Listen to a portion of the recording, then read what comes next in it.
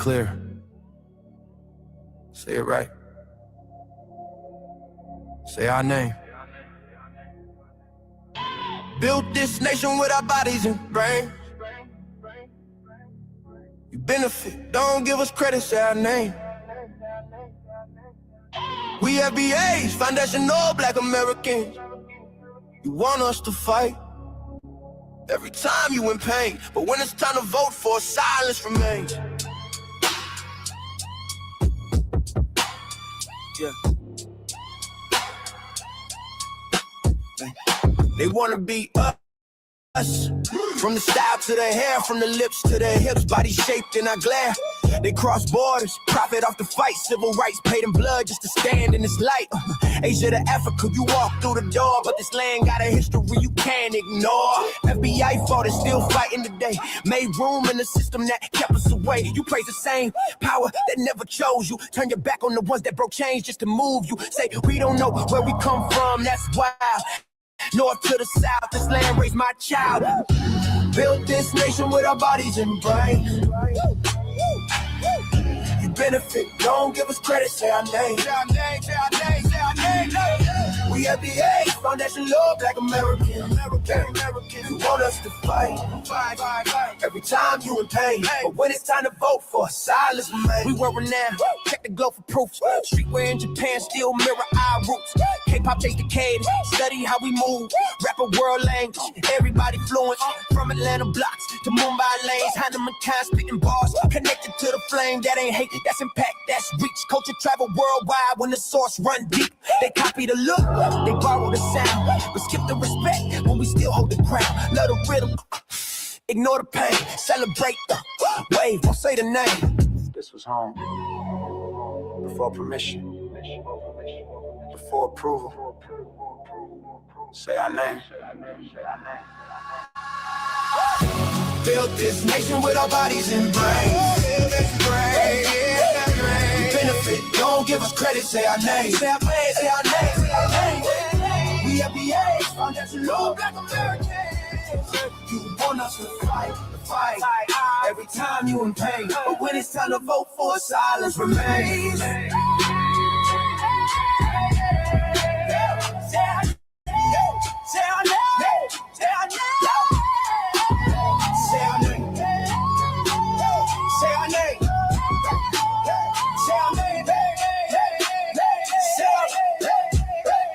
Don't need your respect, never needed permission. We built everything when we weren't even seen as human. Biting the hand that fed you, surviving on scraps. FBA stopped begging. We learned to build from scratch. Say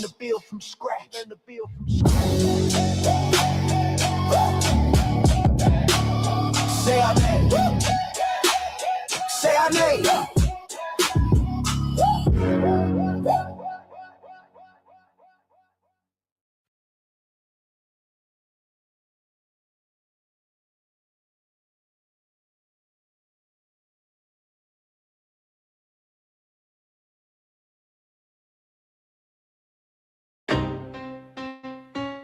Y'all don't hear us. Pull up a seat and motherfucking listen.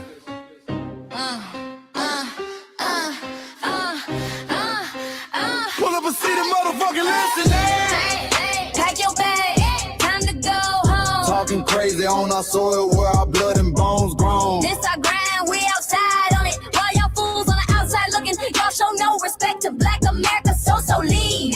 Y'all don't get it, so it's time to go home. Get the hell up out of America, take your district and just fly on. Y'all don't get it, so it's time to go home. Get the hell up out of America, take your district and just fly on. You landed on the tarmac, fresh off the boat. Talking about y'all building nothing, man, you choking on the note. My ancestors the reason that this country even breathes. Picked the cotton, built the White House, planted the seed. Jim Crow laws, redlined the map, we was the target. You think that struggle's a costume, man, you can't mark it. We fought the wars, we bled the blood, we died for our future's chance. And you come here and give our legacy a side eye while throwing shade on the guard. While you benefit from doors we kicked down with our last breath. Now you spit on the architects who stared down death. Disrespectful, that's disrespectful, ungrateful, a slap in the face to only people who gave a fuck. So let me show your ungrateful ass to the right place. Pack your bags, time to go home. Talking crazy on our soil where our blood and bones grown. This our ground and we outside on it. Why y'all fools on the outside looking? Y'all show no respect to Black America, so leave. Y'all don't get it, so it's time to go home. Get the hell up out of America, take your dues and just fly home. Y'all don't get it, so it's time to go home. Get the hell up out of America, take your dues and You got just the fly home. passport, the visa, the privilege to be here. Cause my grandma did march for y'all, so disappear from our land. You cosplaying our pain. Think it's a trend you can borrow, but you ain't inherit the ghosts of our sorrow. We the foundation, the bedrock, the soil, and the root. You not no branch on our tree, and unproductive people always cosplaying me. Talking about we ain't do nothing. You lost your mind. We built this from nothing, time after time. From the beginning to now, we been the backbone and muscle. Why you look down on the struggle and cause a whole tussle? The energy style was disgusting, it's whack. So let's make it clear, there's no turning back. This land is paid for in full. In blood, sweat, and tears, and dreams deferred. You don't get to come into a house we built from the dirt and telling Black America y'all ain't worth nothing. That's a violation. Facts. Pack your bags, time to go home. It's our soil on our soil where our blood and bones grown. Show respect, this our ground. Y'all just tenants on a leash. Or get the step. Show no respect to Black America, so leave. Don't get it, so it's time to go home. Get the hell up out of America, taking your business, I can just fly home. Don't get it, so it's time to go home. Get the hell up out of America, taking your business, I can just fly home. Yeah, fly little birdies. Fly on back to where you came from. This ain't for you. This soil is sacred. We said what we said. It's time For y'all to go home. So fly a little birdies fly. So fly a little birdies fly. So fly a little birdies fly. Fly far, far away from here. So fly a little birdies fly. So fly a little birdies fly. So fly a little birdies fly. Fly far, far away from here. So fly a little birdies fly. So fly a little birdies fly. So fly a little birdies fly. Fly far, far away from here. So fly a little birdies fly. So fly a little birdies fly. So fly a little birdies fly. Fly far, far away from here. Bye bye, little birds.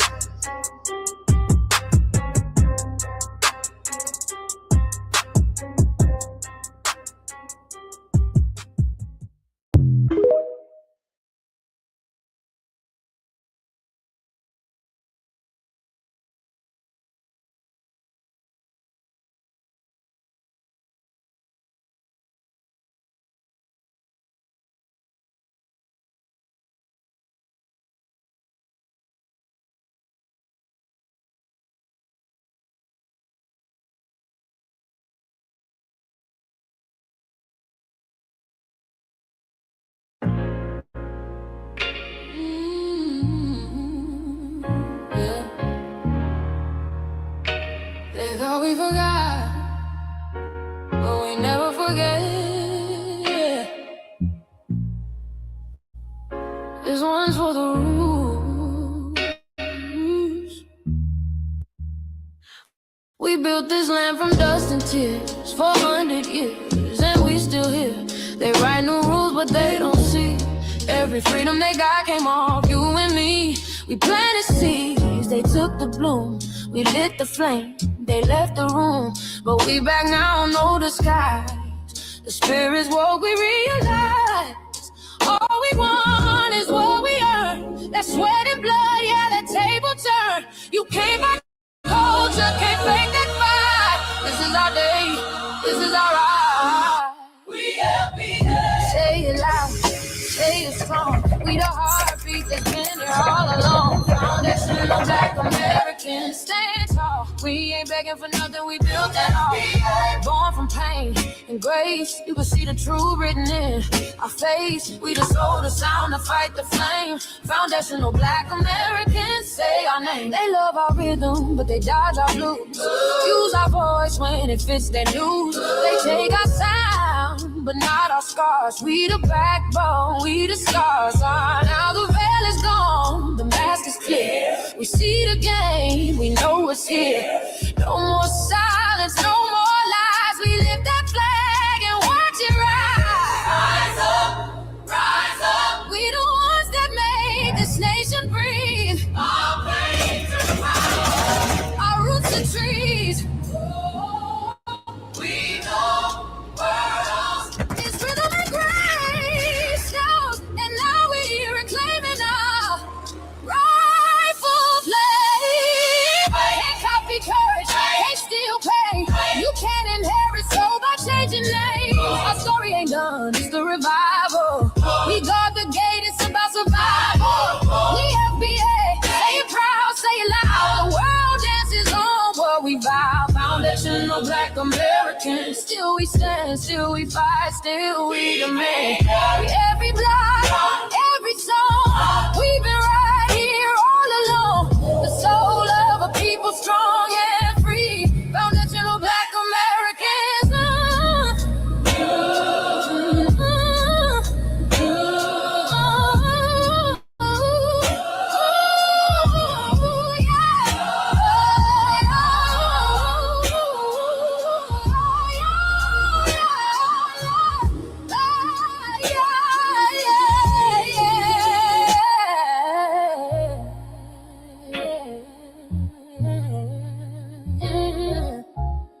We the first, we the rule, we the fire. Still rising, still here. Foundational Black American. We set the tone and they copy the cadence. Dance to our drums and deny the foundation. Wear the style but don't honor the source. Smile in the crowd and you distance and force. Say you not us but you rap like we breathe. Take the rhythm, then fuse the receipts. I ain't mad, I'm just holding the glass. Showing the mirror, now answer it back. I ain't here to cancel nobody. Just keep it honest, keep it solid. If you eat from the table we built, don't act surprised when we guard it. Do you like that? Do you like that? When I flip your sound and I ride like that. Do you like that? Do you like that? Do you like that? Cause that's how it feel when you borrow my culture. Then act like we never matter. Hip-hop.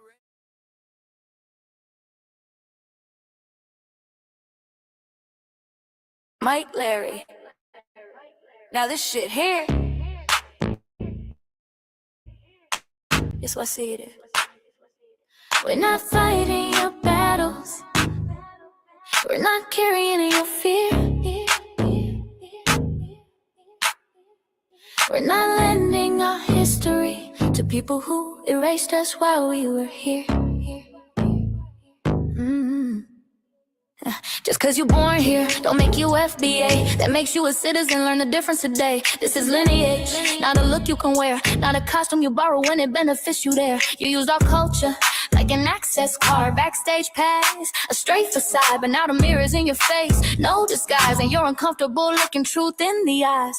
We didn't leave our land to beg for a chance. We stayed, we fought, we took every advance. That's the separation, that's the line you cross. We paid the price, you learned the cost. You waving your flag on our soil, but fighting not to go back home.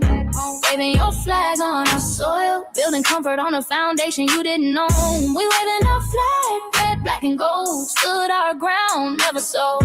You waving your flag on our soil, but scared to build what you claim you love. Our humor, our style, the way we move, the smoothness, the sound, the things we prove. Music we birth, language we shape, innovation forged under constant escape. Warrior spirit means stay and defend, not flee your land and rewrite the end. You call it success, but don't confuse the two. Ease came after what we went through. You abandoned your land and called it strategy. You wave that flag loud, but won't return to build your legacy. That contradiction tells the story for you.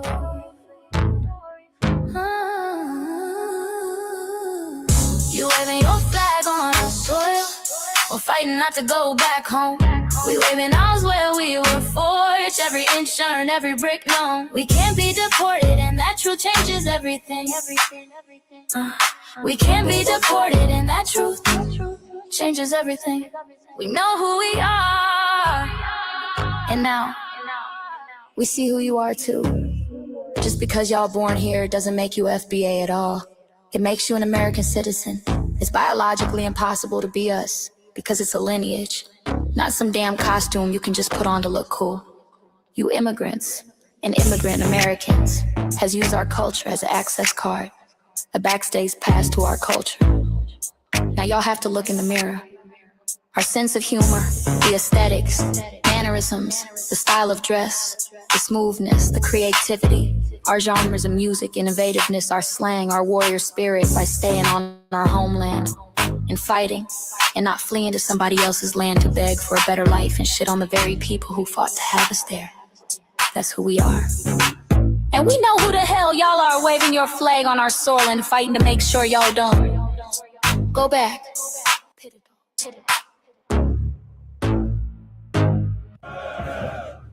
You can't leech off our culture anymore. Beat it!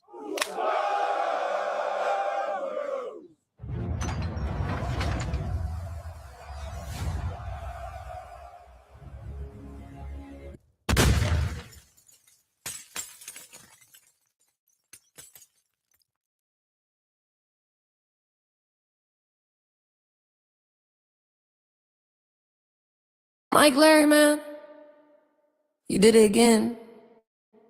We really making history. Let's go. Do you like that? Do you like that? Flip your sound, how you like that? Do you like that? Do you like that? Say it loud, don't walk it back. Do you like that? Do you like that? You grew up mimicking us, now y'all switch it up. Turn the carbon copy, y'all ain't black, what the fuck? It's funny y'all connecting to our culture like it's Wi-Fi.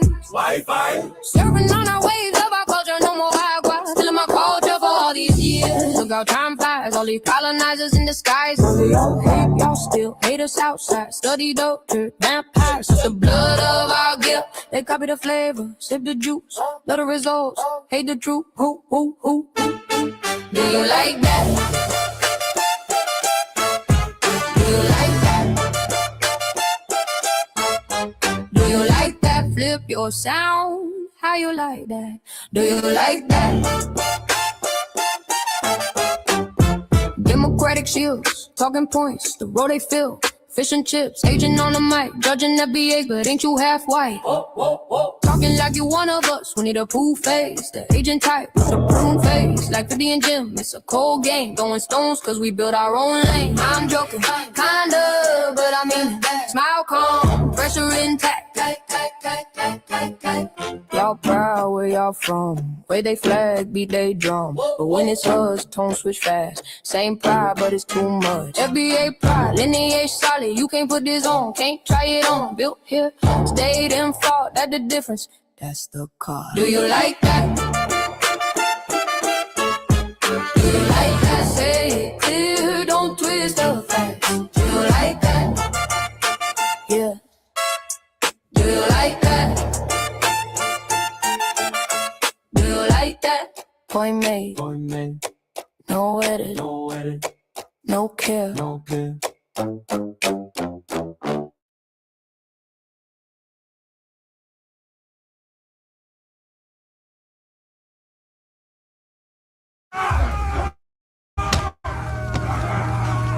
You know, erasing history is something that you have to do when it comes to conquest, domination, and destroying a people. If people knew who they were, what they were, and what they were capable of in the past, they will understand what they have a possibility or a likelihood of doing in the future. Foundation of Black Americans, we've always had a culture of resistance. We cultivated a culture of resistance on this land, and we've been resisting ever since we've encountered European domination. But nothing was really popping in Europe until the transatlantic slave trade, and that's where they amassed a lot of wealth. One thing that I think is unique about our culture as far as how we resist, how we fight back is just the environment we were put in from day one. Being only 13% of the population, the white supremacists were very meticulous about keeping that population at a certain amount. There was never a period when we did not resist the encroachment of the white man. They have a natural behavior of authority no matter where they go. That's why they'll step up in front of us in the line at the store. We're not important. They don't even see us. We've never been able to excel. We've never been able to relax. We've never been able to just be, which means that existence is resistance. It must be something in our DNA, our historical background, to when something doesn't sit right with us, especially spiritually, in our souls and in our spirit, we just say no. We live resistance. You know, from the moment we're born, we're in resistance. And it's handed down generation to generation. And so I think that cultural resistance is actually in our DNA, in our epigenetics, and then it blossoms out into the culture. So there's almost nothing in America that we do, from song to dance to politics to the way we talk, the way we dress, having coded languages considered to be slang today. Everything about Black American culture is a form of resistance. Of course, they want to always downplay our contributions to the global tapestry because they continue to act like our number one export in this country is not Black innovation. Everyone understands that our resistance has been the cornerstone of what foundational Black Americans have always done. We are the life that breathes everything into this nation. The further back you go, the further Black you go. It's just simple like that, brother.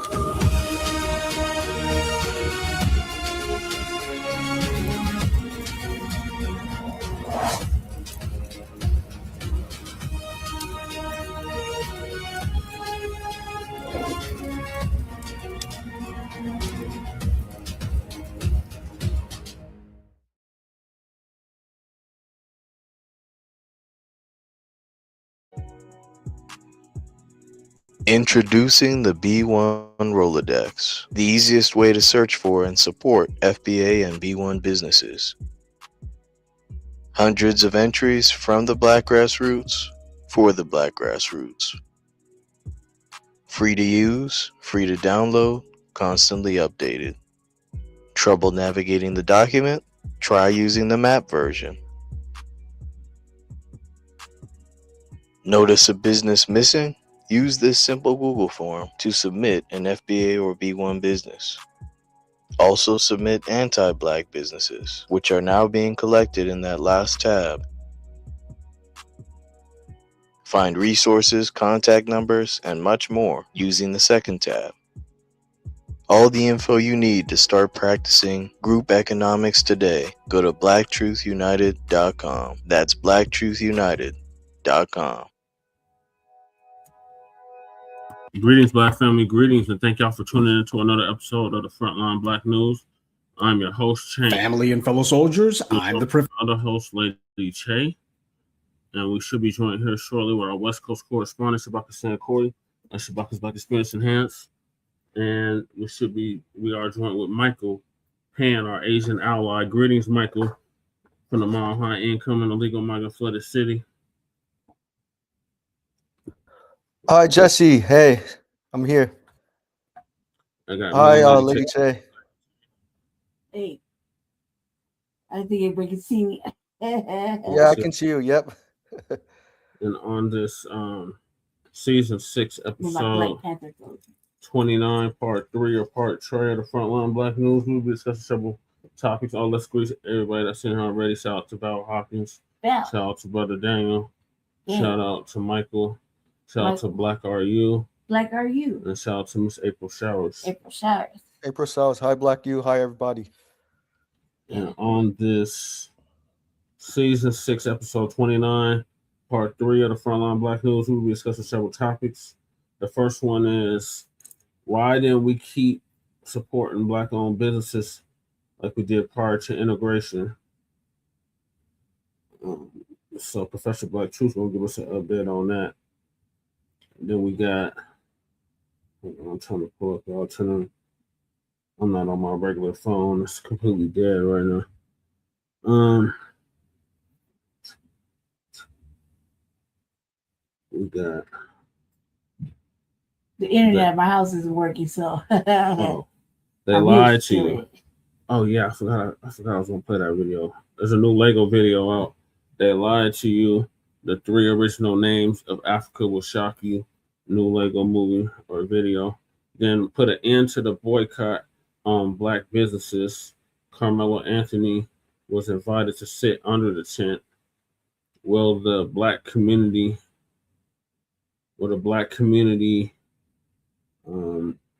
face backlash if Karmelo Anthony is acquitted? Trump, aka the dump as a human shit, and we want to make that perfectly clear. You want to hit this again or no? No. The dump as a human shit, and I want to make that perfectly clear. Says Black Jobs Remark sparks new reactions nationwide. Kristen Welker of NBC's interview with President Donald Trump. It's hilarious, y'all.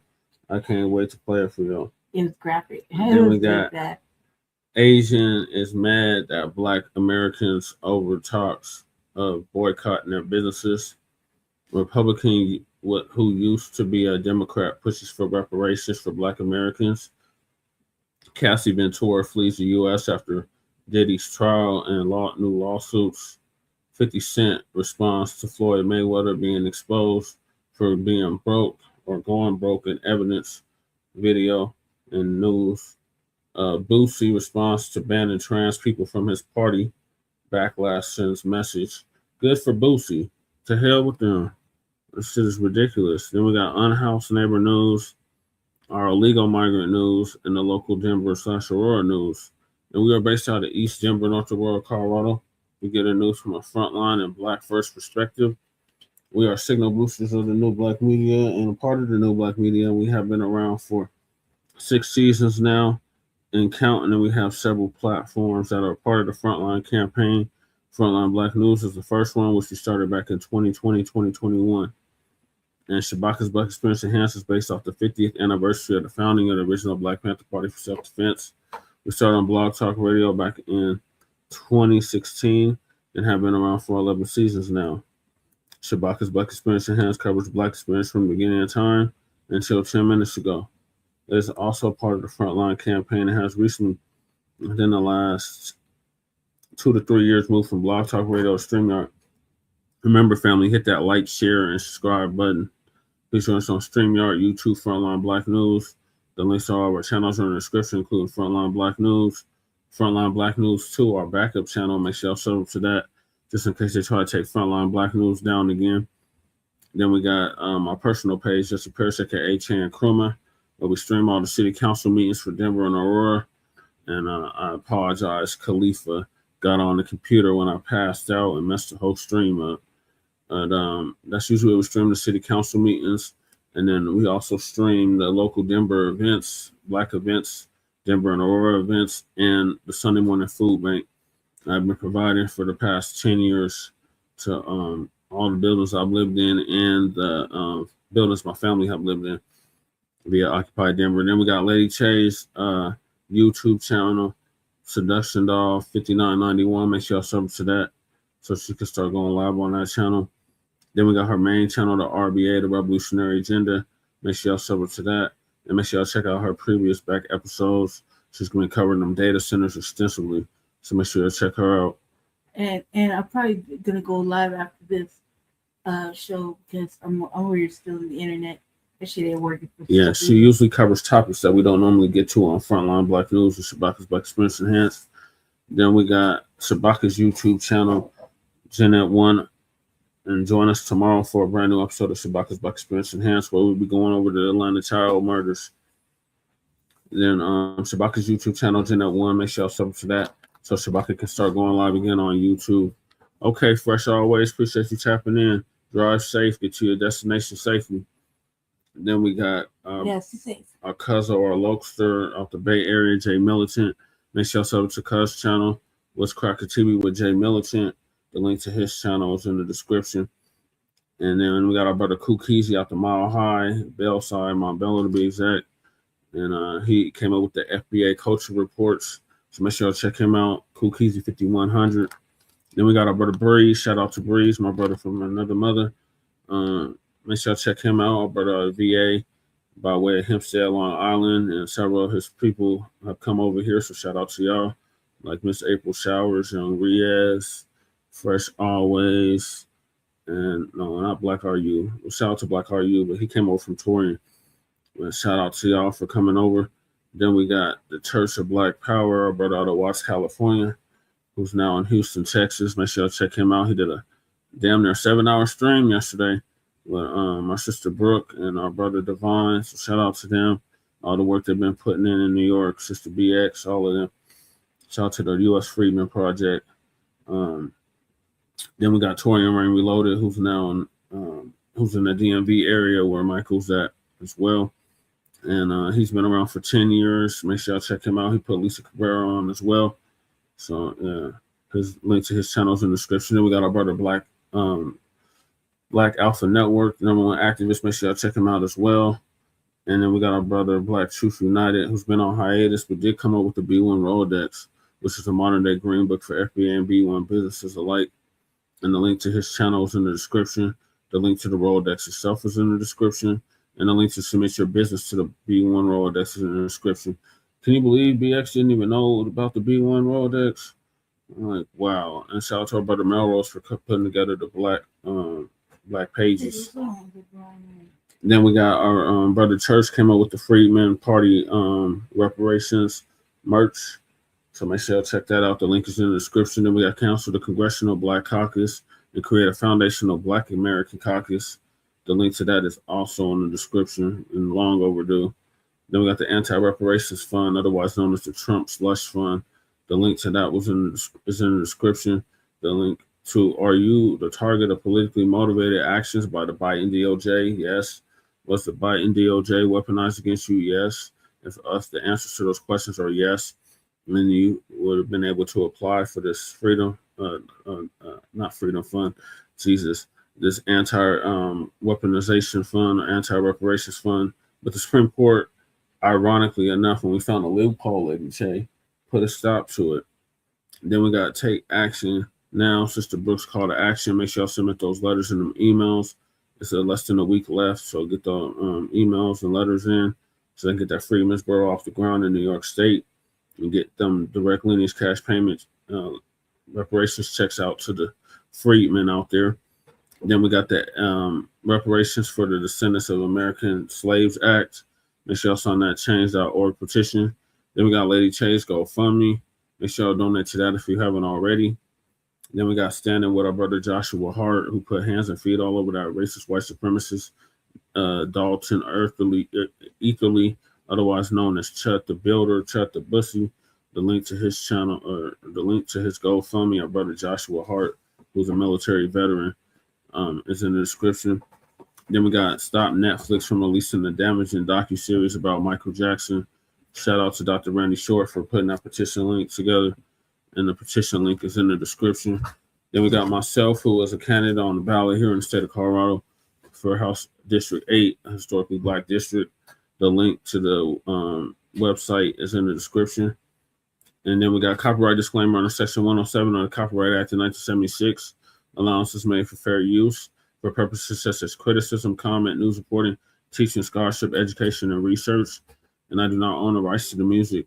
And if you don't understand racism, white supremacy, what it is and how it works, that's the only racism that exists, Black family.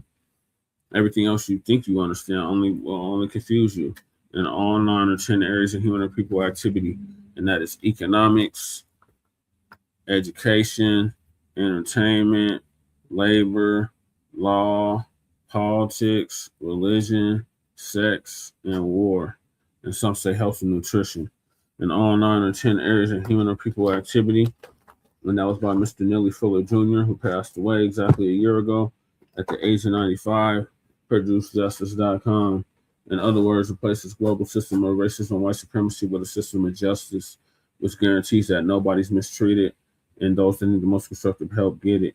So that was by Neely Fuller Jr., and this is the United Compensatory Code concept, a textbook workbook for thought, speech, and action, and or action for victims of racism and white supremacy. And you can get this book at ProduceJustice.com.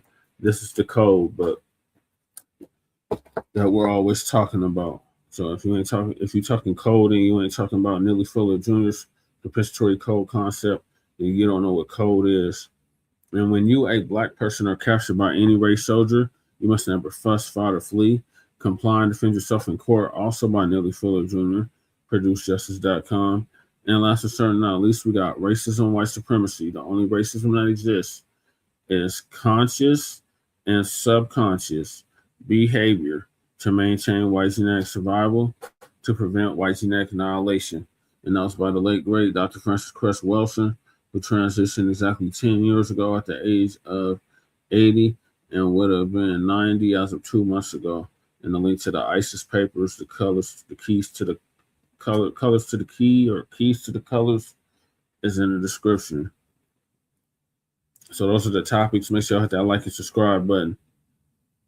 All right, let me pull up this first video, that new Lego video they did. I don't know if I have it up here. I thought I was sharing it. Okay, go ahead, Michael. Hey, Jesse. Hey, guys. How you guys doing today? We're doing good, Michael. Just got to find this video real quick. Yeah. Just want to let you know that there's been a lot of, breaking news, especially in California. I read an article last night from Yahoo.com. We're going to cover some of that tonight. Yeah. If we get to it. Let's see. Okay.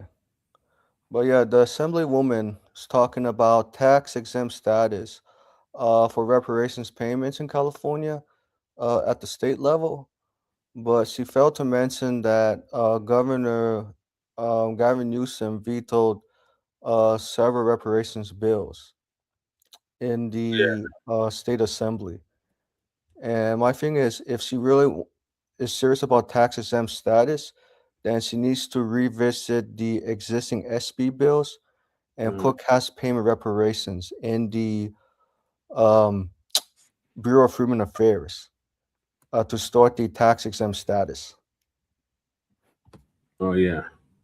It's not a bad idea. So I heard that old girl, the city council woman, has surpassed Spencer Pratt.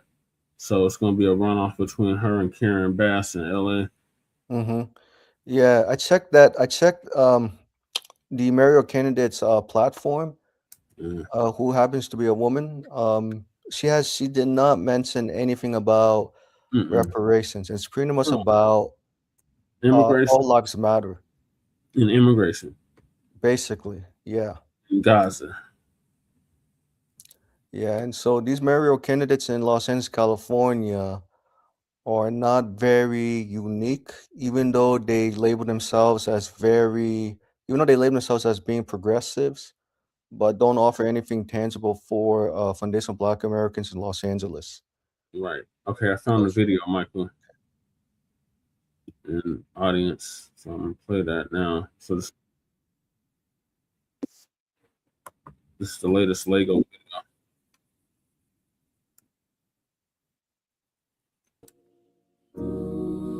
The three original names of Africa will shock you. Before Rome, before Greece, before any European set foot on this soil, this land had a name. Three names. All African, all erased.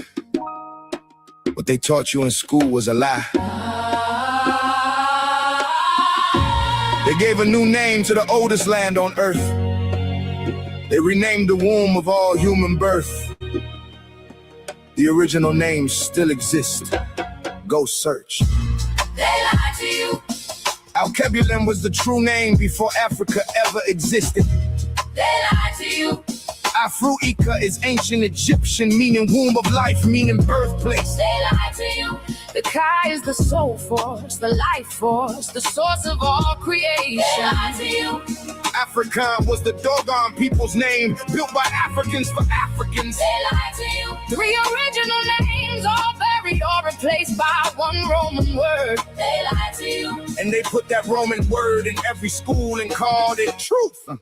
The continent you call Africa was not named by a single African person. The name came from the Romans after the 3 Punic Wars, 264 BC to 146 BC. Publius Cornelius Scipio defeated Carthage, which is present-day Tunisia and North Africa. Rome called that small northern territory Africa Terra, meaning land of the Afri tribe. Over centuries, that one tribal name expanded until it covered the entire continent. Before that, the Greeks called the northern coast Libya. That name covered nothing further south. Neither the Ethiopians, nor the Nubians, nor the Moors, nor the Numidians ever called it Africa. They had their own languages, their own histories, their own names for the land they built. 3 names existed long before Africa. Each one older, each one deeper, each one erased. Alcabulan is the first, the oldest word of indigenous origin that historians have on record. Senegalese historian Dr. Sheikh Anta Diop documented it inside Kemetic History of Africa. It was used by the Moors, the Nubians, the Numidians, the Carthaginians, and the Ethiopians. Alcabulan means mother of mankind. Other scholars translate it as Garden of Eden. This was not a name assigned by an outsider. This name was born from inside the continent itself. They took the name. They took the name. They took the people. They took the people. But the original language survived. But the original language survived what the conquerors tried to erase. Hey, they lied to you. Alcabulan was the true name before Africa ever existed. They lied to you. Afruika is ancient Egyptian, meaning womb of life, meaning birthplace. They lied to you. The Kai is the soul force, the life force, the source of all creation. They lied to you. Afrikaan was the doggone people's name built by Africans for Africans. They lied to you. 3 original names all buried or replaced by one Roman word. They lied to you. And they put that Roman word in every school and called it truth. The second original name is Afruika. This is a Kemetic word from ancient Egyptian language. Dr. Ivan van Sertima, a Guyanese-born British professor of African studies, traced this word directly. Afrika breaks into 2 parts. Afro means to turn toward. The opening Ika connects to the Ka. The Ka in ancient Egyptian belief is the life force, the soul, the spiritual energy inside every living being. So Afrika means to turn toward the opening of the Ka. The womb, the birthplace, the source of life. The Romans heard Africans speaking this word across the northern territories and corrupted it. They turned Afrika into Africans. Then Africans became Africa. The original meaning was buried. The ancient Egyptian language belongs to the Afro-Asiatic language family. Hebrew, Arabic, Ge'ez, the liturgical language of the Ethiopian Coptic Church, and Aramaic all come from that same family.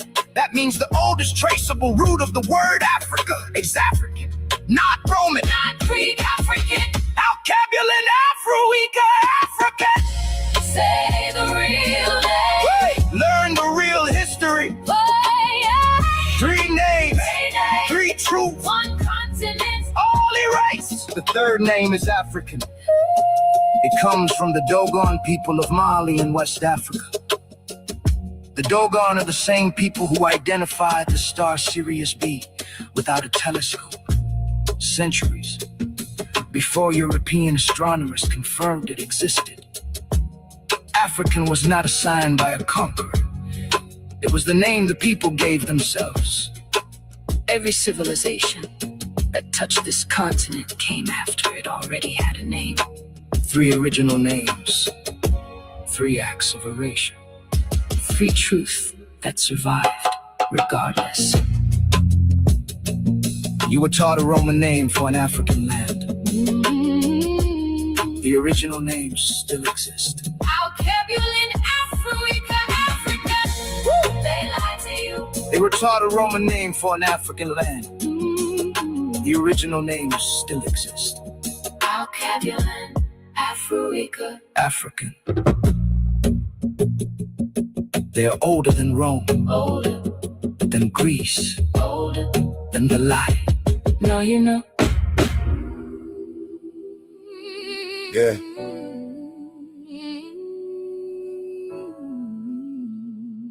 The fourth dynasty pharaoh Khafre ruled from 2558 BC to 2532 BC.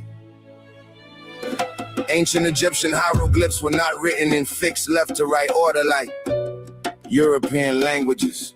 Egyptologists discovered that the name Khafre could be read in reverse order as Africa. Africa. Sounds identical to Africa. That means the name Africa may carry the name of an African king inside it. A black pharaoh who built pyramids that still stand today may be the origin of the word Africa. Rome did not create that name. Rome borrowed it, stripped it, and claimed it as their own invention. The continent was not a blank space waiting to be named by foreigners. It had kings, languages, astronomers, architects, and historians thousands of years before Europe existed as a concept. The Dogon mapped the stars before Europe had universities. The Kemetic people built civilization before Rome was a village. Everything they told you came second. Africa came first. They lied to you. Khafre was a black pharaoh and his name lives inside the word Africa. They lied to you. The Dogon identified Sirius B centuries before European telescopes confirmed it. The Afro-Asiatic language family connects Africa to Hebrew, Arabic, and Aramaic. Ancient Egypt is the root of every language. They taught you were superior. They lied to you. The oldest university, the oldest calendar, the oldest mathematics came from this continent. They lied to you. Africa did not receive civilization. Africa exported it to the entire world. The Ishango bone found in present day Democratic Republic of Congo is over 20,000 years old. It is the oldest mathematical object ever discovered on Earth. The ancient Egyptians developed a calendar based on the star Sirius over 5,000 years ago. The great Zimbabwe ruins were built without mortar and without European instruction. Every foundational achievement they attributed to Greece, to Rome, to the Middle East has an older African version underneath it. The continent did not need a name from outsiders. It was already the teacher of the world. Alkabulin, Africa, African Khafre, every road leads back to the same land. Yeah, the original land, the first land, the land they relay. So you would forget who you are, who you are.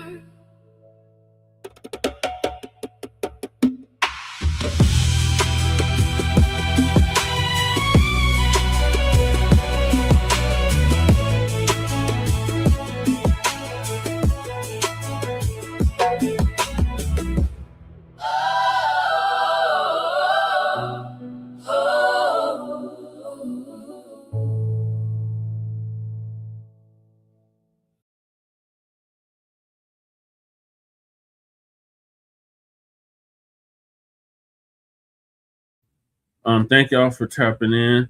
I think the song is called "They Lied to You." Different method, different techniques. Oops. Of what I did not want to get on there. Hell nah, never. Oh God, no. So let me stop sharing my screen. It's called "They Lied to You: The Three Original Names of Africa That Will Shock You." It really wasn't shocking. Yeah, a lot of that stuff I already knew. Michael, what are your thoughts on the Lego video?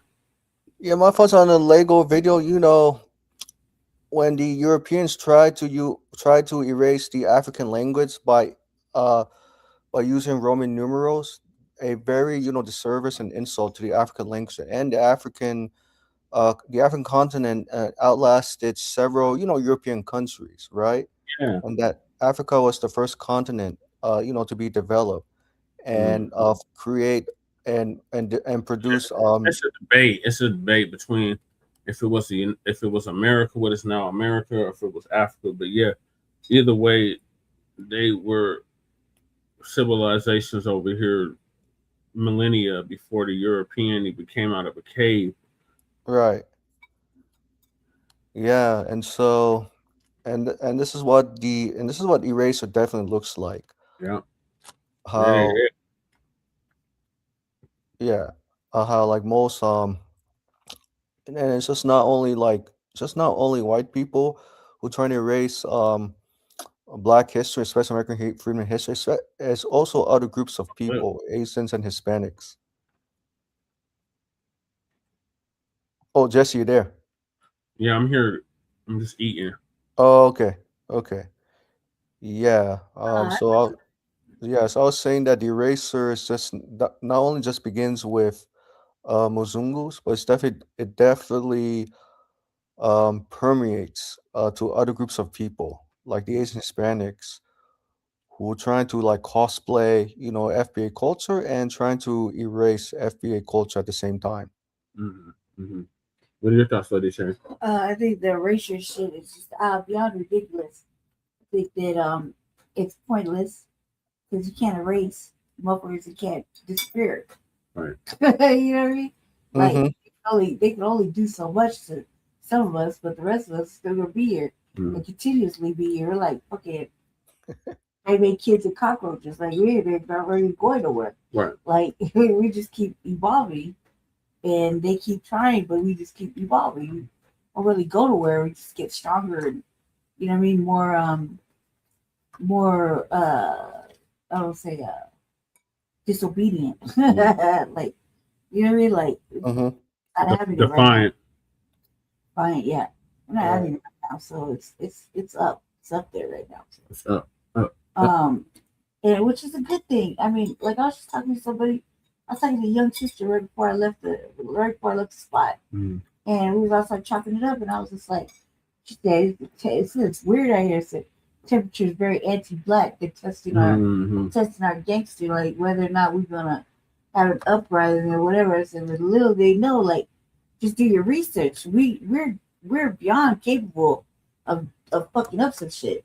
And people involved, like we're beyond fucking capable. Like, should be testing our fucking thresholds just to be just for the fuck of it. Like right now, that's what I think is happening. Like people are like literally testing. Is that a fire in that window? Literally testing our gangster. Look, is that a fire? Yeah. Somebody's apartment, huh? Yeah. Huh. I got the binoculars. I'm about to take them out. The thing is that it looks like a fire. It is a fire. But only fires are like that, all wild and reckless and shit. That motherfucker looks like it's all smoky in there. It went out. Oh, no, it didn't go out. It's just blowing like the air conditioner's on or something. It's dancing. The fire is dancing. What I was gonna say is that it's like the young sister. And I was telling the sister, she said, it's weird out here. And I said, the temperature is anti-black. She said, finally somebody said it. I said, the temperature is anti-black and they're just testing us and messing with us to see if we're going to get out of pocket. I said, tired of living out of character. I want to be my normal self. Normally, we don't have to be so aggressive and angry and all that shit. But it seems like the temperature and the people, the OTBs, and whites are literally pushing us, like to the extreme, right? And talk to us. And I was like, and they know better. Like all these buffer races, buffer classes of people, and by buffer ethnicities, whatever the fuck you want to call them, they know better. They know how FBA get down. They know how they know we're still low. We can only tolerate or give you a little break on shit for so long. It usually lasts about 30, 40 years, and then we just get crunk with it. You know what I mean? And I was like, is that what you want? Like, Yeah, just apparently. say that. Like, Just say that. just say that so we don't have to work so hard to figure it out. Right. Just go ahead and get it cracking because Thanks for sharing, D-House. at this rate, that's what's gonna end up happening. Like, they just pulled back the fucking Elijah McClain shit. You know what I mean? Yeah. And this Yeah, the paramedics. the paramedics, right? They just pulled that back. I'm like, you know, Yeah, they have. They want us to get, if they want us to get Damon. that way, they just need to say it because we're happy to oblige. I mean, there's some pent up anger going on for at least, I know I got at least 10 years. We got Brother Damon and the sister of Star Trek Jones in the building. You know what I mean? Yeah. I don't know. I got some buildup of fucking anger that I would love to unleash on a motherfucking white person Yeah. or motherfucking OTV. I just like just don't let it be that way. Like, if you just want a common peace, and they're going about it the wrong way. Yes. And the anti-black shit is like, look, it's 2026. We see the play. The play is anti-black. That's gonna be that's the narrative of the season. Anti-black racism, anti-black racism, anti-black racism, anti-black racism. So Just in time for election season. Yeah, right before the election season. And these motherfucking politicians, they doing enough AI slop to push it. Yeah. Which, you know, like if you look at some of these commercials, videos, documentaries, or whatever, these ads, like some of these ads. I was watching a documentary today, and you know, stupid ass Google and YouTube got punk ass all Michael the Bennett. goddamn commercials. Michael Bennett showed up on mine. These motherfuckers, they're showing nothing but AI commercials to sell AI products.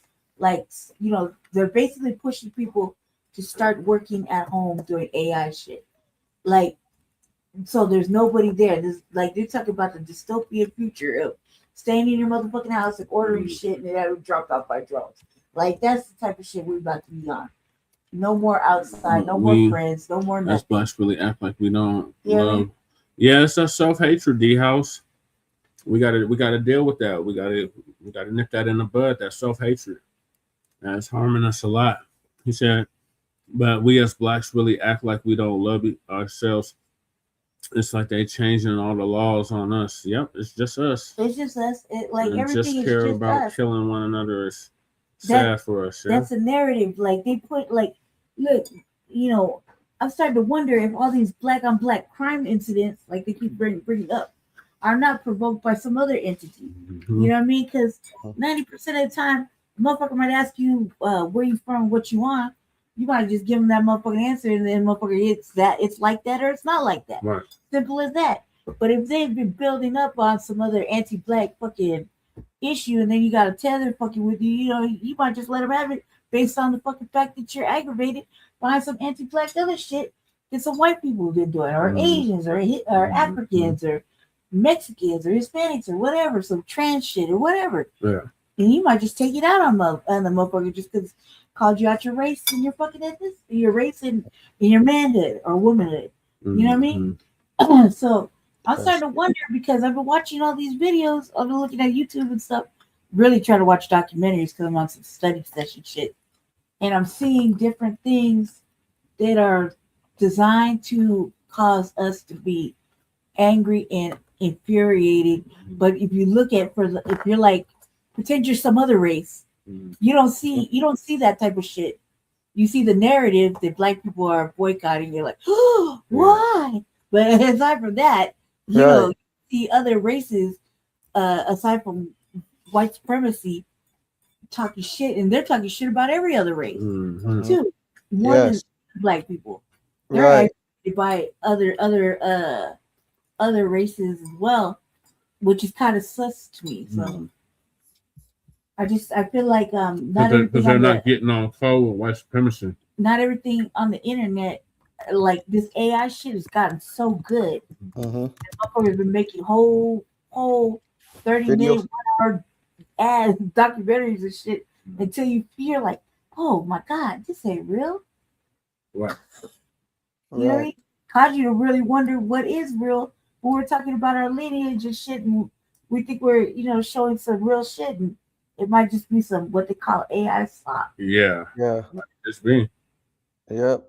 And also like other groups of people, right? When they say that they need like FBA dollars, and I look at America's numbers, 323 million people, Yeah. and I say to myself, so Asian Americans say that they only need the FBA dollars when America's so diverse. I'm like, man, Asian businesses need to target white and Hispanic and Asian customers. You know what I mean? Yeah, but they don't patronize them. We're the ones that patronize Right, them. right, right. I'm just saying, like from my people, they need to like shift their focus onto like other groups of people for business. It might go to a laundromat or a dry cleaner. Speaking of that, Black family, you know how cheap it is to buy. Look, if you really want your own laundromat, and there's economics in that, you know what I mean. You can do it, Black family. Everything is so cheap. Like you just, I mean, I'm sure really in other look into states it. and other cities they got Like, black-owned laundromats. You can really do it. You like there was a couple brothers that had bought their children pop machines, right? Ooh, no, the Asians are They was buying their children pop machines to grow economics or generational wealth, right? So they bought them like a pop machine. They filled it up, and the kids were responsible for. Oh shit, my bracelet. That's the only The time I was children seeing were them. responsible for filling the machine up, collecting the bread. No, it's just a Snapped off. snapped off. And they were responsible for putting the money where it's supposed to go. Like, there's one in my neighborhood, literally 2 blocks away. Yeah. The motherfucking pop machine outside of a complex that a Black family owned. Oh, that's great. That's excellent, Lady Che. It's a brother and he's a single dad, he's a single father, and he got 2 little pretty little Black children. They're probably teenagers now because I've been in the neighborhood for a long time. So they're probably teenagers now, but I remember when they were just little out there with their little hair and shit done and with their little shoes on, and they're like putting the pop in the little slots. Yeah. You know what I mean? Pushing the door closed with both of them doing it. I mean, it's the cutest fucking damnedest thing. But they weren't the only ones. It was like there was a couple of and it was men. It was a couple of Black fathers. They were giving their children pop machines, like to be in charge of, so they could grow their own wealth. Yeah. You know what I mean? Like Me and Michael were talking about that earlier, about how we have a hard time transferring intergenerational wealth. They make it hard, family, but there are ways around it if you think outside the box. It's all designed. Like, check it out. I've been looking into this shit. You know, we don't have no real Black owned anything really in Colorado, if you really think about it. It's all leased out, basically, if you want to talk about it, leased. I mean, it might be Black owned, but it's not being Black patronized. Right. Like, for example, Jeff Barr's building is rented, right? Yeah. But he's been in there. That's a motherfucking alleged millionaire, right? Then you look at you look at your godparents' shop right now across the street. That's Black owned. Black right? owned past damn near 60 years. Right. So, and that's the last remaining one, right? Yeah. Everything's been gentrified. So I look at it like this, Black family. We can do it. They don't want to give us permits. They don't want to give us licenses. They want to drag out the process and paperwork. They don't want to give us loans. They don't want to give us loans. So your best bet is to figure out something like that. You can't have a laundromat. You can't have. It could be a small one with just 4 washers and 4 fucking dryers, and you could build off of that because there's always motherfuckers giving away washers and dryers. And if you went, like my brother went to Pickens Tech. Yeah. You know, that's a AC, technical college out here. AC, washer, dryer, fucking, you know. HVAC. HVAC. He said he didn't learn nothing, but I was like, how the fuck you go to this college and get it and not learn shit? I would have learned everything. Right. Right. It's and a not only shame. that, but also not only that, but also government refused to give grants to American Freedom to start own businesses. They're covered in tetherosity. There's tethers right now running like small businesses to where you could go and, you know, they talk about reparations in their websites and whatever, but they're operated by tethers from other countries. You know what I mean? Like some sort of African or Caribbean country, right? And we're looking at real fucking foundational Black Americans, right, in the city. The chances are they're there, but they're not hip to the game. They're not. They don't want to be hip to fucking learning shit right now because they think it's, you know, you talking that Black shit. You know what I mean? But there y'all go again. Oh, yeah, Blacc shit. That's programming, right? Mm-hmm. And like even when I talked to this one young sister that's in the neighborhood, I be telling her, I was like, hey baby, that's programming right there. They don't want you to know what you are, what you know that you think you don't know. You hear me? Right. They don't want you to say anything. It's like this is programming, and the programming starts with the motherfuckers that try to colonize us, and ship us off and shit here and there and everywhere. You know what I mean? They don't want us to know who the fuck we are, what we're capable of. They don't want us to touch the universe with our hair. They don't want us to be grounded to the earth. They don't want us to eat right, be right. You know what I mean? They want to pollute us every fucking way, and then it trickles down to other people, but nobody's complaining about it unless they're like right there affected by it. You never hear anybody else other than Black people complaining about these motherfucking stupid ass data centers for one. Yeah. And the ones that are complaining, like, man, I was just on a thing with there's only one brother in the whole room, right? We're talking about harms and whatnot. And I try to talk to his brothers like CASSIE and bourgeoisie type. And I'm like, okay, I know that. And he in Memphis, right where I wanted to talk to him about was the Memphis stuff going on. Because I've been over there doing research about Memphis and the data center killing Black folk for like a while now, like almost a year. Yeah, on the RBA. So make sure I say the RBA. Cuz didn't want to talk to me. He didn't want to talk to me at all. I was like, and like he could see, that I was a light bright or nothing. He was just like not wanting to chop it up. And I was like, look here, cuz I'm on that same page. Like, can we exchange numbers or whatever? Like, not numbers, but like, what's your organization? Like, so I get involved. And then, he want to act stupid about it. I just went and found it myself. Just everything he was talking about, I just went and traced it all back, found it myself, and aligned myself with that type of industry, because they was talking about something I genuinely care about. I don't want to see Black people be polluted to where they gotta die. Right. And that's what's been going on. That's how they kill us. They can't shoot us, fucking, hang us or whatever. Then they're gonna fucking bomb us. If they can't bomb us, then they're gonna fucking pollute us. If they can't pollute us, then they're gonna give us a virus. Like, so gotta do what Shabbat was always talking about. We gotta practice our own group of economics. So Professor gonna give us an update on that. Put an end to the boycott on Black businesses. Stop saying, oh, I don't want to go there because they got bad customer service. Or I don't want to go there because their prices are too high. Or because of whatever reason. We got to start supporting our own. There is something that I will say they got to come down a little bit. Family and fellow soldiers, I'm the professor, and this is the moment. So the good Professor Black Truth going to give us an update on that. Of truth. Last night, we discussed the concept of an economic boycott from the standpoint of withholding our money and avoiding inappropriate behavior, which is important. It's all about disciplining one's dollar. But as it relates to money, when we talk about disciplining the dollar, we actually mean that in the terms that you would discipline a child. You see, the money would basically get out of hand real fast if you didn't decide to exert some control over it. And that's the reason why where you spend your money is important. The entire point of spending money is that it's supposed to be done in order to make your life better. But if you keep handing your money over to anti-Black racists, that is never going to happen. What we're going to talk about this morning is to practice appropriate behavior. Today, we're going to look at the subject from the standpoint of breaking the boycott that all of these anti-Black racists have placed on us.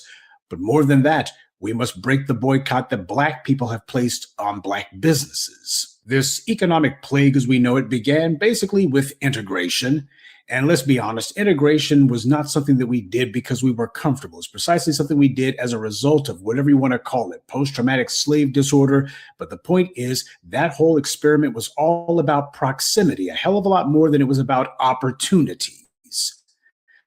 That's the reason why so many Black people went forward so eagerly. And we still hold on to that same self-destructive dysfunction all the way up to the present. Black people have made the hair weave industry into a billion-dollar titan. But the people who are actually realizing the income don't come from the Black community. They come from foreign countries, mostly from Asia. And they've made it a point that they're going to lock Black people out. And sadly, the very black customers who made these Asian businesses into billion-dollar companies don't seem to object to this. Now, that subject right there, just hair care alone, that is some low-hanging fruit that could easily be picked, and yet is allowed to wither on the vine. Why is that? Deliberately not engaging in commerce with other black people who live in the same city, heck, the same neighborhoods as you, is inappropriate behavior.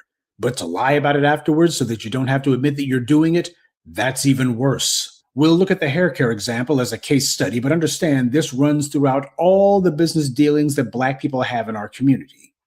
Now, the first excuse that we always hear is that black-owned hair salons charge more for certain things. Money is always the first go-to crutch that black people like to run to justify inappropriate economic behavior. Meanwhile, you have no problem being overcharged in these other people's places on the regular. You complain about it, and then go right back as if nothing had happened. Talk about the high cost of low prices. The second most popular excuse that black people like to run to is that they got bad service at a black salon. That is the perennial excuse that black folks always like to drag out. Now tell me something. Did a black salon owner beat you with a broom or punch your elderly mother in the face or have the other employees there or who are their family members jump on you because they claim you tried to leave without paying? Because that's what happens to black women at these other people's salons. So no, I'm not accepting the lower prices excuse or the better customer service excuse. If any of that was true, then black people wouldn't be outraged about the murder of Cyrus Belton and wouldn't have been outraged about the murder of Latasha Harlins 30 years ago. We would say, oh, well, those killings were just unfortunate circumstances because after all, the norm is that we get low prices and excellent customer service at these other people's stores. We keep inducing upon ourselves the ethno-equivalent of shock and trance. A racist so-called business owner murders a black person, often a black child. The community is outraged, but then those exact same community members start looking around for an excuse to not stop the self-hating economic cycle that caused the murder in the first place. Because no matter what some defeatist may try to tell you, black people actually do have the ability to make a change and to force it in this case. We've done it before. We're doing it now, believe it or not. White power is cutting off the tethers and these bootlicks. We'll talk about one of them, Tiffany Cross, tomorrow. They're feeling the heat. The entire reason that white power is starting to cut the dead weight loose is because we cut them off. White power propped up the tethers and bootlicks not because it liked them, but because they were understood to be a way to undermine us from within. When we pushed back by developing our own voices and more recently delineating, the tethers and bootlicks have been marginalized. People are checking other people's paperwork. And if your paperwork comes back sus, then you get called out and cast out. The tethers and the bootlicks are a type of buffer group. They're a buffer white power created as a barrier between themselves and the black people that they're oppressing. Well, immigration has also long been a form of creating a buffer group. In fact, it's the most popular way that white power carries out this tactic. Since the days of the waves of European immigrants in the 19th century, white power has understood the necessity of having groups of hostile foreigners who will augment the anti-black racist numbers and, more than that, act as violent auxiliaries for white power. As I explained in last night's address, white power set up these anti-black elements to be propped up economically and then placed them in the black community where they drew off of the black community. And they also serve a political function too. These buffers are non-white groups who will claim that there's no racism here because why, look at them. White power gave them a business, funded their businesses and education for them, and then set them up with limited access to white power's perks and even plop them into the black community so they could then turn right around and say, there is no racism. Why, look at our success. But if those black customers stopped showing up, then these racist foreigners would lose their financial wherewithal. White power is not going to prop them up under those circumstances because they didn't want to prop them up in the first place. These white supremacists will no longer need them because they don't need a buffer group that can't keep them insulated from the black people that they're oppressing. This is why racist trash like the kind we see online feel that they can be so disrespectful towards us, because they would never do business with black people under any circumstances, and even if they did, they would certainly never come back if a black person did anything they didn't like, much less killed one of theirs. Foundational black Americans cut off the tethers, And if the same thing happens with these immigrant groups, white power will start to cut them off too, because ultimately white power is their source, and they know it. That's the reason why they do everything that they can, ready to break their necks to be white supremacist adjacent. If there's anything we should have learned by now, it's that moral pressure works if it comes from moral people. This is something white power and its non-white adjacents will never figure out. That's why the phony white outrage like you see on Fox News always falls flat. And that's why the lies of people like Juju Chang was telling when she pushed the fraud that black people were attacking Asians, all of that Stop Asian Hate hysteria, that also failed. And by the way, you notice you haven't heard that lie in a while, have you? Because Donald Trump and this resurgent white right that he's leading has made that lie obsolete and impossible to tell. So no more using black people as distractions, deflections, and scapegoats for imaginary assaults on Asian people that didn't even happen. There was a time before integration when black people relied on each other because we had no one else to rely on. We were prohibited from relying on anyone else. As a result, you had black clubs, black restaurants, black mechanics, black bus lines, and black beauty supplies. Madam C.J. Walker wasn't going to Asia for her hair care products, family. And her customers weren't making up excuses about other people's products being less expensive or that Madam C.J. Walker's customer service wasn't that good. So when some sawed-off racist says, "Where would you go without us?" we would go where we went before, to each other. And when enough of us finally stop running from that fact and start re-embracing it, we're going to see a lot of things change. Family, we have the pulse. We make things hot. When we bring that energy, we take something from being obscure to being the mainstream, and we can do it all on our own. Just look at Tetherfest, previously known as Essence Fest. Why was Essence Fest one of the biggest conventions in America for so long? Because of black customers. Full stop. Black people made it hot and kept it hot for a very long time. Look at Brother Tariq's documentaries. Black people are the ones who made those such big hits. So don't let anyone lie to you and tell you black people don't do business with other black folks. That's a lie. Not only do we do business with other black people, but we've proven that we can and do make other black people rich. That's why I have no patience for any of that defeatist talk where there's people trying the old, well, black folks ain't never going to support other black businesses. That's a lie. And the people saying it, they know it. The problem for them is these people have been off code and they're looking for any feeble excuse they can use to justify staying off code. And the best excuse of all would be if they could point to you and say, see, them guys over there, they ain't doing it.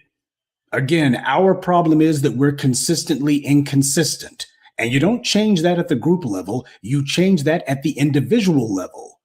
Tell people your favorite black-owned business to go to. Yes, I'm sure many of you will name a barbershop, and that's fine, but I hope you won't stop there. Have you posted pictures of the place for others to see? Word of mouth is the most effective form of marketing there is. You keep saying that you want black businesses to be able to eat. Well, closed mouths don't get fed. So open yours. Tell people about a black business that you're a customer of. Bring the same energy that black people bring to talking about their favorite athlete or when black people get excited about which rapper is beefing with whom. That's how you make something into a name brand, by making sure that people know what the name is. Take a black business that you like and help put it on the map, and do so consistently. Good day and be one. I'd like to take a moment to mention some of our contributors. James Hampton, Navona Beta, Kwanzaa JV, Black to Deaf, and Leonard Cottingham. Salute to them and thank you to everyone for listening, liking, and sharing this message. Black empowerment only exists because of you. In Black family, that's where the B1 Rolodex comes in. And shout out to Black Truth United for that. All right, go ahead, Lady Che. Lady Che got to say it is on camera. Lady Che got something she want to say to y'all. Go ahead, Lady Che. Okay, hold on. All right, Patty. So I was over there on the other side. Where's April Showers? Is she in here? Okay, so I watched so we're supposed to be boycotting that Netflix John, the Michael Jackson thing. I know it's off topic. It's kind of like in the way. Yesterday, was it yesterday when you was over there? Yeah. Day before. Give me my bottle. Day before. I was watching I'm cheap. I don't like to pay for shit. Okay, so I was watching. I was on bootlegs and shit, and I happened to come across the documentary, the docuseries. That is fucking thing's distracting. Can y'all even see me? I'm like super bright. My hair is pulled up. Sorry. Trying to keep it neat.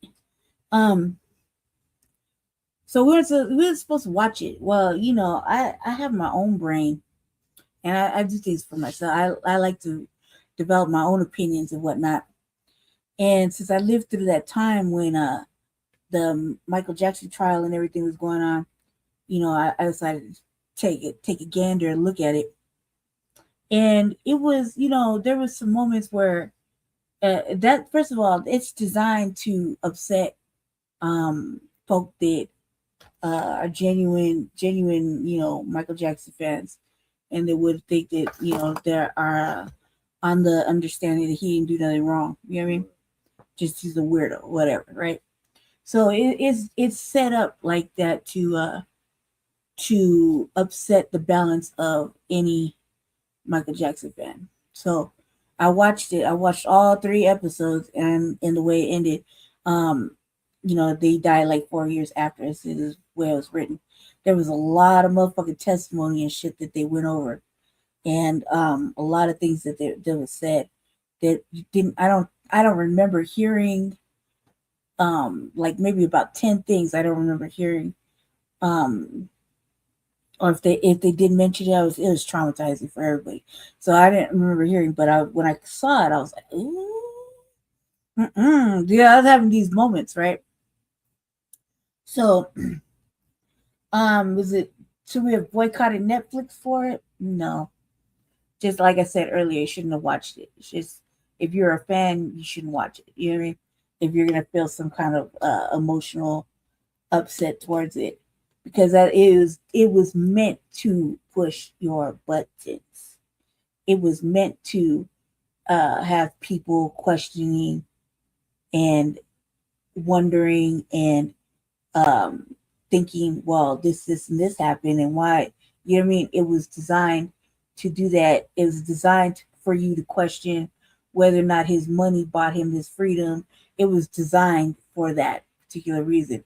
It was like kind of leading you in that manner. There was a couple little questions that interviewers. There was like, oh man, they really went above and beyond the Call of Duty, and a lot of people got paid off of it. There was certain things I didn't like that was said, and so it's like I said, it was designed to upset your balance. Once I watched all the way through, took me a minute to watch it all the way through because I was having at first Jesse caught me watching it. He caught me watching it, and he was feeling some kind of way about supposed to be boycotting and not watching it. And I gave him the same speech I just gave you. I was like, I have my own fucking brain, and I like to develop my own opinion, because everybody can say that it's still like this, and what you want me to think? Like, everybody can say, oh well, that's like give you an example, sinners, right? You got all of us FBA folks saying sinners this, sinners that, yay, we're all excited. But then you have fucking the other half of the world talking about ugly things towards the movie, you know what I mean? And they want to get you on this side of the fence. So as a person like me, as a centrist, I like to develop my own opinion. So I watched it to develop my own opinion.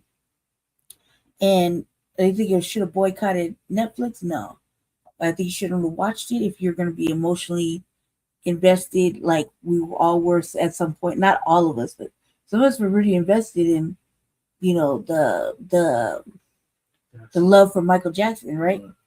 That he couldn't do no wrong. He's just a weirdo. Like he's just weird. You know what I mean? You know what I mean? Like no, I'm talking about the perversions. That's all. Yeah. I'll catch you guys later. I have to go. Right. Well, thank you for joining. All right. Thank you so much. Thank you. Yeah. Thank you, Michael. So just You're on welcome. that, the fact that at the end of the day, people made more money after he was gone is the real tragedy, I think. So I just wanted to watch that. As I said, there's a contentious contentious little things going on, but that's what healthy debates are. Healthy debates are meant to be contentious. So, holla at me, April Shires. All right, so Karmelo, thank you for that, Lady Che. So moving along, or actually, so what's stopping us from supporting our own Black-owned businesses? We should. I mean, that's what everybody's been saying for like the last 20,000 years. We can do it. It's just and that's what the B1 Rolodex is for. Right. Like I was watching some TikToks or Reels or whatever, and Black people are like trying to do the same thing that Black Truth United was doing, talking about they're gonna make this and that. But I'm like, you obviously ain't on code, because if you was, right, then you would know that Black Truth United made a fucking damn near agreement book meant and designed for Black businesses to serve Black people, again, right? And then anti-Black businesses. So we could have put any of the We got to do some updates about the Karmelo. Motherfucking Asians and Arabs and motherfucking Africans that don't necessarily like foundationals in their shop. You know what I mean? All the Hispanic folk, white folk. You made that for us to do that. So to be off code is like Introducing the B1 Rolodex, the easiest way to search for and support FBA and B1 businesses. Hundreds of entries from the Black grassroots for the Black grassroots. Free to use, free to download, constantly updated. What everybody's talking about. Trouble navigating the document? Try using the map version. I don't know about it. It's all over. Notice a business missing? Use this simple Google form to submit an FBA or B1 business. Also submit anti-Black businesses, which are now being collected in that last tab. So for everybody now, find resources, contact numbers, and much more using the second tab.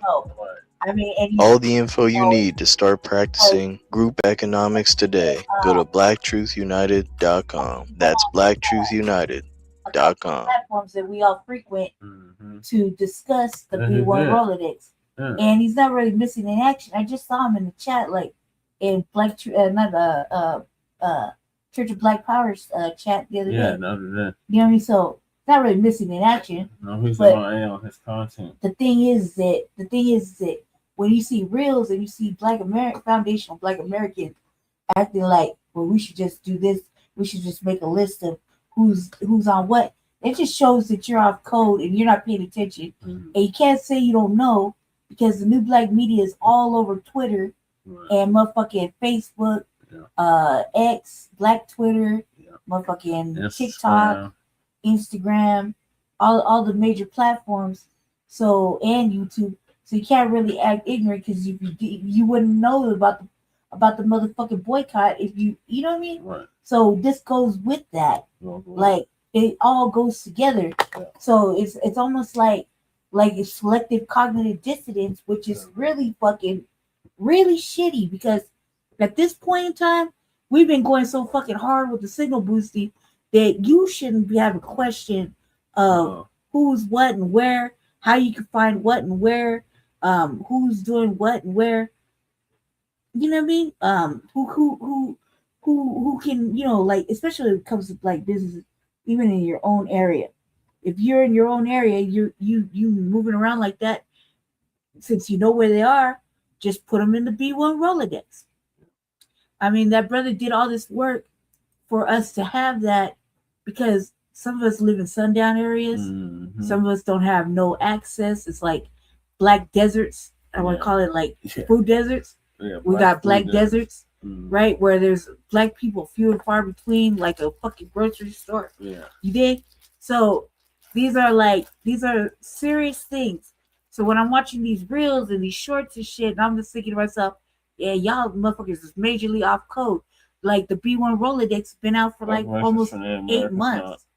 Oh, we got one of them. Oh, he can hit the link. What did he say? He talking about reparations for the $5 Indians.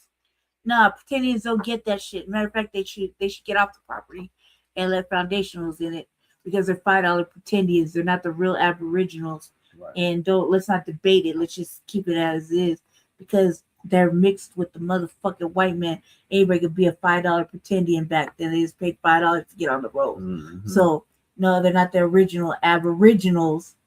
Okay, so yeah, they should just vacate the fucking all that shit. They ruined it. They ruined the motherfucking what do they call them? Reservations. Nate 518. Yeah, no, they ruined it. All them reservations, they got shit on them. You can't grow shit. You can't build shit. You can't do shit. So let vacate, let a real one fucking handle it. You know what I mean? Whoever got the wrench. But what I'm saying is, though, the B1 Rolodex has been out for a minute. Everybody should use it, even if you only put 1 or 2 names in it. You did something for the Black culture. You fucking put. You helped out, even if it's anti-Black. Look, we got so many anti-Black fucking businesses that don't serve foundational Black Americans. There should be no reason that page should be empty. Right. From any state. You dig what I'm saying? So I'm saying that we can do this. Everyone needs to get off my people's land. Shit, your people. Oh hell no. I bet you one of the Timu cheap wearing ass motherfuckers. You better stop. What tribe you from? You better stop. Don't start. Don't start. What res you on? Reverend, you get off our property and you owe reparations. Just stop. Well, let us get into the technicalities of it all. Like, I'll get into some technicalities of who we can definitely go there. We smarts over here. Oh, you owe reparations too. Oh, you're a Cherokee. They own slaves. They majorly owned slaves. So yeah. You owe us reparations. You owe us reparations. Just off that. Just off of that alone. So this ain't your land. You from Siberia. Right. Go back to Siberia. Yeah, that's where your people from. Caucasus Mountain breeding ass for fucking pretendians. You better stop it. Yeah, I'm about to drop the link for this clown. You better stop. He getting up here. He's a hoe. Did you see the whole energy right there? What do you say? He said, "Get off my land." What do you say? Who you call a bitch? He didn't call nobody a bitch. What are you talking about? He said bitch right there. Who said bitch? No, that was uptight. Was no, you were detective. We should have taken Hispanics. They actually work. You know what? Said, who was that? We built this whole country your punk ass is in. And then you said, what? Is he using our terminology? Yeah. And so you spell punk the way he spelled it. No, that's uptight. That's Damien. We're not reading, cuz. The level of tiny print on this laptop is ridiculous. No, you just have checked. Tiny print. Tiny print. All right, my fault. My fault. What do you say? White people freed you, Vernon. Freed us? White people freed us. Are you talking to me? White people ain't freed me, cuz I've been, you know what? We freed ourselves. I'm like 46 years old. I've been free since I popped out the motherfucker. The North was losing the war. And they ain't freed anybody. White people ain't free nobody. That's why we still got slavery going on. Stop playing, man. Do you know your facts? Just shut the fuck up.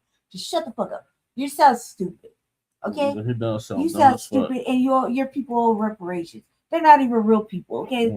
They're motherfucking $5 pretendians on the fucking roadside. Dollar roads. If you look at their fucking pictures, they were all hugged up with the motherfucking white man. Yeah. Got them dressed up and looking like the white man, cutting their motherfucking children's hair in little bowl cuts and shit. Looking all stupid. You better stop. Just stop. Your people look stupid as hell. Okay? And if they aboriginals, that means they got that black, tan, fucking copper colored skin. I don't want to talk about it. Because a fucking Caucasoid blended with whatever and He's created a Mongoloid. He's a damn Mongoloid. I love Mongol. That word is the shit. So I don't want to hear about your Mongoloid motherfucking tribal shit. Because you're a $5 pretendian and keep it at that. That's what the people is. That's what they are. So get off the motherfucking land and stop talking shit. Because I remember the motherfucking pictures. They were all hugged up with the motherfucking white men. We're trying to pretend to be something else. White men were trying to pretend to be something else too. Wearing you gotta feathers come and on whatnot. camera too. You can't be hiding behind the screen. The white man was over there hugged up with all of them, and they were all looking like trying to look alike. You got the white man trying to cosplay whoever, and the cosplayers trying to cosplay white folks. We owe him reparations and that we need to get off his land. Why do we have to get off his land? He need to get off our land. He's retarded. That's stupid. No. When his people own our people. No. These motherfuckers are just, God. Let me ask you this. If the black hated slavery so badly, then why do they always wear a white cotton shirt? We picked the motherfucking cotton, you stupid ass. We're the ones that created the cotton gin. We're the ones that created everything. What are you talking about? We can wear whatever the fuck we pulled. Right. You mean we fucking grew it, we picked it, we fucking cured it, we created a fucking cotton gin, quite stole it, Everything took that the made patents, work anything easier. that was made fucking easier. Like, what are you talking about? Why we always you're stupid. You're just trolling. You'll just say whatever. You don't even have a valid argument. You're fucking dumb. And if we picked it, we're good and goddamn well able to fucking utilize it.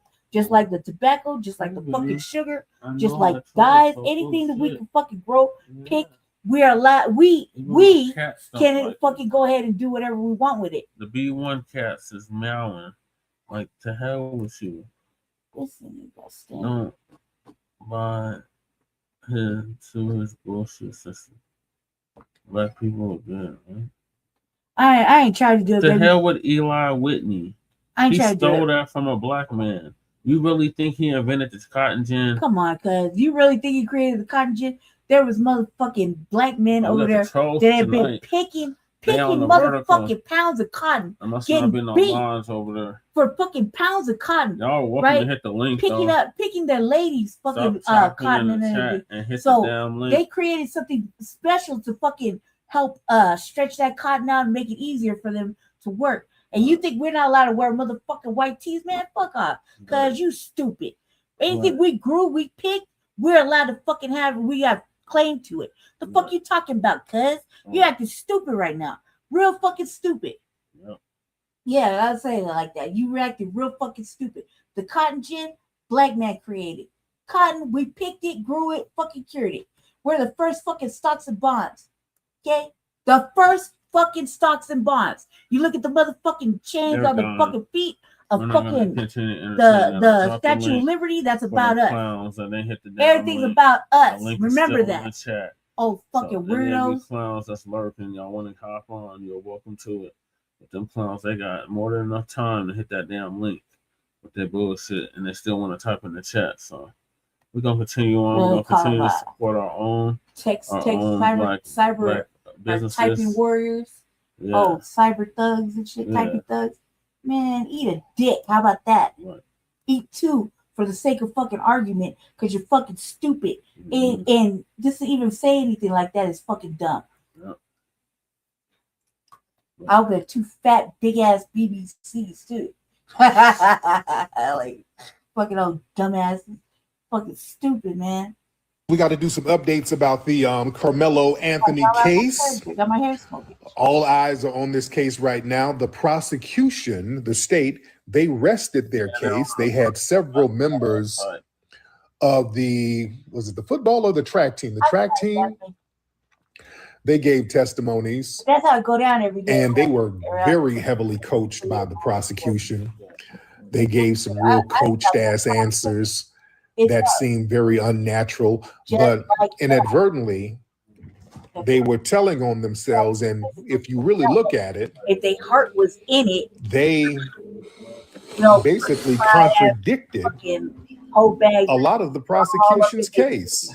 If you look at it, don't ever say no bullshit. Listen, this is a clear case of self-defense. I don't even know what he said. This is a clear case of self-defense. What the prosecution's argument is, Karmelo went under the team's tent and he wasn't supposed to be there. He just went over there in a hostile manner.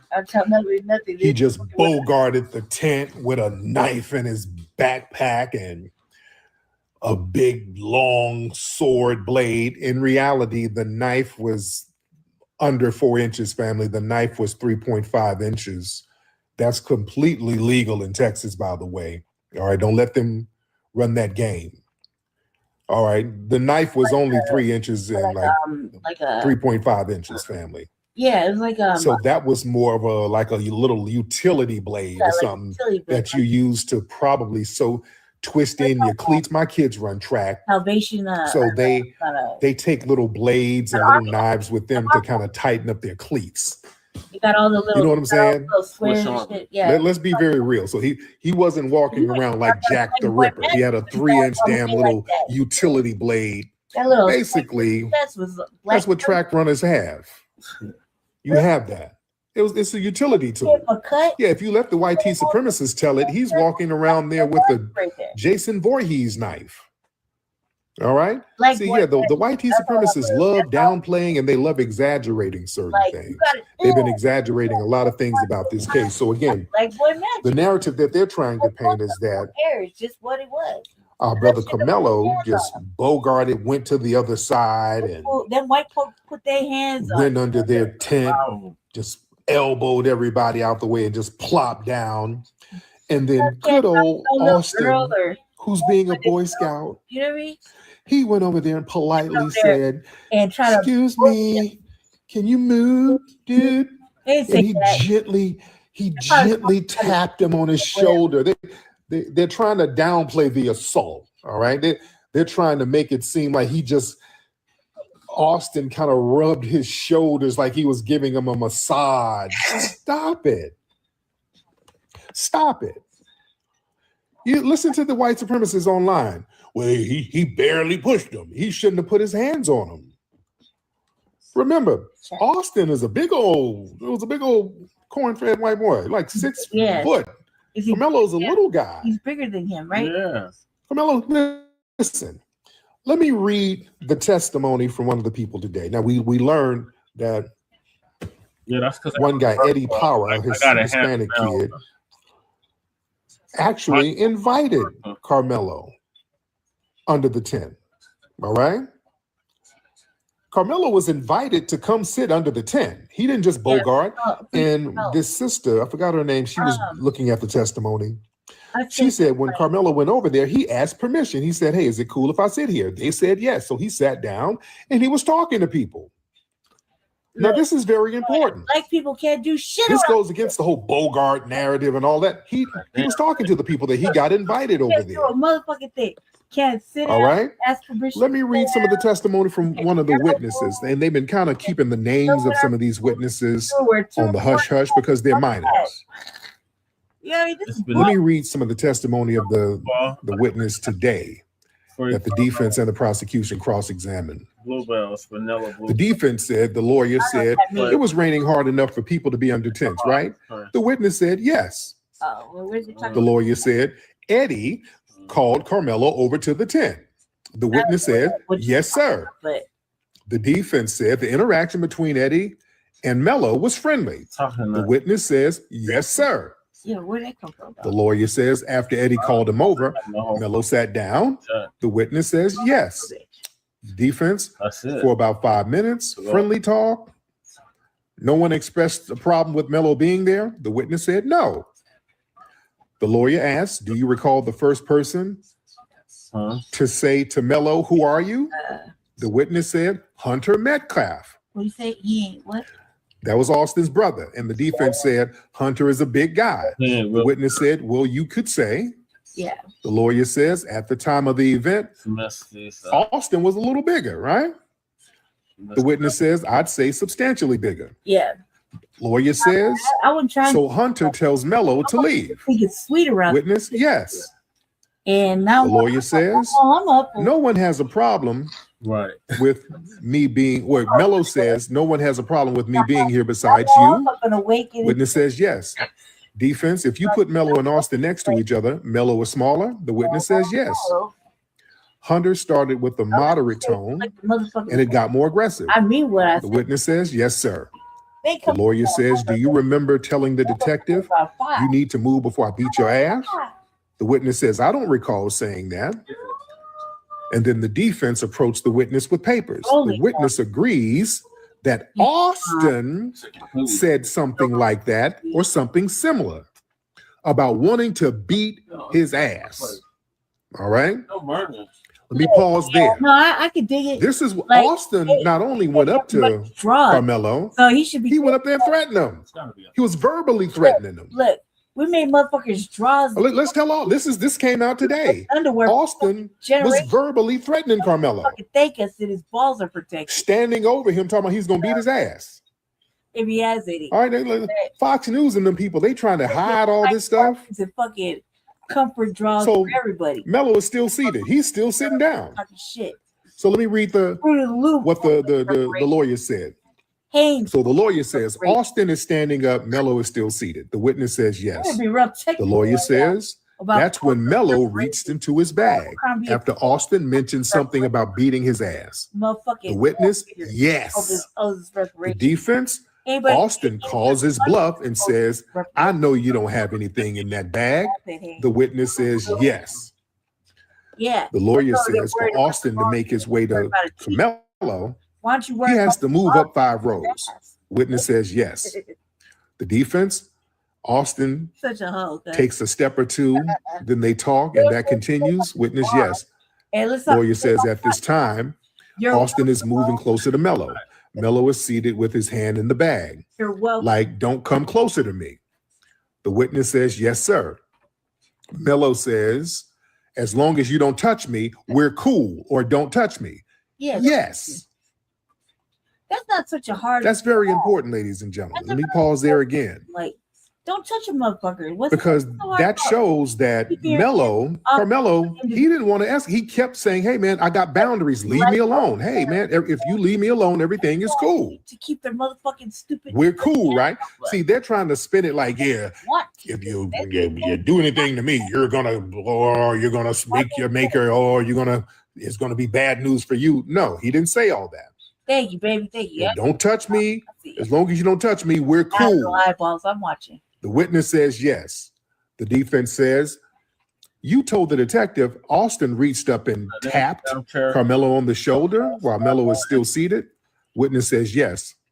The defense says there's a touch, then there's a grab. Ain't really nothing. Witness says yes.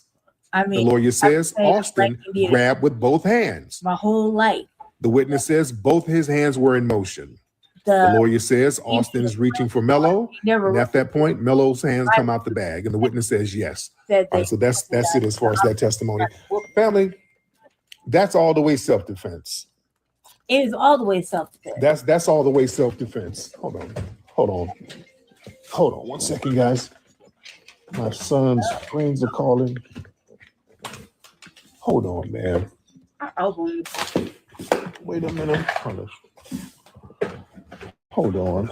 Y'all bear with me. I'm trying to get these badass kids be calling in the middle of the damn night.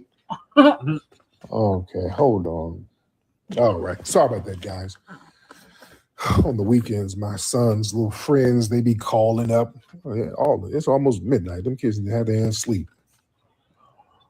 But yeah, that's 100% self-defense. Do we have some YT supremacists in here? Excuse me. Hold on. Midnight. Wait, do we have any What is so important? we got some YT supremacists in here. Bass, reverb. Hey, hop on. Hey. Yeah, something here too. All right, hop on. Y'all hop on and tell me something ain't accurate. Y'all hop on in.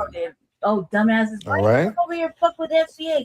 Y'all hop on in and let me know what's going on. If you disagree with this, this is the testimony. I'm just reading you what the testimony said. I'm state climbing. This is definitely self-defense. What you doing? Excuse me. Like real shit. Like, why you coming? Yeah, this dude, you're surrounded. These guys running up on you. Surrounded. Find out. Trying to punk you out. You want to fuck around. And I keep seeing a lot of the YT supremacists you gonna find out talk about over here, like, why didn't Karmelo just leave? The hell you mean, why did he just leave? Because there's a law in Texas meaning that you have no duty to retreat if you're where you're supposed to be. There's no tent rules. The YT supremacists, they keep talking about he wasn't supposed to be there. They're making up some arbitrary tent rules. There are no rules for no damn tent. Right. Talking about why was he in that area? Dude, you can sit anywhere at a game. There are no rules at no damn high school game where somebody can sit. There are no rules nowhere. You can sit anywhere at a game. All right? There was only It was raining. The cat wanted to get out of the rain. What's wrong with that? And Metcalf is trying to be Walker, Texas Ranger. Yeah. And try to punk this kid. He's trying to bully him. He was trying to bully And it backfired. This kid didn't allow himself to be bullied and hurt. Yeah, that black boy Matt. Because listen, that whole trespasser narrative, that's gone. Karmelo was invited. And the boy had remorse. See, the prosecution, they wanted to paint a picture of Karmelo as an outsider who came around looking for trouble. No, he didn't crash that tent. He was invited there by that Eddie dude to escape the rain. All right, so he had every legitimate right to be exactly where he was. All right, and Karmelo's demeanor was peaceful and friendly. When he sat down, there was no hostility. He was talking to other people. Somebody in the studio. All right, Yeah. all of them have attested to that. Wherever you are. There was zero hostility. They confirmed that he sat there for about 5 minutes having a friendly, normal conversation. Nobody had an issue under that tent with him being there except for one person who decided to manufacture conflict out of thin air. And that Metcalf dude, well, he had something to prove. I want y'all to know something. We also learned that Metcalf had been kicked off the track team. He'd already been kicked off for some disciplinary issues, and they just reinstated him for that track event that day. But he wasn't. Crew. Hey, can y'all hear me? Yeah. What's up? Hey, thank you, Che and Lady Che. Appreciate it. What up, Ray Gunn? What's cracking with you? Man, you see what Tyreek's saying, right? Yeah. Man, I agree with it. Remember, I was in the same case, right? Faced with the same charge, with the same fucking white jury, right? Yeah. All white jury, right? I'm telling you, Karmelo gonna beat this shit. Perversion. Che and Lady Che, if y'all surround me, man, I'm finna stab y'all. I'm finna shoot you. Not today. Not today. No, what I'm saying, if y'all stand up against me, what I'm finna do? Huh? What I'm finna do? Like, if y'all stand up against me, what I'm finna do? And I got the legal right to do it. Shoot you. Defend yourself? Yeah, exactly. You said shoot. Lady Che said defend. Right. If y'all stand up around me and y'all surrounded me, I'm not finna fight y'all. Right. Especially a street fight. Right. If I don't know y'all, like if I know you and Lady Che, right? Yeah. All right, I might just throw hands with you, Jesse. You get me? Yeah. The little boy. Because I know you. Black boy, Right. But if I don't know you and we in the streets of Denver, Colorado, or Chicago, man, I'm finna fuck you up, bro. Right. You get me? What you think it's finna be? It's finna be up. I'm finna say, but don't touch me. Yeah. Like, don't touch me. Don't bother me or nothing. I'll fuck you up real bad. Like, you get me? It's black now. I'm sorry if I'm cussing too much. Black. I said he got it from a black man. Yeah. But like, what I'm finna do in the streets with y'all? Because I'm not gonna say it again. Motherfucking cotton gin was created by a black man. Whether they want to admit to it or not, everything that is fucking you have that you have been enjoying has been created by fucking black people, foundational black Americans from the fucking soil of the Americas. Whether you want to argue it or not, I give two fucks. That's what I'm standing on. That's what it is. Everybody has been enjoying, or what you have been enjoying, has came off of the backs of fucking slaves. Chattel slavery in the Americas. Slaves And we built all of that, right?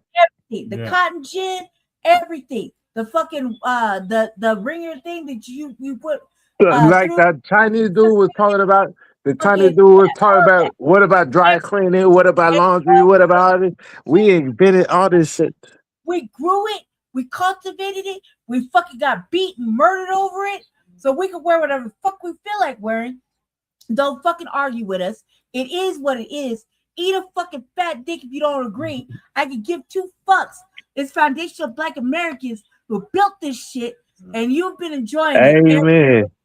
Amen, lady. That's it. I see why you like her, Jesse. Get at me at the RV. I love to fucking argue about it. I'm awake right now. But you're not gonna pull this motherfucking bullshit while I'm in the motherfucking room right now listening to it.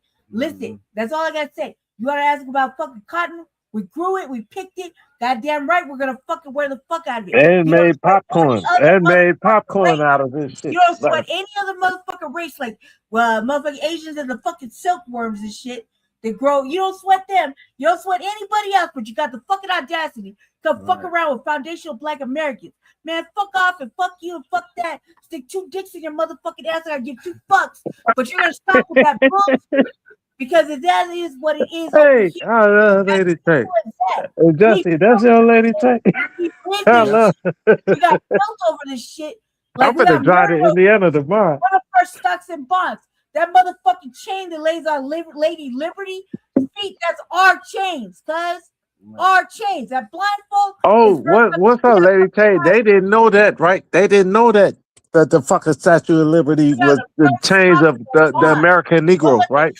Reflect the motherfucking message on Black first, bitch. Black first, bitch. How about that?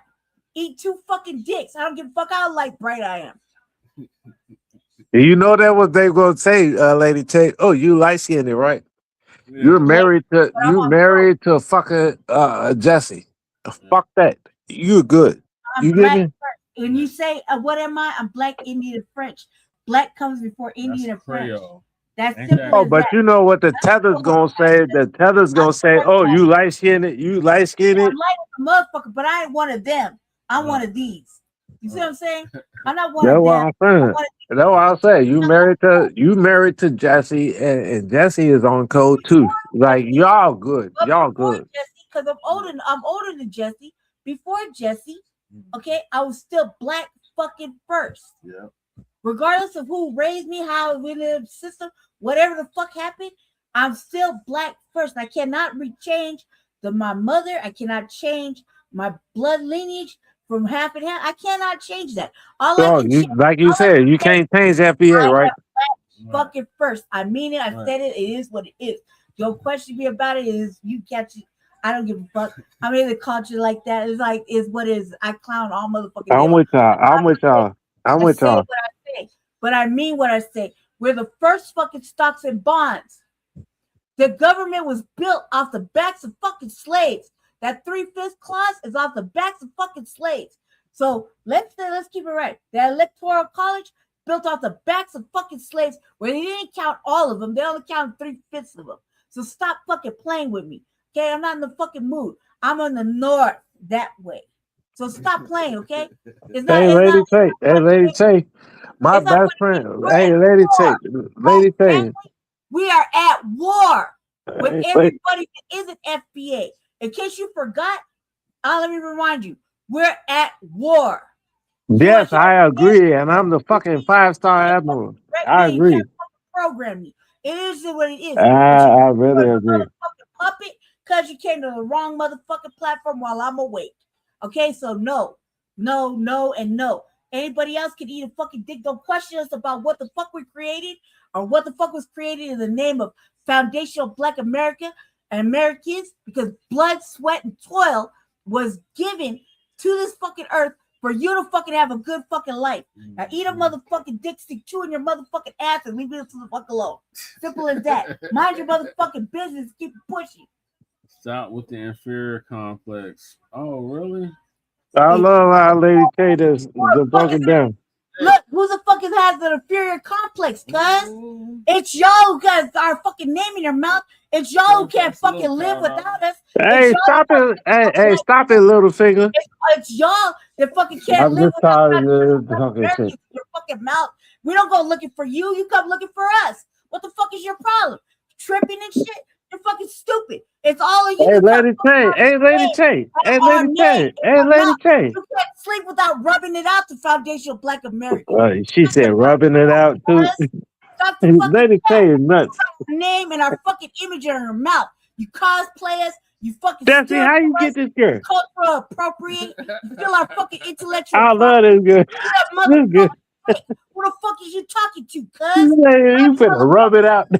And go somewhere else with that bullshit. Okay, go somewhere else with that bullshit. Oh, shit. What the fuck you gonna tell me now? Tell me something else. Like inferior? That's that white man programming, cuz. I ain't no motherfucking mongoloid, bitch. Lady Tay, you remind me. Hey, Lady Tay. Hey, Lady Tay. Are not inferior, you punk ass hoe. Lady Tay, will you listen to me for a second? Please, I'm not trying to take your girl or whatever. Lady Tay, for a second, will you listen to me? Church of Black Power, how you doing? Lady Tay. Yes, Lady Tay. Yes. You sound like Sister Brooke. Yeah. You get me? I'm like, oh shit. Like, go on. Like, I'm finna give you the fishing pole. I just wanted to tell you, just to say you doing this shit. Like, you doing this shit. Am I saying it correctly, Jesse? Shout out BSB, young, shout out dark skin brother. Tom Ray, I'm shouting people out. What I'm saying is, you know, it's difficult to hear it from a light bright, like they want to say. Y'all light bright ass. Look, it's black person here, bitch. Like you can say whatever the fuck you want to say, but when I say I'm black, I don't care about you light bright people. I'm saying you're on code. Obviously, man, that compensatory code book lives long and deep in my motherfucking heart, and the motherfucking word guide is the best. So my daughter likes it than you. I'm saying I'll rock with you. I'm sorry about going off. I'm sorry about going off. Bell, everybody. As soon as Michael left, there come the trolls. Look, the trolls came in and they started. The churches in that. They started talking shit, so and we gonna handle them. When they came in, and started talking shit. It started with the $5 pretendians, and then it went to something else. And somebody said inferior shit. I don't give a fuck what the fuck he said. All I said was, look, there ain't nothing inferior about foundational Black Americans, because what's inferior is your bullshit that you came in here with and try to lead on.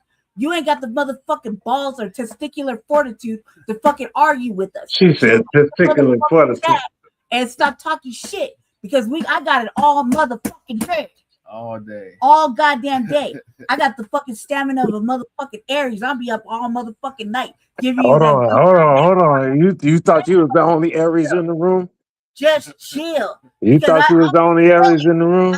Chilling until y'all started that bullshit. Talking about $5 pretendians and questioning whether or not we made the motherfucking cotton gin. We picked the shit, we grew the shit, we cultivated the shit, and we made the motherfucking gin. Regardless of what everybody says, we know what the fuck happened. We know the cultural appropriation and fucking intellect was stolen, and that there's a major erasure going on with foundational Black Americans. Man, fucking everybody eat a dick on that bullshit, cuz you're not gonna do that here. Yeah, church cracking up. You're not gonna do that here. I don't know what anybody's church over here. Do that yeah, here. church is in the chat. Sorry shout out church. I try to be a ladylike, but these motherfuckers be testing my gangster. Like they like it's a game. Hey, Lady Tay is more gangster than Jesse. Cuz ain't nothing sweet. You get me? Lady Tay is so gangster. I love Lady. It's like that. It's up like that. You don't know what like that means. You're not of the culture, cuz. Hey, you don't. Like hey, you know if I say little finger, right? And I said that from. Don't even start, cuz. Hold on, just from Game of Thrones. But little finger was the motherfucker shit. That left hand got a mind of cuz. That's the way it is. Little finger was no. You remember the damn Game of Thrones shit, right?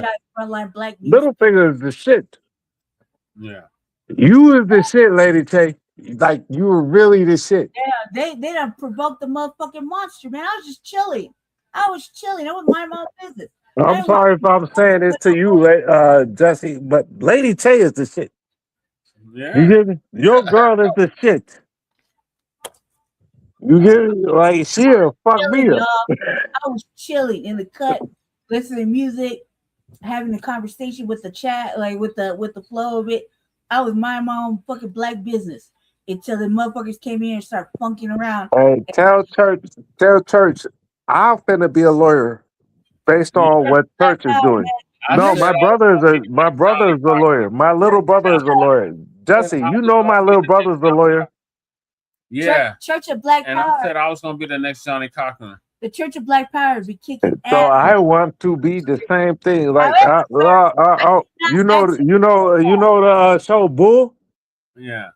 Hold on, Ray. Hold Church, on. We Church of gotta Black get to the Power. clip, goddammit. Hold on. 1 second. Church of Black Power.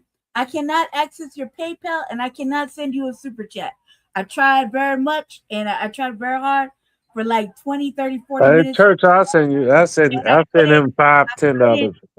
I couldn't send you a PayPal and I couldn't send you I will send him $5 or $10 I if don't I know can how get to it. fix it because when it comes up on PayPal, they give you like 2-3 options, and I don't know which one is yours.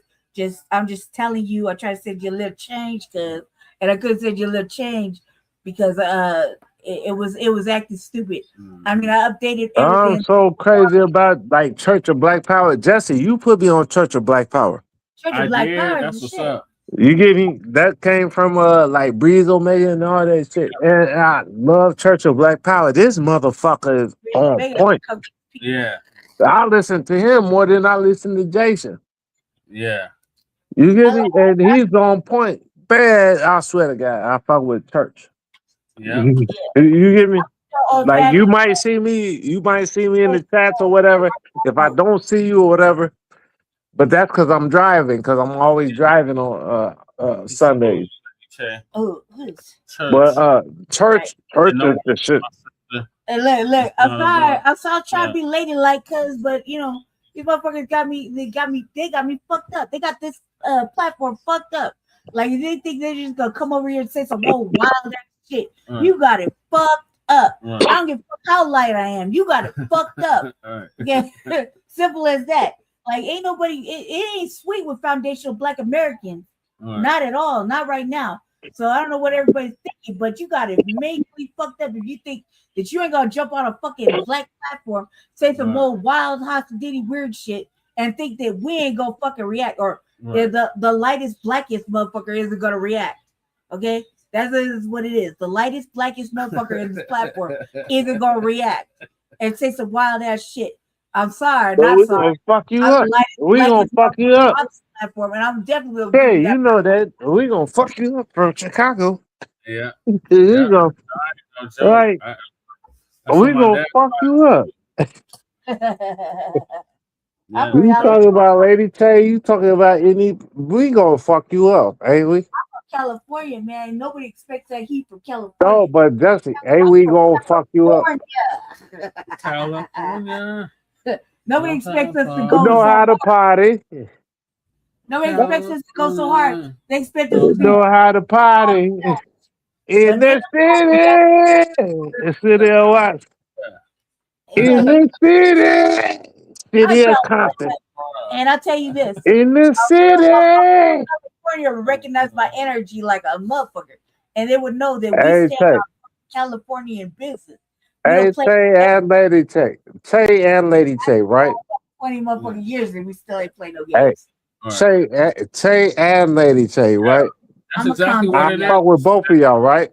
It's a new black media ecosystem. Yeah, it is. Well, leave me the fuck alone, right? Yeah. Look, we're the signal boosters. When you really think about it, when somebody says signal boosting, like Black Alpha was talking about it, he's really talking about signal California boosting. love, Lady Chain. Yep. And look, we're the signal boosters of the new black media. So that means whatever the new black media is on, we on. But at the same, I didn't mean to say, but however, don't let no motherfucking caucasoids for $5 pretendians, Hispanics. My daughter got hairy armpits and her girlfriend got hairy armpits. And they all like, this is what I'm dealing with. And no white folk come in here and try to fucking say anything. They You come get on me, any Jesse? platforms. You My gotta daughter is a hippie. Talking to you. My daughter is a hippie. My daughter's friend is a hippie. But I still fuck with y'all. You get me? Jesse, you know I fuck with you. It's just unladylike, brother. It's unladylike. Jesse Paris, my warrior family. It's unladylike, Oh, you know, thank because you, motherfucking bride Sister Tay, is hairy armpits unladylike too? yes, a hairy armpit is unladylike. Yeah. Hairy legs and arms is unladylike. But hey, man, a bitch can do whatever a bitch is gonna do. You just need to mind her own black business and not question what a bitch is about to do. I love it. I To love mind it. her own black business. If she want to grow her hair under her arms and legs and shit, we just need to mind our own black business, cuz, and not question With green hair too. With green hair too. whatever the sister want to do. It's her world. We just need to mind our black business and not question her on what she doing. Okay. I love it. I love it. I love it. A lady like she might think it's Hey natural. Jesse. Hey Jesse, you take the lead. She might think it's cool. It's Hey whatever. Jesse. Hey Jesse, you take the lead. I agree with Lady Tay. I agree with Lady Tay. We shouldn't be asking her. You take the lead. We All shouldn't right, at all. so Not one little bit. Karmelo was invited to sit under the tent. And he couldn't play though. They told him just come up and be a leader or whatever that means. Let her rock what she want to rock. Come kind of help out and just Let her be a leader. I don't know what that means, but he wasn't running that day. He wasn't competing that day. He had just got reinstated because they kicked his old janky ass up off the team because he was fucking up. Right. Come on now, let's tell That all was of it. often. Somebody Stop said playing Metcalf with beat him. up his own father. Yeah, that whole family is a piece Fucking of white work, by boy. the way. Beat up his own father. Truth be told, he really shouldn't have been Leave there. me the fuck alone. Metcalf shouldn't have been there. You give me But Austin the coach Metcalf and they say should the not coach is have been black. there. You I hear don't this? know. I don't know. Black from where? I don't know.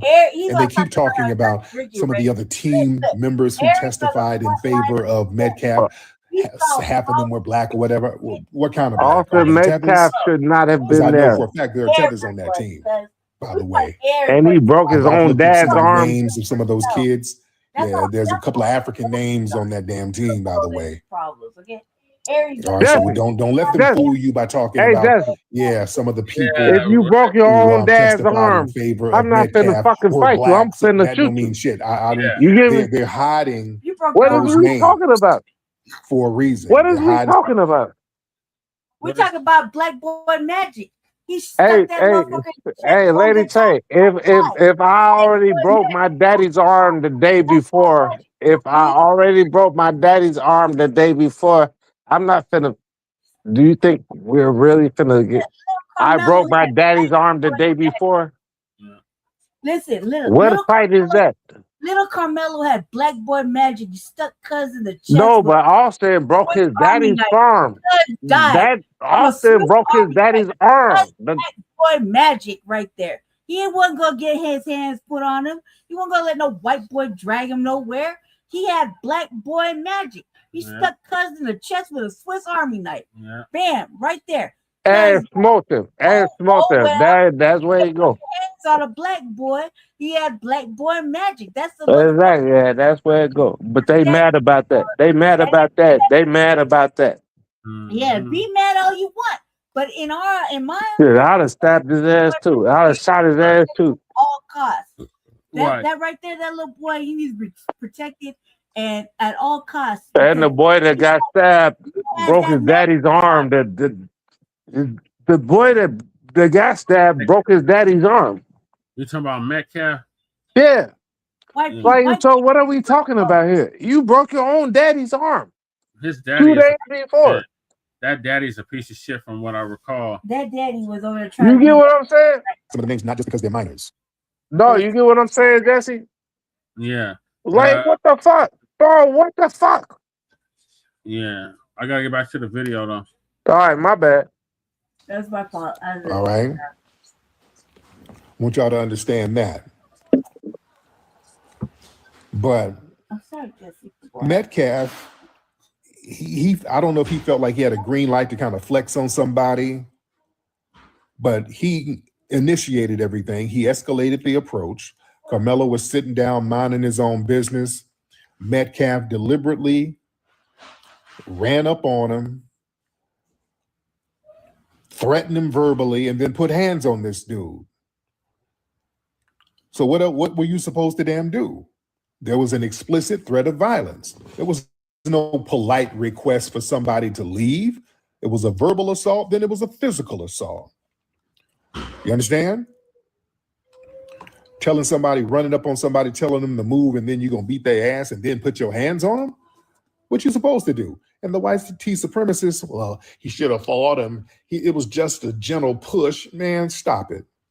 Because the white supremacists, they sit up and justify unaliving anybody who even remotely looks their way, just like Kyle Rittenhouse. Nobody did nothing to Kyle Rittenhouse. They were chasing them out the area, but they sat there justifying him using an assault weapon, pew-pewing every damn body. And he's on Twitter trolling now about this case, talking about Karmelo is guilty. Yeah, he's online trolling with his little old janky fat ass. Daniel Penny sat up there and snuck up behind somebody and unalived him who didn't put a finger on nobody, who wasn't even talking to nobody. He was on the train talking to himself. And the white supremacists paraded that Daniel Penny around like a hero because he snuck somebody from behind, a skinny special needs homeless dude, and unalived him. And they said that was justified. So no, y'all set a precedent and then get mad when black people use the precedent you set. You understand? Let's be very clear. Our brother Karmelo, there was a reasonable threat. These were several people that were way bigger than him, already verbally assaulting him, harassing him. He's letting them know, hey man, just leave me alone. Don't bother me and everything will be cool. They kept pressing the damn issue and then put hands on him. What was he supposed to do? And they keep talking about he should have just left. No, this ain't Jim fucking Crow. I mean, just leave. Who the hell are these people to tell him to leave? Metcalf ain't no damn, he's not the tent authority. All of this stuff about, well, Karmelo should have left. This thing where the white supremacists feel like they're deputized to just tell us what to do and we're supposed to abide by it and obey. No. Hell no. We're not going to abide by just random people. Who are you? This ain't 1955 Montgomery. You just run up and tell people to move for whatever reason because you want to. He had a right to sit there. There were no rules to sit under no damn tent at a game on whatever side he wanted to sit on. There's no rules. Yeah. May I ask you, Jesse? So they want us to be in this. Ask me what? All right. So I'm from Olympia Fields, right? Olympia Fields, Yeah. Illinois, right? Yeah. I'm on my bed. I'm chilling, right? Ain't nobody can tell me I can't be at Sergeant Means Parks. Like, if somebody tell me, I don't care if they got the fucking barbecue or whatever. I can be on swings. I can be on the damn. Like, you can't tell me I can't be there at the park. Yeah. Who is you to tell me I can't be at the park? That's public. And it wasn't in a high school. It was a community track meet. It wasn't at no specific high school. There was no designated high school. Oh, you can't go to this tent because you don't go to this. They was all at a different high school. You get me? And check it. Cousins for Like Jesse, if you're at my high school, I'm at your high school, I'm at Brandy High School, whatever, but like it's over at a park somewhere else. Right. It's not even at the high school park. What are you talking about? Right. Like, you can't tell me I can't be on a Brandy Jesse shit. You get me? And one of his friends invited him to the tent. Listen. Right, and they sitting there smoking, chilling.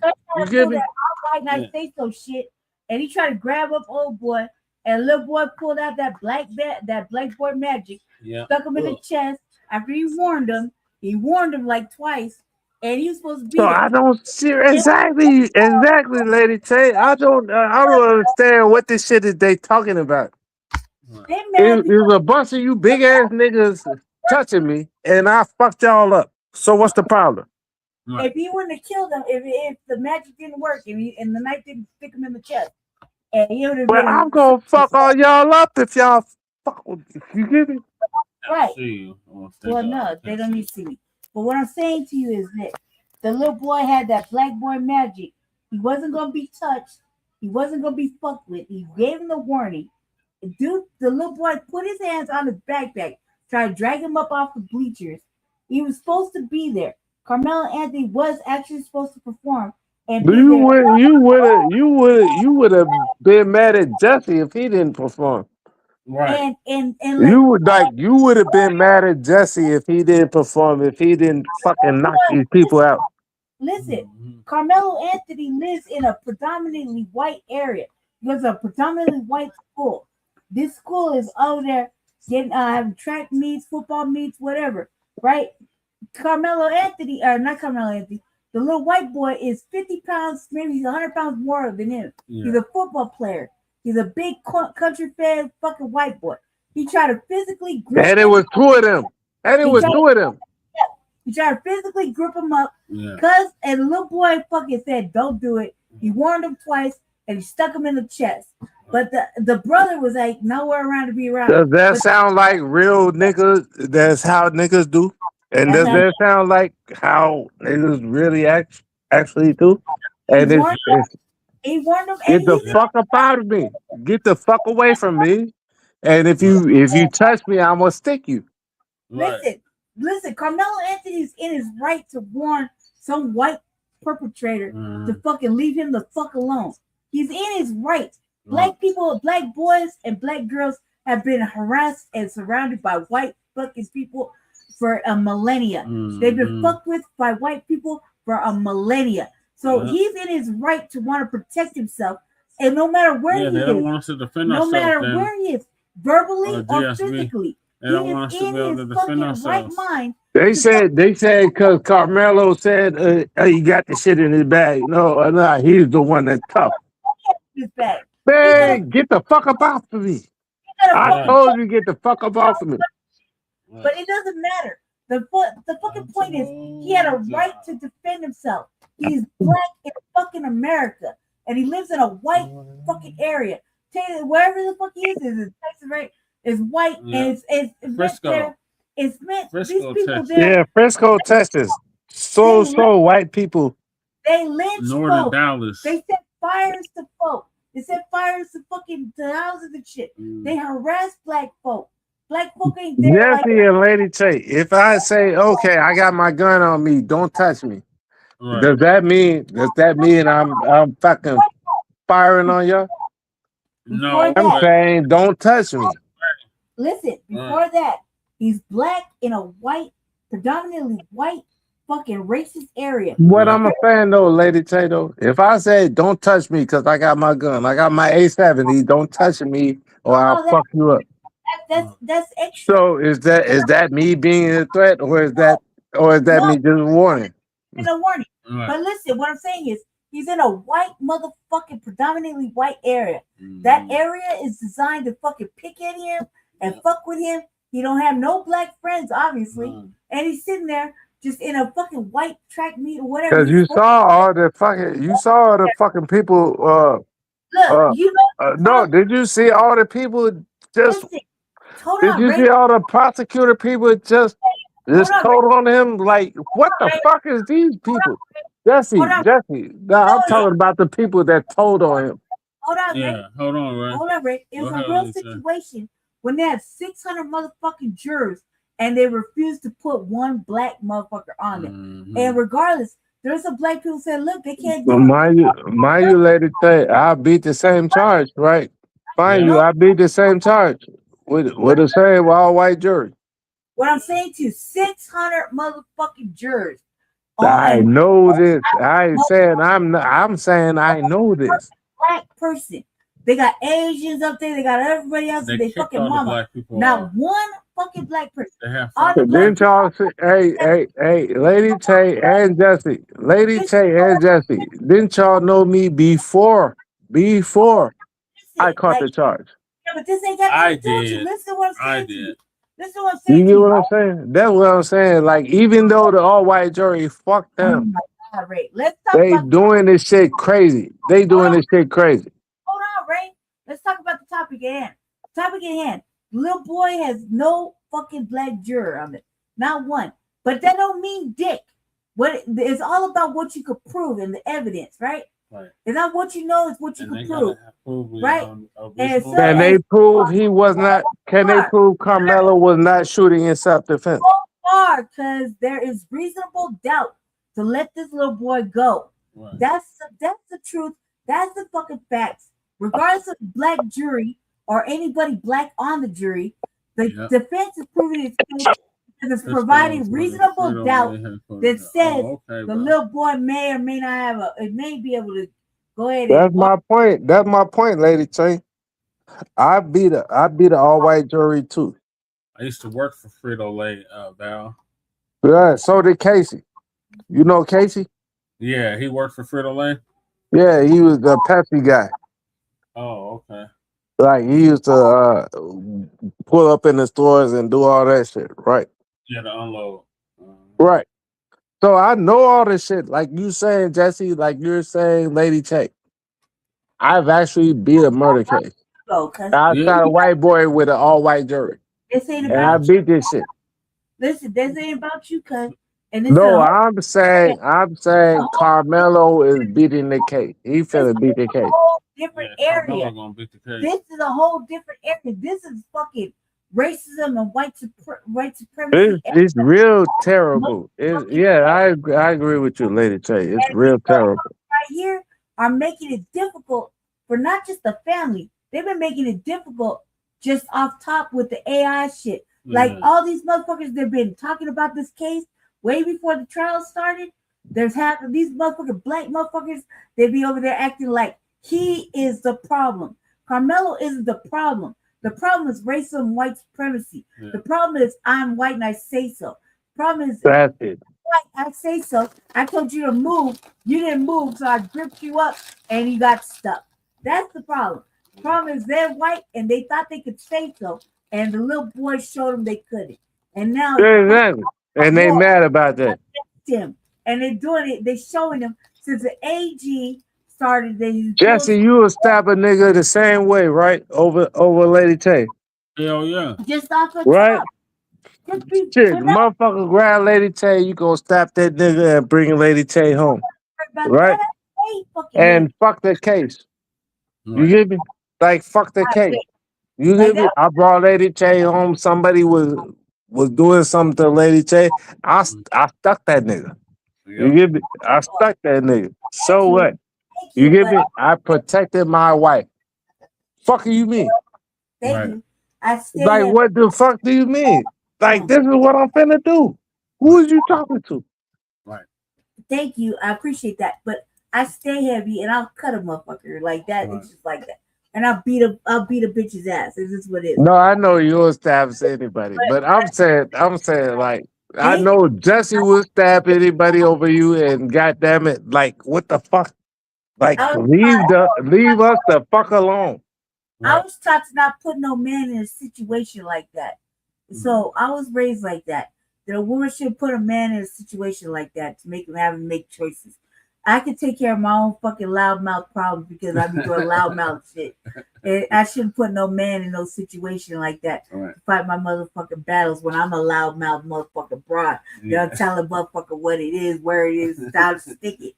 So I should expect. All right, loudmouth, but you would still accept what Jesse said. I did it. I shouldn't expect him to handle my fucking problems with. I'm the one that committed the fucking atrocity by creating the scenario. You know what I mean? I was taught to not put no man in no situation like that. And by a man, I was raised by a man to not put no man in no situation where he gotta defend me and something bad can happen to that said man. So I mean, if I do any loudmouth shit, it's because it's warranted. I don't be acting out like this unless it's warranted. Like I try to keep my mouth shut. Like if I see something. But when we go somewhere, we go places, I get like this because the situation is calls for it. Like somebody does some wild ass shit like here. Yeah, me and Jesse gonna go fall in on them motherfuckers. Aside from that, I don't really put Jesse in a situation because you never know. Because we don't want to get in those situations. Because it's not a right. It's not right for somebody to handle somebody else's problems when I'm the one that created this. I'm the If one that I may, no, if I may, right? If me and Jesse or Cerulean, all that shit, like, we have to get into our military shit. We don't want to do that shit. No, and that's the whole point. We just want to chill, but we will get into the Trump and Ukraine shit if we have to, but we don't want to get in. Look, I don't want to be acting out, but sometimes the situation calls for it. Like what happened earlier. Sometimes the situation calls for some crazy shit to happen because motherfuckers think it's just entirely too sweet. They come into anybody's platform and say whatever the fuck they want to say, and ain't nothing. Oh, like you said, it's too sweet. Yeah. And in reality, you got the right one because I'm awake. I'm right here. I'm right here by the camera. I'm right here. Normally I'd be like non-existent. But when I'm right here, I'm not gonna allow that shit to happen. Right. I'm seeing it right in front of my motherfucking eyes. You think I'm gonna allow somebody to lie on us? And while I'm in the room. I'm in the room, you gonna lie while I'm in the room. Bullshit. Coherent and fucking just like, man, you don't know who the fuck, like, I'm the lightest, blackest motherfucker in this bitch. You said the lightest, blackest. You fucking have it. And Hey Jesse, I'm with that shit. Yeah. I'm with you. I'm with Lady Che. Hey Jesse, you know I rock with you so bro, so heavy. Yeah, you hear me? Lady Che, you know I rock with y'all so heavy, like heavy. Y'all rarely see me act out like this. You see me like every weekend, I say some wild ass shit. But you rarely see me in person get all up in the motherfucking camera with the head nod and everything, talking that good talk. It ain't shit talking because I don't. I didn't even watch you, Brandy. Wolf tickets. I'm a hey, Brandy. I didn't even watch you. I'm watching this shit. God damn, Chicago shit. I make shit happen. We ain't from California. We don't pass out no. No, but what I'm saying is I don't care. Like I'm with you. I'm with you, Brandy. Like I'm with you, Jesse. You get me? Like I'm with y'all, bro. I'm on 394 watching these videos. Like I'm with y'all. Hey man, I'm not gonna be able to make Jesse's streams come true. So I want to make more streams for y'all. Jesse running for office right now. You know who's behind that? Oh yeah, that's the problem because if I show the videos, going to allow random white tea supremacists to just. I love being black. I love being black. No, because Jesse, you ain't gonna be able to run for office if you steady with us. Yeah, that's true. You get me? Because you've been with us for the long. Yeah, but I'm making. Hey, you might be get it where you might be in one of them videos. Democratic fucking. You get me? Get it where like them Twitter videos. Listen, I'm just fucking with you, Jesse. I'm just fucking with you, Jesse. I wanted to win so badly. No, but I'm still gonna support you for mayor or governor or whatever the fuck you do. Okay. You need to go to the house because when he's in the house, he could play basketball with these bills and fucking slam them down like a brick wall. Like you gotta play with these. They don't got no strong black voice, male voice. We do have a strong black voice. It's called Jesse Parrish. In the state of Colorado, there's no strong male voice. There is. It's called Jesse Parrish. That's your boyfriend. Ray, he ain't in office yet. The point is to get him in. He will be in office. Hold on, Ray. Hold on, Ray. I'm sorry. What I'm saying is, the point is he's running for election to get on right now for the House of Representatives. Now, when we have a strong FBA male black man voice in the House of Representatives, it'll then uplift them fucking sisters that have been in there for a minute, not doing shit. It'll then light a fire under their ass so they can fucking pass the bill. Oh, now listen, real shit. We have in the state of Colorado not one strong male black voice. Election cost the senator Senator Coleman, which is he's termed out. Now, that's the only black male man voice. I don't want to say male. I would say black man voice because he's the only one and he's supposed to be playing with these white folks. Okay, so he's not on what we are. He is when he is. He is when he isn't. Now the thing is about Jesse. Jesse don't off code himself. Right. He's always on the same on code fucking shit he's talking about. Now when it comes to these bills, he can make sure that black interest is first. He can slap these bills out of the fucking park. He can make it difficult, like them white folk make it difficult for us to pass shit. He can be a barrier to that. He can make sure things get passed with black first interest, with black interest first, meaning black people are actually going to get acknowledged in these bills. That's why I wanted to win. That's why I'm working hard on the backside, not to mention because, like, you know, when it comes to these crime bills and whatnot, I actually been working on one for a minute. The only thing that stopped me as of last 2 days ago is that I don't have nobody moving through because everybody's termed out. I didn't realize that until 2 days ago. But it doesn't mean anything. I wrote the shit. I fucking have dialogue. I got it written up. I got it ready to go. The fact is that we need Lady Tay, did you hear me? Hold on, Ray. At the end of the day, there's a motherfucking villain behind the Jesse Paris architecture. And the villain is not here to make motherfucking friends. It's here to fucking make sure foundational black Americans, Denverites, get what the fuck they need right the fuck now while we have a chance before we in some dystopian motherfucking Ashland, okay? So it's Hey, Jesse want to bring the sword. Yeah, I got you. I'm done talking. But All right, let me bring this back up. I'm sorry, pal. Listen to Lady Tay. Be deputized and police our actions and our movements whenever they feel like it. We're not doing that, and we're not going to let that. Those days are over. We're never going back to those days. No matter what, those days are over. But the thing is, man, Karmelo, he set reasonable boundaries. How did he react to being targeted and threatened? He didn't jump up. He didn't attack. He established a firm, clear boundary. He told him, as long as you don't touch me, we're cool, or don't touch me.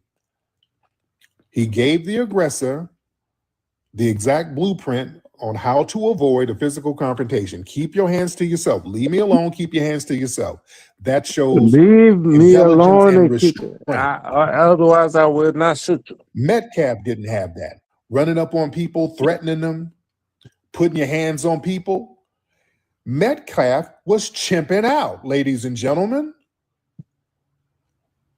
He went up there chimping out on Karmelo. All right? See, they love to project that stuff on us, but these folks have low impulse control. You understand? A lot of them have low impulse control. They just cannot help themselves. Getting around people, escalating things, harassing, putting their hands on people. Metcalf was chimping out, ladies and gentlemen. Yeah? Man, he gave Metcalf every single opportunity to de-escalate, turn around, save face. That man, Karmelo, did everything in his power to prevent this from turning physical. Metcalf kept pressing the issue. He forced a physical confrontation, even after verbal warnings, even after seeing that Karmelo wasn't going to be punked out. He exercised the law, had no duty to retreat. That's the law in Texas, ladies and gentlemen. You have no duty to retreat. That's a law. It's a stand your ground law. If there's a threat, you ain't got to run off. If somebody's threatening you and trying to move you and force you to do something you don't want to do, you have no duty to retreat. That is the damn law. Our brother Karmelo was abiding by the law of that state, ladies and gentlemen. And Metcalf was not. And things turned out very bad for him. So now what they're trying to do, they're trying to utilize the I'm YT and I say so rule now. Because we're never supposed to, as Black people, exercise self-defense against the white supremacists. We're never supposed to do that, and I'm saying damn that. Damn that. But like I said, this is a clear-cut case of self-defense.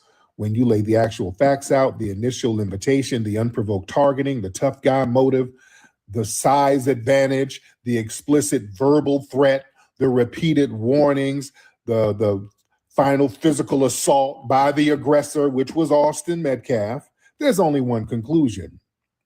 Karmelo Anthony had a fundamental right to protect his life and his body against an unprovoked, escalating threat. That is self-defense, period, ladies and gentlemen. I love TikTok Shop. Man, Rob, hop on, Rob. Mr. Rob, hop on, sir. Hey, what's up? What's up, so this could have easily been taken care of if Karmelo would have just said, I've got a poker. You put your hands on me and I'm going to unalive you with my poker. So. No, that would have been a threat. No, that's a threat. He didn't do that. No. I know he didn't, but he just decided to keep it to himself and just poke him. And he didn't even know he had a poker. Well, the thing is, he was reaching in his bag, and according to the witness testimony, Austin kind of called his bluff, like, yeah, you don't have nothing in there, something like that. He said something to that effect. When Karmelo reached in his bag, this is what the defense lawyer said. I'm going to go back to that. The defense said, when Melo reached into his bag, Austin mentioned something about wanting to beat his ass.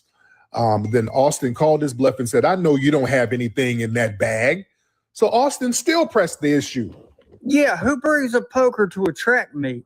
I would say the same track thing players. too. My kids do. You use that. You bring things to change your spikes in your cleats. You bring little utility knives and things like that. That's not unusual. And that knife was like 3 inches long, man. It's not illegal in Texas. People run around Texas with guns, dude. Stop it. Half the people in Texas run around with guns. That's not unusual. If you're not a pussy, you don't go around poking somebody in what would be a normal scuffle. I mean, at best. Nobody want to know. He just put his hands on him. No, it don't work like that, sir. So you go and unalive. You don't know why. Nobody's gonna fight with two big or multiple big people who outsize them, and you don't know what they have. You don't know if everybody that testified today by the prosecution said that he was. Austin was the. I mean, Karmelo was the instigator, and he was the one. They were coached. They were coached shit. to say that. Yeah. Just saying he was the instigator when they contradicted their own testimony. Their own testimony contradicted that, sir. Yeah, you don't get to run around putting your hands on people and then expect them to just fight you fair and square. He doesn't know if Metcalf was Chud the damn builder, somebody just running up on you, provoking something so that you can fight them and then they can pew you. We don't know, you white supremacists, or I love TikTok Shop. We don't know what y'all Well, he didn't have we don't know anything on him. We don't know that. Nobody knows that. Ain't nobody taking chances with y'all maniacs. The hell you talking about? He could be another Chud the builder sitting up here instigating something, and you fight him fair and square, and he pulls out a pew on you like Chud did. Damn that. Damn that. It's neutralized the threat business. It's all about neutralizing the damn threat, which you have a right to do in Texas, sir. Do you respect the law of Texas? Well, it should be. Do you respect the law of Texas, sir? He didn't, because it wasn't proportional. Yes, he did. He did everything according to the law. He poked a dude. Yeah, you can do that. You can do that when there's a threat. You can do that when there's a threat, sir. That's you have not no duty proportional. To. Yes, you can. You have a right to defend yourself, sir. What are you talking about? He didn't defend himself. He unalived somebody. Yes, if he he did. defended himself like a real man, just like Daniel Penny did. Just like Daniel Penny did, right? Daniel Penny unalived somebody, and the threat wasn't proportional, but he still got away with unaliving somebody who was yelling at himself on a damn train in New York. I don't know who that is. Y'all never know. I know y'all never know. Y'all never anybody know. that unalived somebody that was unarmed. Yeah, Kyle Rittenhouse did that. too. Kyle Rittenhouse too. He got to unalive people and claim self-defense when he instigated it, and there was no somebody threat. was trying to steal his pew, and Anyway. Yeah. They were trying to steal his gun. But that's a whole different. Yeah. So yeah, nobody topic, did you know? it. Yeah, that was not proportional. All right, that wasn't proportional, and he got to pew a whole bunch of people, and he's a hero to you guys. So yeah, y'all set the precedent. You set a precedent. Now you got to live with it, buddy. Got it? No, I don't agree with that. Oh yes, you did. Yeah, you set the precedent. Or that dude in South Carolina, justified. No. You just Chinese justified. dude. You don't talk over me, drunk hillbilly. Y'all just justified Kyle Rittenhouse, and y'all set a precedent, and that precedent is being utilized now by everybody. That's what it is, right? Dude, I said I don't agree with the South Carolina kid that got pew-pewed in the back. Unless he pulled out a pew-pew and pointed it at the dude, which some say he didn't. I don't know the whole story, but if he didn't pull out... What does that have to do with what we're talking about, sir? I'm just saying, I don't side with white people. Thank you. I don't want... They don't have no argument, family. It's all babble. We love TikTok shop. They don't have an argument. They don't have a damn argument. Y'all white tea supremacists set the damn precedent of damn self-defense. Y'all said any kind of threat, you are justified in defending yourself with lethal force. You guys set that damn precedent. Yeah. Don't come whining now. Don't start talking about catching a fair one now. You set a precedent. You set it with George Zimmerman, who pew-pewed a damn child, and y'all said that was justified because Trayvon was using his fist as weapons, and he was going to unalive him with his bare little teenage fist. Y'all said that was justified. You said that Daniel Penny was justified in sneaking behind a unarmed man who didn't touch nobody and unalive him. You set a precedent. Y'all set a precedent with Kyle Rittenhouse. Nobody touched Kyle Rittenhouse. I'm going to tear this pipe. And he pew-pewed people. Y'all set a precedent. And now you hate the precedent because now we're using it. When we start using it, then y'all want to arbitrarily change things up. No, it's going to be equal laws for everybody. Everybody's going to use the same self-defense laws regardless of race. See, y'all want to have self-defense laws that are enforced based on the race of the victims and the race of the aggressor. See, no. Y'all want to practice white tea supremacy. All right? That's not happening. Anybody else? Come on up here and talk to me. Okay. Yeah, y'all sitting up here putting money on the books of Chud the Boosie. Y'all sitting up there talking about he had a self-defense claim and he's going out here instigating stuff with people. What? Instigating fights and then pulling out a pew-pew on somebody he instigated a fight with. Y'all change your narrative every other week depending on the race of the victims. That's called white tea supremacy. Y'all up here trying to get Chud out of jail now. Yeah. Come on now. Let's get folks up in here. Yeah, somebody said the meth ain't methin'. Yeah, that y'all own the bad meth. I'm sorry. That meth got y'all real illogical. No, you don't get to set a precedent and then we start using it for ourselves. Oh, y'all don't like that. Just like with the gun laws out here in California. California was just like Texas at one point. You can open carry, you can have guns and the whole thing. Till the Black Panthers started doing it, 1968, 67 and all that. When the Black Panthers started doing the open carry, they ran and changed them gun laws. And the damn NRA was right along with them. The NRA is all about, keep your hand off our guns, keep your hand off, our guns, you can't touch our guns, you'll get my gun out of my cold, dead hands. Y'all remember Charlton Heston said that bullshit? They were all about, don't touch my guns. And when the Black Panthers, Huey P. Newton saw them legal loopholes, like you can rock with them guns. Yeah. The NRA was like, hey, we need gun laws. We need gun restrictions. We're with you. They changed them gun laws overnight. I should do that with my sunglasses. Was it the Munford Act or the Mulford Act? Which one was it? The Mulford or the Munford? I always get the names mixed up. Mulford. Man. They changed that damn law so damn fast. They'll change a law at the drop of a damn hat when we get involved. When they act like their hands are tied when they get away with a bunch of stuff. Oh man, my God. God, I don't like the law. Like this guy who just called up. I didn't agree, dude, with what happened in South Carolina. Shut up. Stop it. Stop it. He's going to try to, they always try to pull that, oh, my hands are tied. Oh, God, I don't like the law, but the law is what it is. It's not the greatest law, but it's the only law we have. We have to deal with it. Shit. Let some laws not benefit the dominant white supremacist society and benefit us. Them laws that get changed literally overnight. Boy, they be cooking them books overnight, just like with Bill Cosby. They changed them damn statutes of limitation laws because these white tea women wanted to get a bag. They said, well, you know what? We told black people that, yeah, we can't talk about what happened in the 50s and 60s because that's so long ago. All those lynchings and stuff we were doing back in those days, we can't really do anything. But if a white woman says that a brother touched a alabaster breast, we'll open up those statutes of limitations. You can go back and do a civil suit based on a lie a white woman told back in the 50s. Yeah. That's some white not say so. Oh, they'll reverse the statutes of limitations like it's nothing. The chick colors, get what you get. Yeah. That's why we got to understand laws can be changed. All right. Don't let them fool you. Laws can be changed. Yeah, I support Bill Cosby. Bill Cosby is a rider. I talked Bill called me last week. You know what? I got to call him back.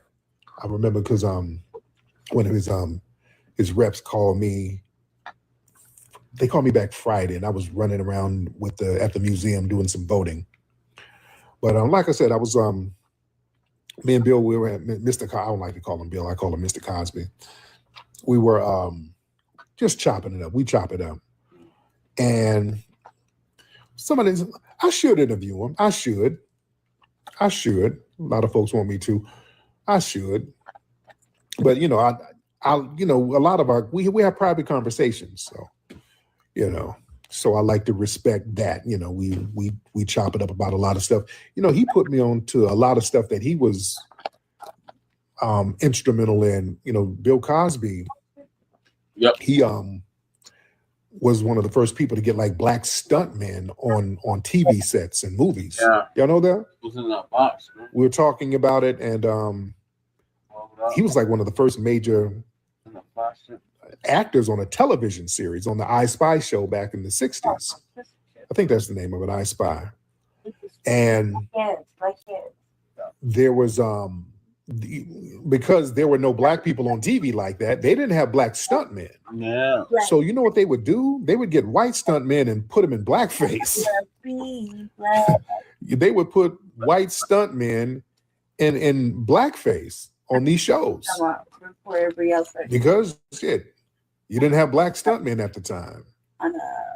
And yeah, they tried to do that with Bill on I Spy. On the I Spy show, they tried to, because it was a very action-filled show.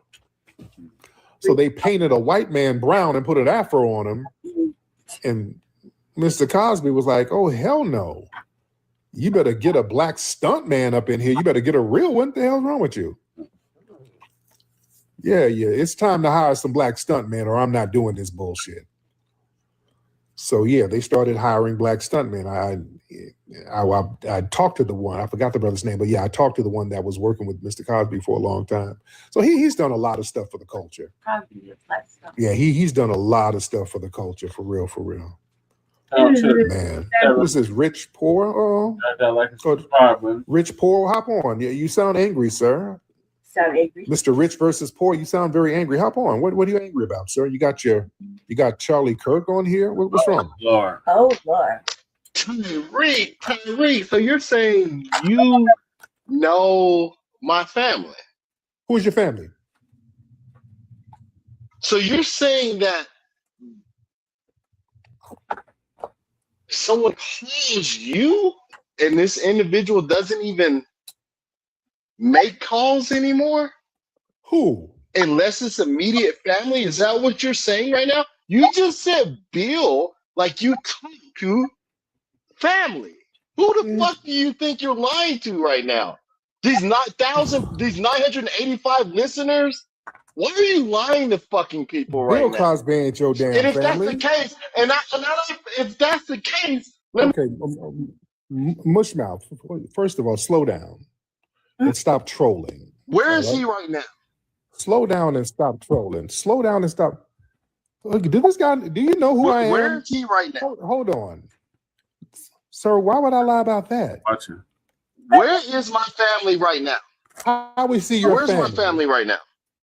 How is he your family? Where is my family right now? In Philadelphia. How is he your family? Where is... So I'm not about to put that man's business out there like that. Right. That's not your family. Oh my You're a God, Sambo. we got You're a a fucking Sambo. con man ass coon here. Watch All your right, thank mouth, you sir. for having me. Sir. Yeah, you got Charlie Kirk on your thing. That ain't your family. All right, yeah, you sound drunk and stupid, sir. You got Charlie Kirk on your thing. Sir, I don't know. Who would lie about something like that? Dude, are you insane? Do you know who I am? Yeah, you just calling up lying. I don't know who you think you're dealing with. You drunk and high. Yeah, I don't lie about shit like that. I ain't got to lie about nothing like that. You fool, you're sitting up here with Charlie Kirk in your profile picture. You are a Sambo, sir. Well, I'm not going to tell where Mr. Cosby's crib is and all that shit. Are you insane? Man, do you know the people I know? You know. Dude, he must be new. He must be very new.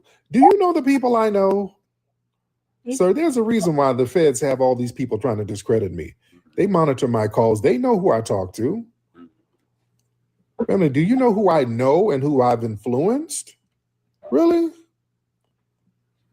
How many people are new here? I don't like to brag. Some people don't know some people, are y'all not familiar with my pedigree? Yeah, he tried to move the goalpost. Yeah, when I said Philly, then he tried to move the goalpost. Well, what's the address? The fool about to do all that. Get the hell out of here, boy. Y'all don't know my damn pedigree, do you? Man, y'all don't even know. Some of these new people. Some of I guess we got some new trolls in here. I don't know.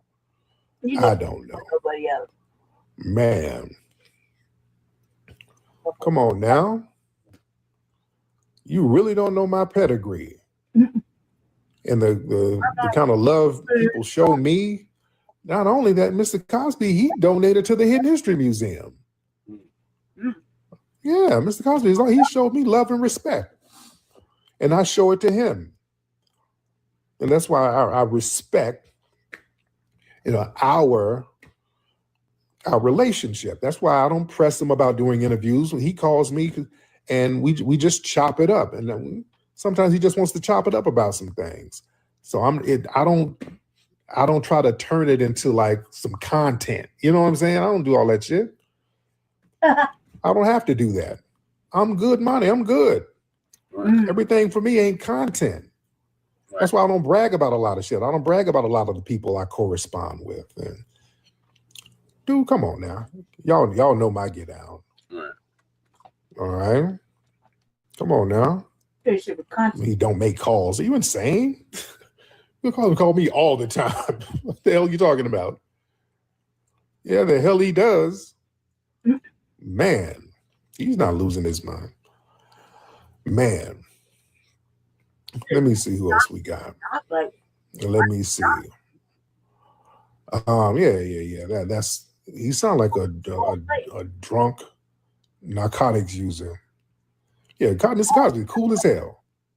He's cool as hell.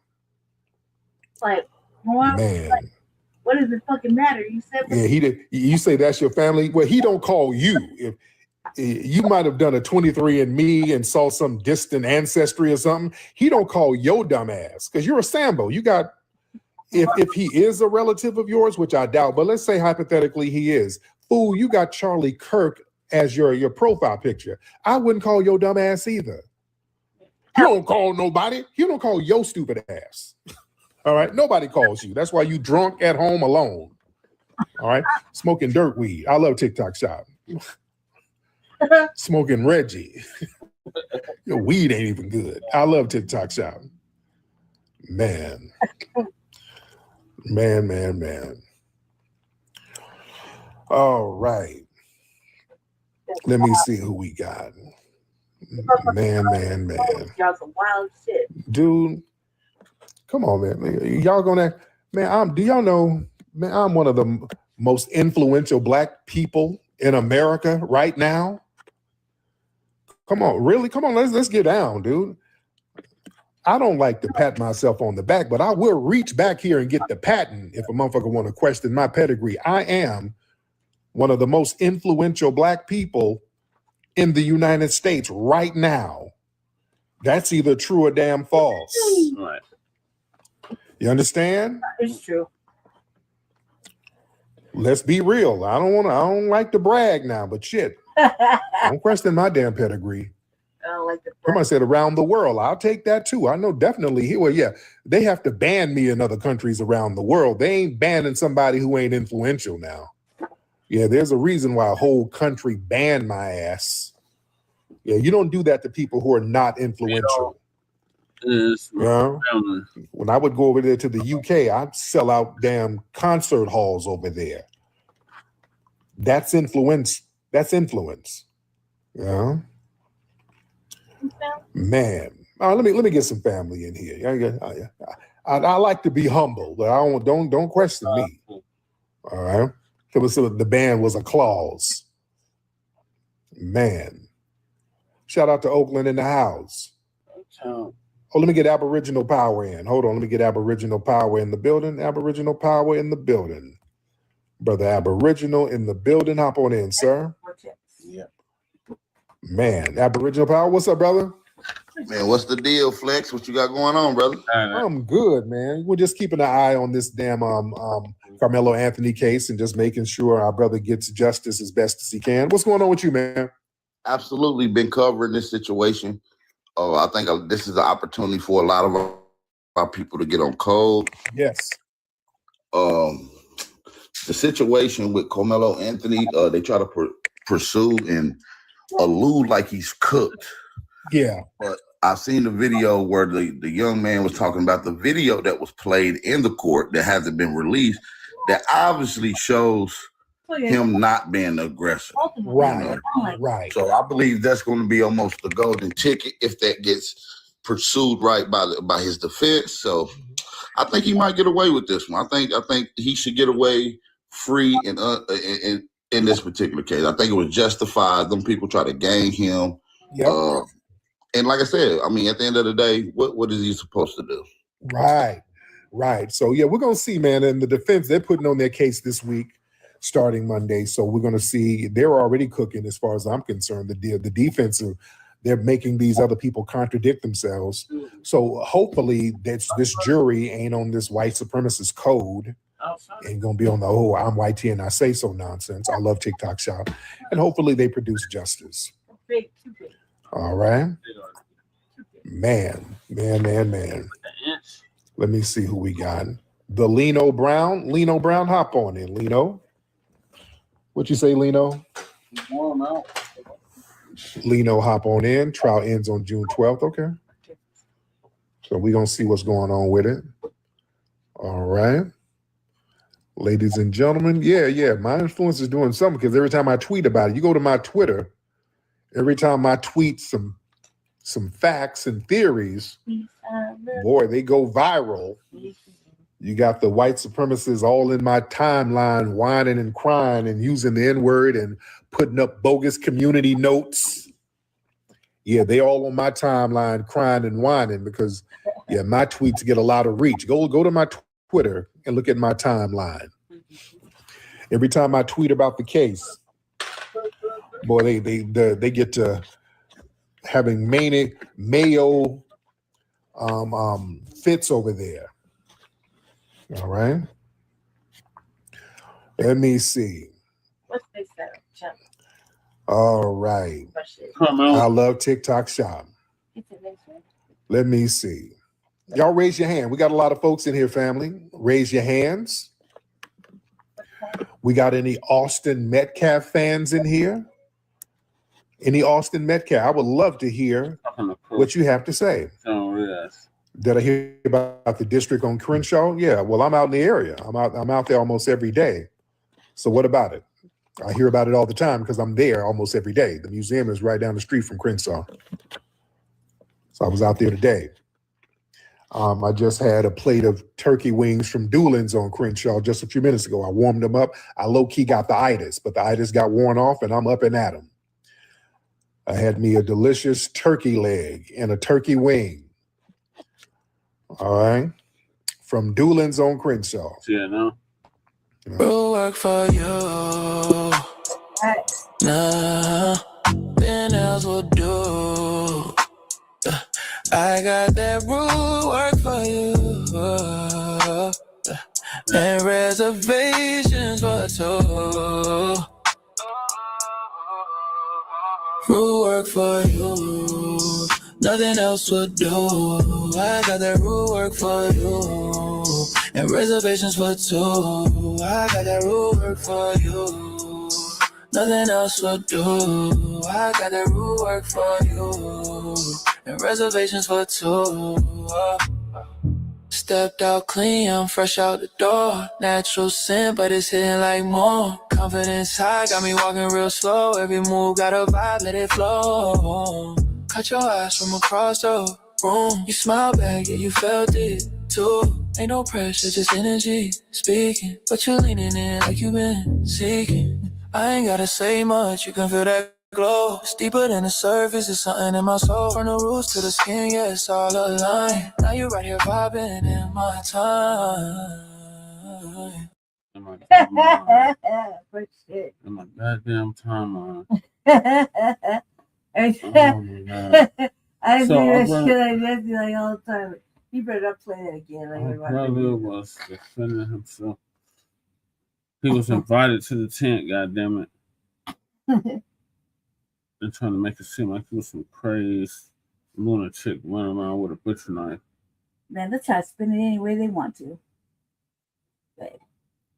So, moving along, will the black community face backlash if Karmelo Anthony is acquitted? Nope. Nope. Because we did everything possible. No, never in LA. Never. So they're doing a lot of janky shit out here in South LA, man. I'm telling y'all, raise your hand. Let me get the family in here. They're trying to take it from the owners. Yeah, dude, that's the story of the whole area over there, man. Yeah, that whole area, bro. All of the area. I'm dealing with it. These white tea city council, they're not city council, they're community council people over there in our area. They have these little secret meetings on our ass where they do bogus noise complaints against us and just send inspectors to the museum and they do all types of shit to kind of run us up out of the community because they're really trying to gentrify it, especially before the Olympics come to LA. The Olympics is coming to LA in 2028. And they know it's going to be a big windfall of money. The real estate value is going to go up. So they're trying to get a lot of us out of that area before 2028. So they're doing a lot of janky shit out here in South LA, man.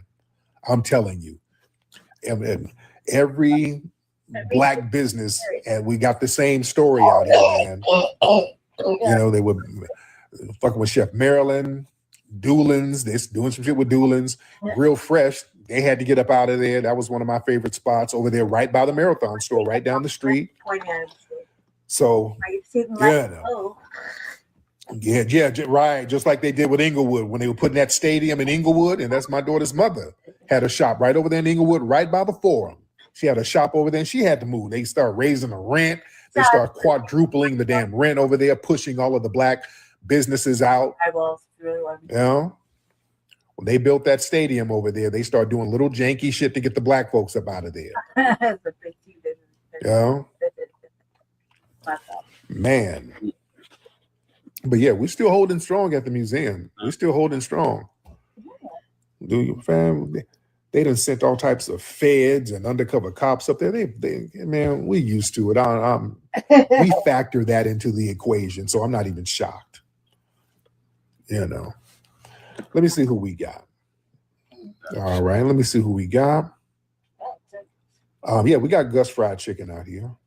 Yeah, the Hidden History Museum. We got the Hidden History Museum out here on Jefferson Boulevard. Yep, go to hiddenhistorymuseum.com. Yeah, hiddenhistorymuseum.com. Let me see. Here we go. Where we at? The museum, it's open Monday. It'll be open Monday, Tuesday. We change the schedule around, but usually Monday, Tuesday, Friday, and Saturdays.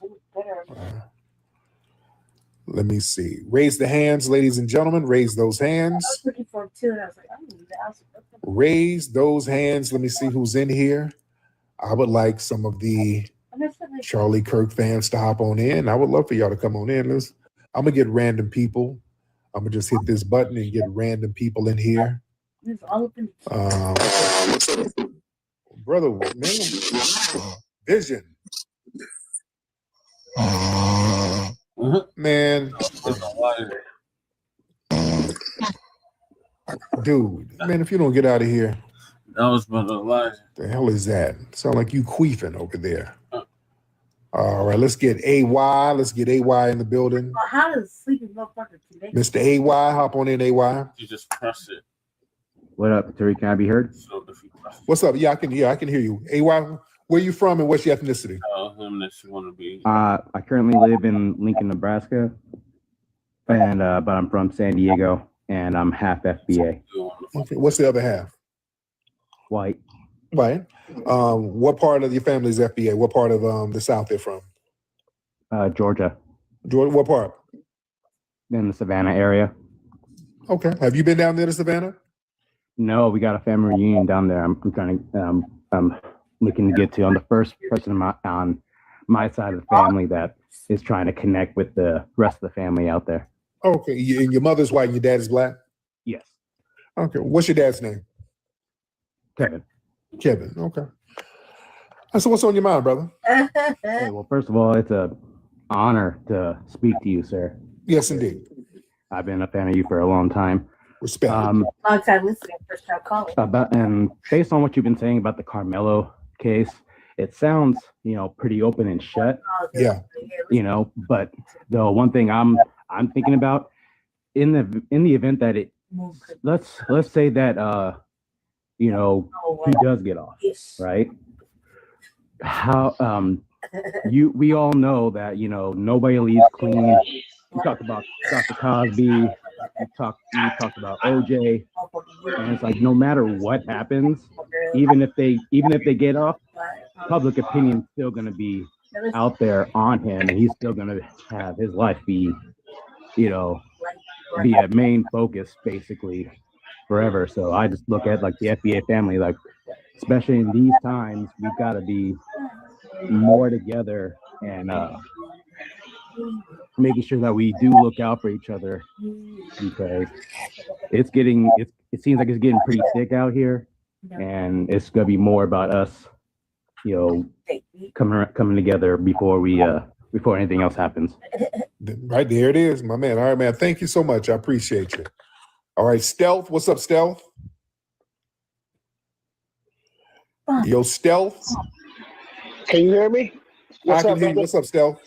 What's up? I had a good time at the museum, man. If y'all ever in LA, make sure y'all check out them comedy nights at the museum, man. Me and my boy DJ Silk had a good time at the museum, man. Beautiful place, great comedians, and I hope you're doing something, doing BET Award weekends, man.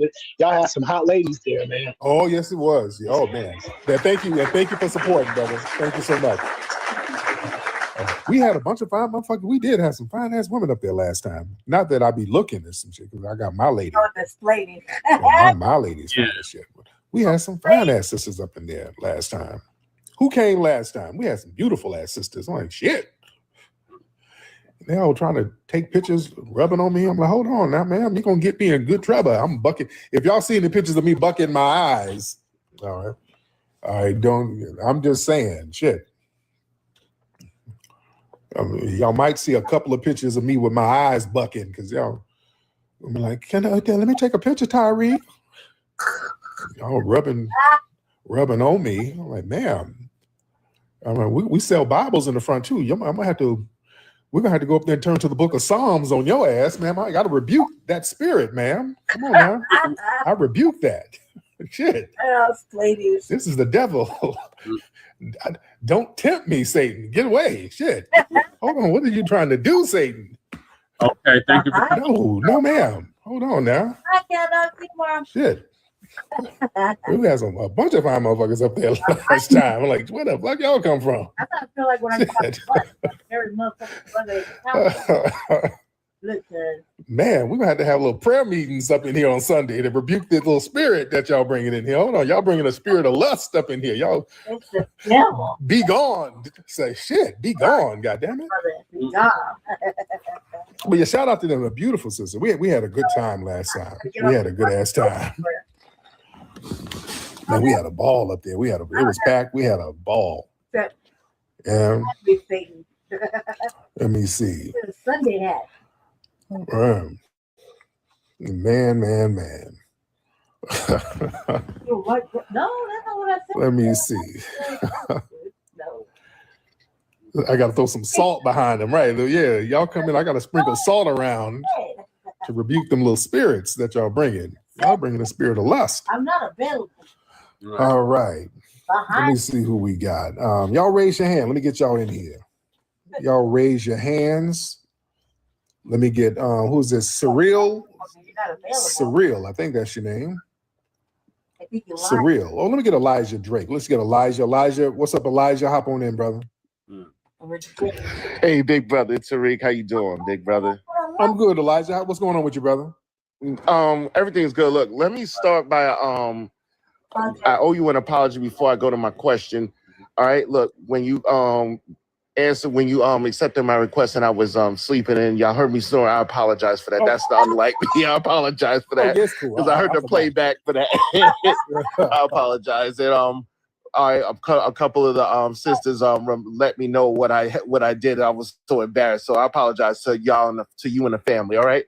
Yes, my indeed. question. Thank you so much, big brother. My question to you, big brother, is this: with this whole situation, and it scares me to ask, but I still have to ask: do you smell a major attack on the Black family if our brother gets off, if our little brother Karmelo gets off, and everything like that? And my other question, you was talking about Los Angeles and everything like that, because I want to ask quickly, because I know you got other brothers and sisters to talk to, so I want to land my plane real fast. Yeah. When you was talking about the situation that's happening with the gentrification, I always wondered, you're a veteran of Los Angeles, not me. Do you think a lot of the gentrification that's happening over there to the Black brothers and sisters, do you think that's all in response from that Rodney King uprising back in '92? And on those two questions, I'm gonna land my plane there, big brother. Yeah, thank you so much. You know what it is, man. What they want to do. He has so many questions. Well, first, let me answer the first one. Do I think if my brother Karmelo is found innocent, like that he is, will the white supremacists try to do No, they've already thrown everything at us. They're not going to do anything they ain't already been doing. They're not going to. They ain't about to just start running up all willy nilly. They ain't about to do that. They're never going to do that. Right.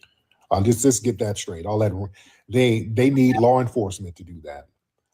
You see, they need the state to back them up. They can never run down on us by themselves willy nilly. I want y'all to understand something. White supremacists are cowards. They are the ultimate damn cowards. The best they can do is run up on women and children. When they step outside of the legal boundaries, we got that ass, and they know it. I want y'all to understand. Let's get something straight. They ain't doing nothing without police protection. Just like Chud the Boosie. The minute Black folks he took his bitch ass up there in the trenches of Nashville. Remember, he went to that gas station and some real ones pulled up on his ass because he's usually up in the little tourist area. So most of the people are on their P's and Q's. But when he took his bitch ass up there in the trenches of Nashville, he started getting pressed and then hopped his ass on the phone with the police. All right? They're cowards. They ain't about to step out of the boundaries of the law like that, because the minute they do, it's all the way up, and they know that. If you step out of the boundaries of legal protection, you gotta do your little dirty shit within the parameters of the law. Once you step out of those parameters, that ass is ours. That's what they learned in Bowley, and I talk about this story many times. In the 1930s, the white tee supremacists were going around the country robbing banks. You had all of these white tee gangs, Machine Gun Kelly, Dillinger, all of Bonnie and Clyde. They were just running around robbing banks. Pretty Boy Floyd's gang, they said, hey, there's a bank up in Bowley, Oklahoma, all these well-to-do black people. We need to go hit that bank. Pretty Boy Floyd told them, hey, listen, we ain't got the police to protect us. We're bank robbers. We don't need to go over there messing with them black folks. Them Oklahoma black folks are a little bit different. Mm-hmm. We don't do that. And they were like, no, that's going to be an easy lick. We'll get those niggers. We'll go hit that bank. They got plenty of money. We go in and out. We got them. Pretty Boy Floyd said, hey, I'll holler at you, but I ain't going. Y'all go without me, but I ain't going. Don't go up there messing with them folks. They went up there to Bowley. That's where Chief Dusty Wolf is from. They went up there. This is in the 1930s. They went up there, tried to rob that bank. Them brothers tripped that alarm. Everybody in the community went to the crib, got their gats, surrounded the bank, and Swiss cheese them damn white supremacists. Got them up out of there for good, as Umar would say. They ain't robbing no more banks. They stopped robbing banks that day. You understand? They know if you step outside of the boundaries of police protection, or you vulnerable. Just like speaking of LA, remember, the Proud Boys and the Oath Keepers, they're all clicked in with the police. All right, let's be clear. That's why they get away with all the shit they get away with. They're clicked in with the police. Remember when they decided to come out to LA, they were going to be real bold. They were going to go to Maxine Waters' headquarters, which is in the heart of South Central LA. Yeah. That's in the middle of several Crip and Blood gangs. Mm-hmm. They thought, okay, we're going to really push the line. We're going to go and pull up to Maxine Waters' spot and show them we mean business. The LAPD told them, I saw a video where they said, hey, listen, if y'all go over there, we can't really back you up. They already told them, if you go in that neighborhood, we can't back you up. No. We've already had problems like that before. The LAPD tried to let them know that it's going to be a problem and we can't rock with you. They tried to go anyway. And where my LA people at? Y'all know how that turned out. They didn't make it out their cars. They didn't get to park their cars. You understand? No, they didn't leave running. They didn't even get to show up. They got their ass whooped in traffic. They got their asses towed up on the way there. Cats was catching them in traffic, beating them out of their cars. They had to get the hell on. They whooped them all up and down Crenshaw, they whooped them all up and down South Central LA. It was belt all the way to ass. You understand? They got worked on, easy work out here. They didn't park their cars and they weren't even able to take the keys out before they got their asses whooped out here. Oh yeah, they learn real quick. It's a different game out here. You know?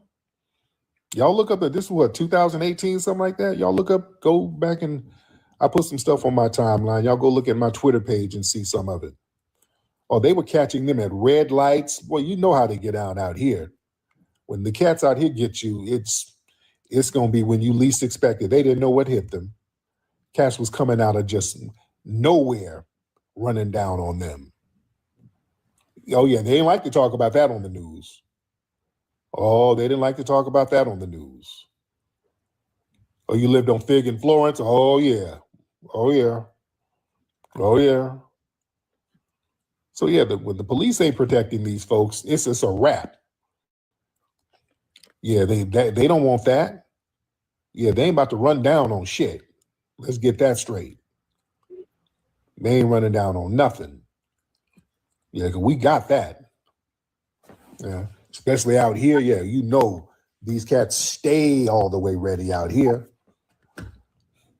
Because with the gang politics and all that, everybody's already. That's why they had a problem with the Crips and the Bloods and Raymond Washington and those guys. The real issue they had with Raymond Washington and the Crips and all those guys was because how organized and how militarized it was. People forget Raymond and those guys started the Crips right after the Black Power movement, and they still had somewhat of a militarized mindset. They were trying to emulate the Panthers and the Black Liberation Army. They were trying to emulate that, but it devolved into a lot of street beefs and territorial beefs. But the way they set the gangs up, they would have safe houses. They would have certain places where they would stash guns throughout the city, where somebody needed to turn up, they knew whose house to go to. Yeah, the gangs were set up in a very militarized guerrilla warfare type of way, which made them very, very dangerous. And it still makes them dangerous to this day. That's why when the LA riots popped up, it got very active out here very quickly. You understand? It's deep. Yeah, watch Bastards of the Party. Our good brother Bone, that's a phenomenal documentary about that, the Bastards of the Party. I love TikTok Shop. I love TikTok Shop. You know? Man, let me see. Yes, indeed. Let me see. We got a lot of folks in here. Let me see who's raising them hands. Jimmy James. Let's get Jimmy James raise some hands. Y'all, everybody else raise your hand. Let me get y'all in here. We got a lot of folks in here. Oh, the reason for justification. Jimmy James. Yo, what's going on, Tariq? I'm good, Jimmy. How you doing, fam? Man, I'm doing great, brother. And I appreciate you and all the folks keeping everybody aware about the Karmelo Anthony case. Yes. Just a quick. I just want to share that in this state they have 4 culpable mental states. There's intentionally, knowingly, recklessly, and negligence. So for the charge that he's been charged with, which is first degree unaliving, I'm not gonna say the other word, right? Because I know you love TikTok Shop. Oh but, yeah. The thing is, those 2 culpable mental states, you have to prove that he intentionally and knowingly did what he did. Right. So the thing is, everything that y'all been saying and putting out proves that he did not intend to do that. Right. And he did not know that was going to happen to him. That's why he stopped and asked, is he okay?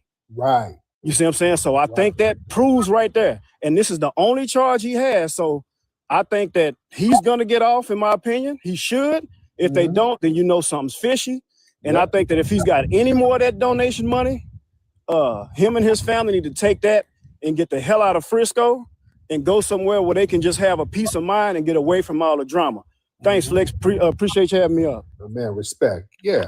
Yeah, like our brother, man, he didn't, that kid, when he went to that game, that dude, he wasn't planning on unaliving anybody. It's the last thing on his mind. He just went to a game. He didn't plan on getting into no altercation. And he was supposed to be there. At all. Wasn't premeditated or nothing. Wasn't provoked by him or nothing. He wasn't supposed to be there. All right. Always twisted up with the Man. Okay, who is this with a fake account? Okay, who is this? Man. Okay, who is this with a fake account with a picture of me on there? Oh Lord, are you a Tether? We got a fake account with my picture on there.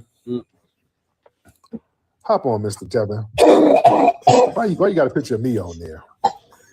Ain't that you over there in Senegal with your family? Eating jollof? My family? If it was, it would be. I would just have Ain't your father from Senegal? Hell no. What kind of lie is that? We did a full background check on you. No, you didn't. You set up there lying, and you can't do shit about what your people are from Senegal, bro. No, they're you not. love jollof, right? No, we they're got all not. kind of pictures of you in Senegal with your family. How's lying working for you? How's that working? How's my dick in your face work? How's that feel? Okay, punk. Okay, no punk. Yeah, no, yo, no, mama's no, a bitch. no, punk. No, punk. You talking about putting your penis in a man's face? We don't do that, punk. What kind of dude does that? What kind of insult is that? What kind of niggas out here? What kind of punks is out here? I don't fight punks. All right. Yeah, you got it, my nigga. All right. All right. Yeah, you got it, punk. I don't fight punks, nigga. Y'all, that's a different kind of thug right here. This dude threatened me with oral sex, with male oral. What kind of shit is that? What you feel about this dick all in your face? I don't feel no way about it, nigga. Just take my wallet. I don't want it, punk. I don't. There's a whole contingency of punk thugs. I don't want it with y'all niggas. All right. What kind of? I don't want it. All right. Senegal. I defer to y'all punks. Suck my dick. This dude threatened to violate me with his genitals. He's wild. He was like, Good Lord. Check our. Is he? Yeah, he's one of them DC punks. Yeah, that's a DC punk. They're very aggressive. Man, Like, I love TikTok Shop. yeah, but did you do? Good Lord. Check out your weird shit. Did you guys? Oh, yeah, he just got out. Yeah, that was the booty warrior. That motherfucker Yeah, right. he said we can do this the easy way, the hard way. That nigga's gangsta-licious, huh? Open, just ready. Oh, Pride Month got him turned up. He's gonna put his genitals in my. How you feel about this dick in your face, nigga? Oh, I'm sorry. I didn't know you were one of them, nigga. Okay, I don't want it. All the vitriol. I don't want it, sir. How do you feel about this? Let me tell you. Damn, I don't want that kind of gangster. I don't fight punks like that. And y'all remember there was a video. I couldn't play it. There was a video, I think, down in Atlanta somewhere. What? There was a punk in a dress at a liquor store. He had a massive boyfriend. He got into a fight with this YN. This YN started whooping on the YN was fighting the punk, and the punk pinned the YN down, and then the punk's dress started rising up, and the punk's dick and balls was rubbing on the dude. I'm like, man, I love TikTok Shop, by the way. That right there is why I don't fight no punk. That right there. That right there is why I don't. That punk's genitals was rubbing all on the brother's stomach and shit. Hell no. You got it, punk. Oh, get beat the fuck up. Just take my wallet. Take the keys, nigga. Just take it. I ain't fighting. I ain't getting balls rubbed up on me. Hell no. I'm cool. I love TikTok Shop. Yeah, you lost twice. That's what I'm saying. The stakes are too high. Because most likely I'll win, but if I do lose, shit. Stakes are way too high. I'm good. I'm so good. Man, that's a different type of thug. I can fight regular niggas, and I can even take an L, but I ain't taking an L from a punk. There's some different ramifications. You can't wipe the spirit of his balls rubbing all up on your hips. No. Nope. Oh man. All right, let me see who we got. All right, raise them hands, ladies and gentlemen. Who said that? Yeah, and by the way, y'all sassy punks and shills lying about me, and nobody gives a shit. Nobody gives a shit about y'all lying about me. Y'all can't do a goddamn thing about nothing you lying about. Delineation is here. Delineation has already happened. You lying is just you throwing crap on the wall. Nobody cares. Right. We did some research on you. Y'all from Senegal. I mean, dude, nobody cares about you. Yeah, you can't go on no vacation. Lying. Let me tell y'all tethers, flunkies, and ops something. Go to Senegal to go check it out. I've been around too long for y'all to lie. All right? And you gonna act like you. I've been around way too long for y'all to be lying. Motherfuckers, everybody know me. Y'all, do y'all know how long I've been around? Y'all listen, people who listen to me are damn near like my fucking family. All right? Y'all know my relatives. Y'all know my mom and dad. Y'all done, if y'all been to Detroit, y'all been to my movie screenings. Y'all done sat up there in movie theaters with my dad and my sister. Y'all know my family, my daughter. Y'all know my family. I've been around too long. Yeah? I've been around way too long. Some of y'all, I done went to school with some of y'all people. Y'all done listened to me since y'all. Nigga, y'all seen my dad, all right? Yes. Y'all, there's pictures of my dad. Y'all have seen me with my dad. Some of y'all have met my dad. My dad has come to my lectures. Ain't nothing about my dad, no motherfucking Senegal. My dad is from damn Lowndes County, Alabama, nigga. And then up in Detroit. My family is FBA to the damn bone. All right? That's you eat Joe up, isn't it? Y'all don't stop. Man. So fucking what? Let me see who we got. That's you riding a cat. Let me see who we got. Let me see.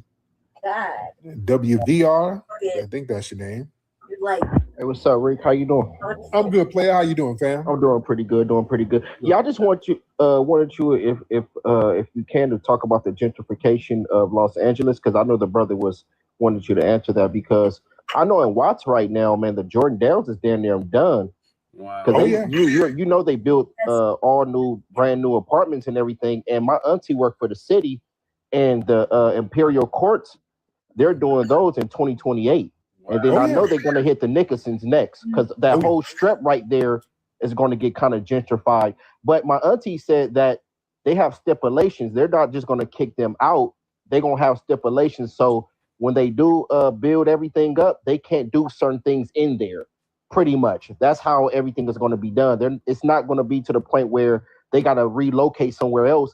They can still stay in there, but you can't have like no criminal stuff going down and things like that. Oh yeah. And a lot of black people, to be honest, Flex, because I have like 3 generations in LA, so I kind of know about the city. And a lot of people just moved out based upon, a lot of the illegal immigration that happened. A lot of the Latinos become, they do a lot more for the Latinos, and a lot of black people still have homes right there. Because my auntie, she still have 3 homes, and a lot of black people is not selling. And we are in LA, because I don't want this whole narrative that, because some people be like, oh, the Mexicans, they got y'all moving out. No, it's not the Latinos. We're not scared of no Latinos. Right. I don't like that whole narrative. That comes from other people that's not from the city. Right. No, we leaving because, first of all, a lot of those homes, some people sell the homes, and a lot of black people have more opportunity, because if you sell a home, then you move to Bakersfield or Lancaster or Victorville or back in the IE, because in San Bernardino, it's a lot of black people that live in the IE now, because they sell their homes, and they can have like a bigger home and bigger land. So it's like that. I don't like the whole narrative that the Mexicans kick. Dude, how are we gonna let some 5'1" Latinos kick us out? Right. Come on, dude. That's not gonna happen. But if you can explain that, brother, I appreciate you. No doubt. Yeah, what they're doing, man, in the center of LA, a lot of the YT people, they want to move back in those areas because they were out in the suburbs. The YT people went all the way out to Thousand Oaks and Simi Valley, and they were moving all in Santa Clarita. So they don't want to be all far out because, traffic and all that. So they want to be closer in the city.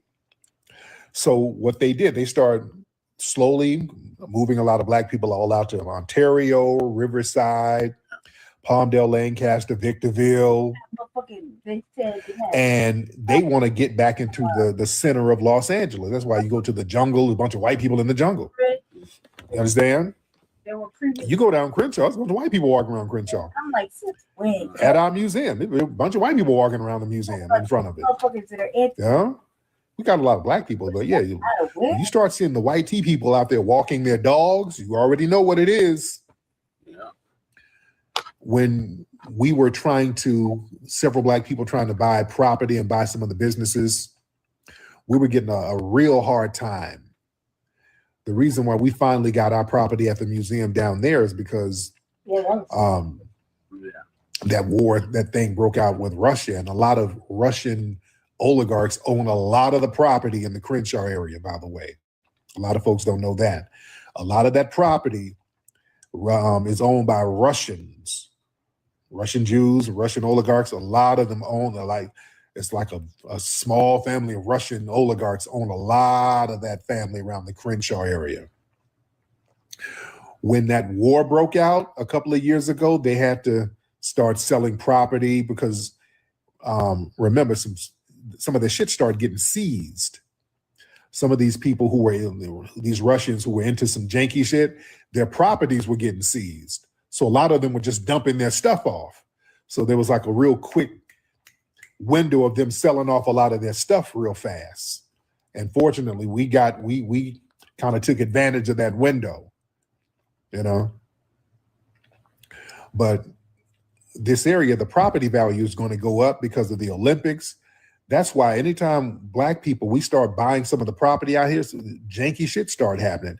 Family, again, they've sent feds and undercover cops up to the museum. They had Bucci and all them niggas lurking around doing reconnaissance and surveilling the property, all that old cop shit they were doing. And some of the others, they were flying ops and agents out from DC and Baltimore to lurk around the damn museum doing real janky shit. With our brother Nipsey. And the shit when people forget what Nipsey was going through when Nipsey and those guys bought that property over there on Crenshaw and Slauson, and how the city for years were trying to get Nipsey. They were trying to get Nipsey out of there for the longest. They were sabotaging Nipsey every chance they could do, but he just kept getting more successful, and then he consequently got unalived, and that's still questionable on the real motives behind that, you know. But yeah, the whole myth and narrative that the Mexicans ran us out, a lot of tethers be saying that. That's some shit that's a lie that a lot of tethers like to promote. You niggas in LA, you're always talking about Africans, but the Hispanics in LA are beating your ass, nigga. That's some fantasy that tethers have. I don't know where y'all, that's a fantasy. Nothing can be farther from the truth. Mexicans don't do shit to us out here. I mean, come on, put your thinking caps on, dude. They don't mess with us out here and never have. Do y'all want to, yeah, that's tether talk. Mexicans ain't never stomped down on us in the streets like that. No, never in LA. Never. Do y'all understand what I'm saying? Never. That ain't never happened.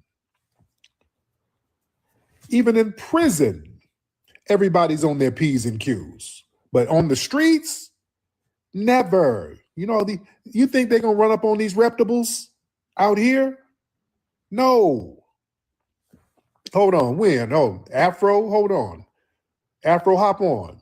When have they run down on us in like large? Now, I ain't talking about them running up on a kid somewhere or a civilian here or there. When have they run down on some reputables out here?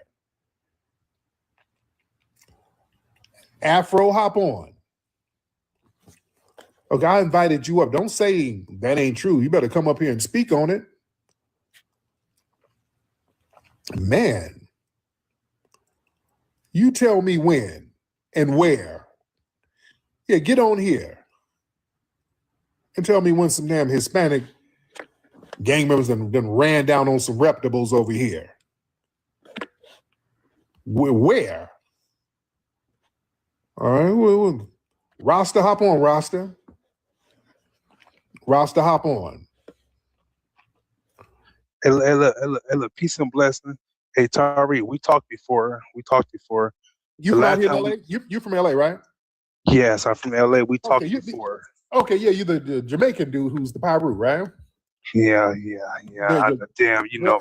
Damn. Bro, when did they ran down on? Okay, look. They don't be doing that, but right. You know they do pick on the vulnerable ones, the young they ones, might run up on kids. Yeah, that's the what kids. I'm saying. Just like in Chinatown, this one little kid was behind some grocery store, and two little kids. And the video went viral. It went viral on Adam 22. He interviewed the little kid too. It's a little baby. And some grown ass Mexican jumped out. Okay, Ross. You proved my point. Damn. Okay, that's what I'm saying. They I ain't talking about them catching a kid somewhere slipping. That's yeah. Thank you. You just proved my point. That's what I'm saying. They ain't running down on no reputables out here. They know better. And even when they run up on a kid, there's some get back when they ran up on that kid down in Long Beach. It was a special needs kid they jumped in Long Beach, and Long Beach got so active.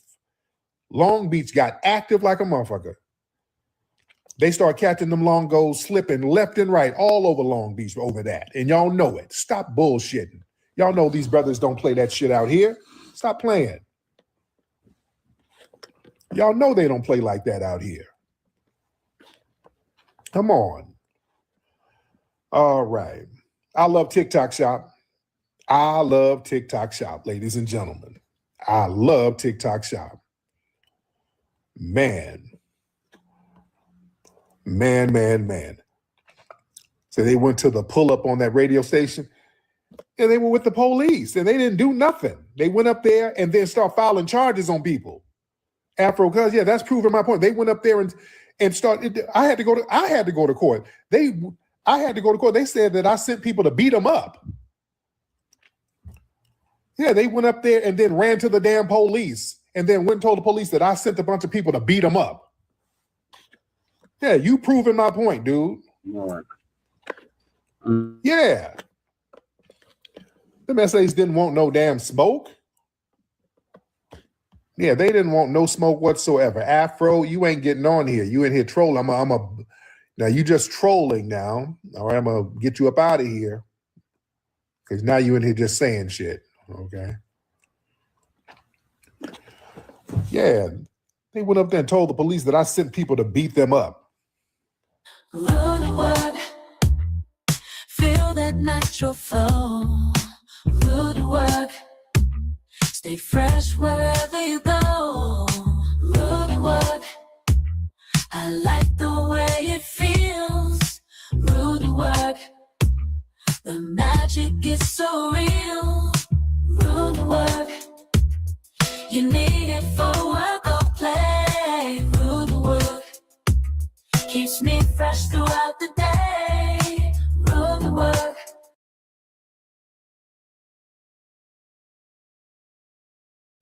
Laura, what's going on, Laura? They're saying you saying something in here. Laura, hop on. Let's get Laura in here. Laura? Hello. What's going on? Why are people on your bumper? So if we had a Marion Barry right now, they wouldn't be doing business at all. They started, once he started. Is this so-called YT teacher? Come on, y'all. Do y'all need to go to bed? Come on now. Come on. Y'all need to take a nap? What's happening? We're going to get one more. We're going to try one more because we ain't doing all this. All right. Y'all calling up, getting confused. Plebiscite babbling. Come on now. Claws babbling. Come on now. All right. Let's get Sweet Sister. Let's get Sweet Sister in the building. Sweet Sister, hop on in, Sweet Sister. All right. Sweet Sister, are you in here? All right. She left. All right. Raise your hand in the comments. All right. If you want to get up, raise your hand, ladies and gentlemen, and let's get you up. All right. Because we're going to shut this down if y'all ain't getting down. All right. Hold on. Breeze. Let's get Breeze Omega in the building. Breeze Omega. Hey, what up, Tariq? You can hear me, my good brother? I can hear you, Breeze. How are you, sir? Yo, what's going on, good brother? I wanted to say one thing about the whole Karmelo Anthony case. They sit here and they're saying that they struck down these 3 black jurors because they were teachers who taught young students. And I'm saying they didn't strike down the white teacher. And I'm saying, like, well, what is she teaching if she's not teaching young students? Because he was a high school student. So who the hell is this so-called YT teacher that they haven't struck down? Was she teaching illegal immigrants? It's like, it's weird because they're making a disposition against her for saying that, well, she doesn't teach young children. So who is she teaching? Because other than that, if you're not teaching young children, you must be a professor and you're teaching in college. But she's not a professor. So this whole thing right now is just giving me weird vibes with the way they're maneuvering. And I think, I swear this country better be ready because it's gonna get turned up. Yes, And I indeed. appreciate you for all that you do, my good brother. Thank you so much, brother. I appreciate you. Jeremy, Mr. Jeremy. Hey, what's up? How you doing? I am good, Jeremy. What's going on with you?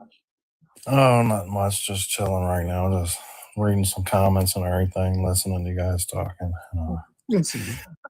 I have a little bit to interject. I just, I'm on friendly terms with all y'all when I see what's going on in America, and I'll try Brother Breeze to just spoke. It's probably in the chat right now. All right, I'm gonna move on to the next topic because we've been on this way too long, and that is Trump's Black Jobs remarks spark new reactions. Mm-hmm. Good.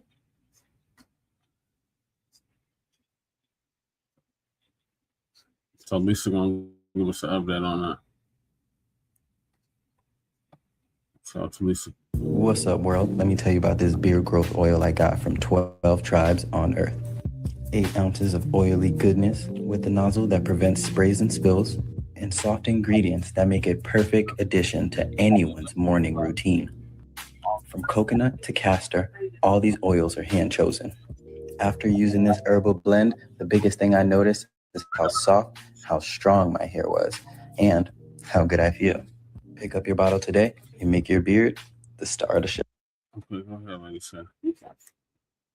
April Showers, if you're still in here, Lady Tay would like to debate you on that docu-series. You said, say what you said. Well, you asked me to come up, but Lady Tay said she was ready to take that challenge.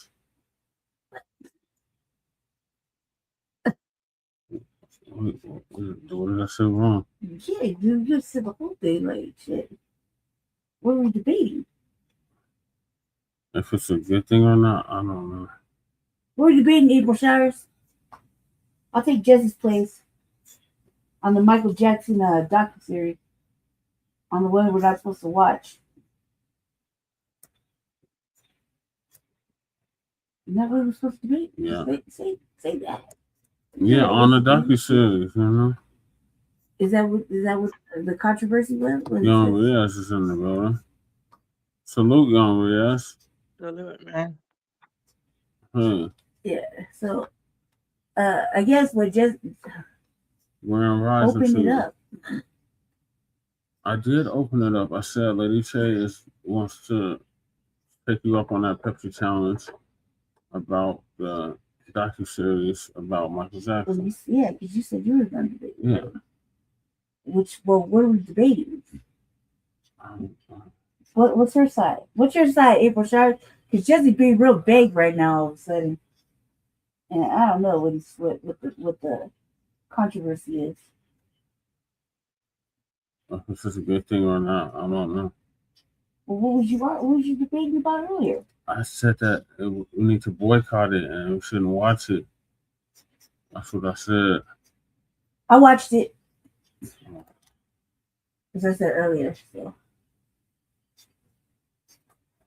You have a debate panel or something like that. I said, I'll take his place. I'm heavily informed. Sorry. I don't know why I kicked you out, Young Riaz. Okay. What are your thoughts on the Karmelo Anthony thing? Me? Young Riaz. I get kicked out. You in the thing? He's here. Yeah, Riaz. You sound like you're about to fall out. No. Okay, he's back. Okay, so relating to that case, though, bruh, I believe he's innocent. Because, look, I don't blame him, bruh, for doing what he did. Because that guy basically was messing with him. So I don't blame him, though. He stood his ground. Right. Yeah, I agree. All right, so moving along.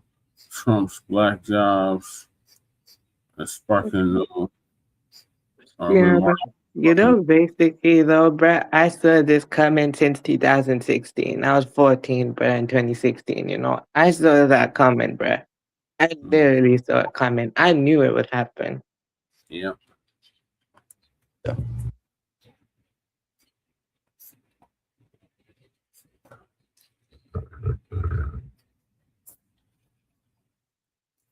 Yeah, so basically, the reason I didn't make it though, yesterday's stream. I know Breeze was live yesterday, but I was sleeping, I had somewhere to be, so I didn't make it. I caught the replay though. I've been lurking. Okay, y'all. Ever since the video went viral of Donald Trump talking about black jobs and factory jobs coming back, first of all, you would have to be a fool to sit around and believe Donald Trump. These manufacturing jobs are never coming back because they don't want to pay the kind of wages that Americans want. They come out much cheaper getting the same job done overseas because we know places like China and Korea and India, they're going to work for pennies on the dollar, and they're going to work much longer hours than the average American. I was reading over in China, China works 6 days a week. They only get 1 day off. That's it.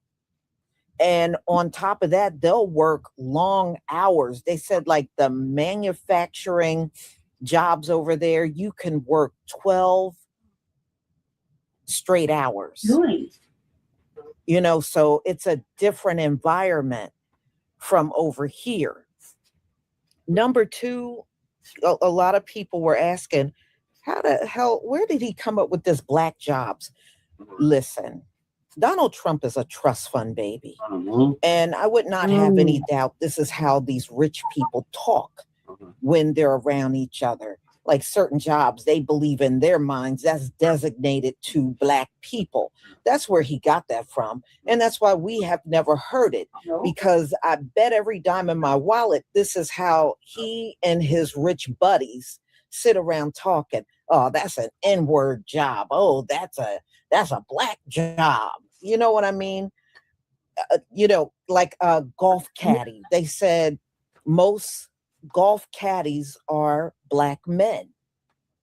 And see, to somebody like Donald Trump, that's a black job.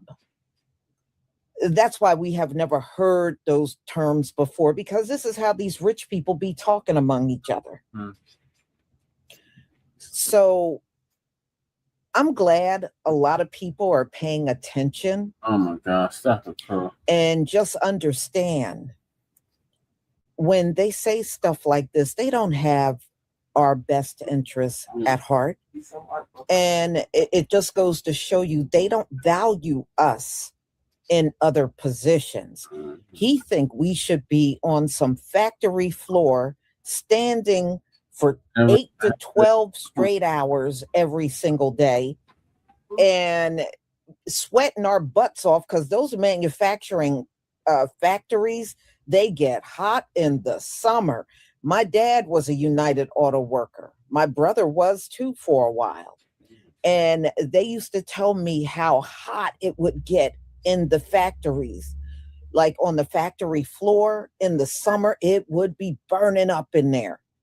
On top of the temperature being high outside, and that equipment and assembly line equipment that they use, those machines get hot because they're running all day. And then you got the heat from that. And on top of that, the heat from outside coming in to the warehouse. And they said it would be burning up.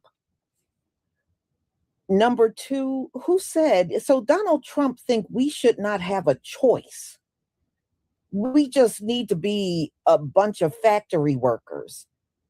When we have people with all levels of education, so all of that should be ignored. Maybe that's why he fired so many from government jobs that they were fully capable of doing, because in his mind, you shouldn't have that job. You should be in some black job somewhere.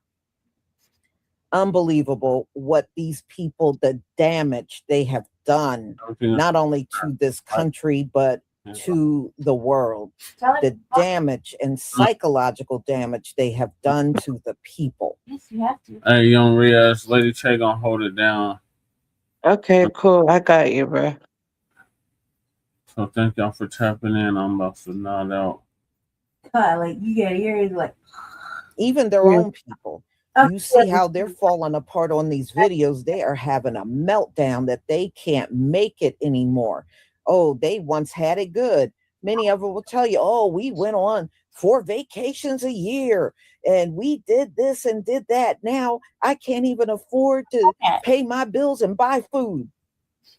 You got everything. Oh, well. Other plugged in my. You know, Wait, I'm gonna say y'all that should have isn't it made like everything fair and no, dropped it's been all a of the decline since racism. 2008, you know? Yeah. You know, Yep, it's I heard. yeah, because you know where I'm at though, basically though, in the UK, basically, they've been declining since 2008. It's just that during that period, they found a way to stay stable. It's just leaving in 2016, the European Union, then basically having poor leadership, poor planning. And then 2019, you know what we went through in that period, you know? So add that factor, straight up collapse. Literally, though, I'm telling you, though, it's so bad in the UK right now that London has become more and more expensive, though, and cost of living, prices, though, that it's gotten that bad that even Manchester's outperforming London. It's cheaper to live in Manchester than it is in London nowadays. My family's is fortunate, though, they got to stay in London, though. You know, and be able to afford all the things they need, you know? But, you know, not everyone as fortunate as me. Yeah. What you talking about, crew? Let's see. That's it. I had to get all that shit close to the camera, to the computer, so I can see all what Ray is talking about. Wait, I'm not sure. You were talking shit in here somewhere. I saw him talking shit. Let's see. Okay. I didn't really flee anywhere. I was born already in the UK, so. Yeah. I would didn't. not. Basically, my family, they never fled anywhere. Some chose to stay where they stayed, and some just chose to go. I already have stuff going. I never fled anywhere. Right. Yeah, it's not good. 7 days. You know, Lisa's not working. She's like a home entrepreneur, right? So like, you can't really say she's a liar. She's a home entrepreneur working at her own pace. Like, come on, cuz, like, do better. She's not like at a job. She's doing her own business. That word, like, I mean, I'm not wrong. She's like promoting her own hair products that she's been making, right? So I'm not wrong. She's not working like, you know, at an actual thing. You know what I mean? Who are you talking about fleeing Africa, cuz? Oh my God. Talking to himself, I guess. All right. I don't see anybody talking about they fleeing Africa or anything like that. So I don't know what he's talking about. Anywho, moving along. We're gonna go right back into the scenario and listen to what you gotta say. Because that's on the topic list. So we're gonna see. This country would have been further along, but to this day, y'all still practice it, and it is going to be the biggest hindrance known to mankind.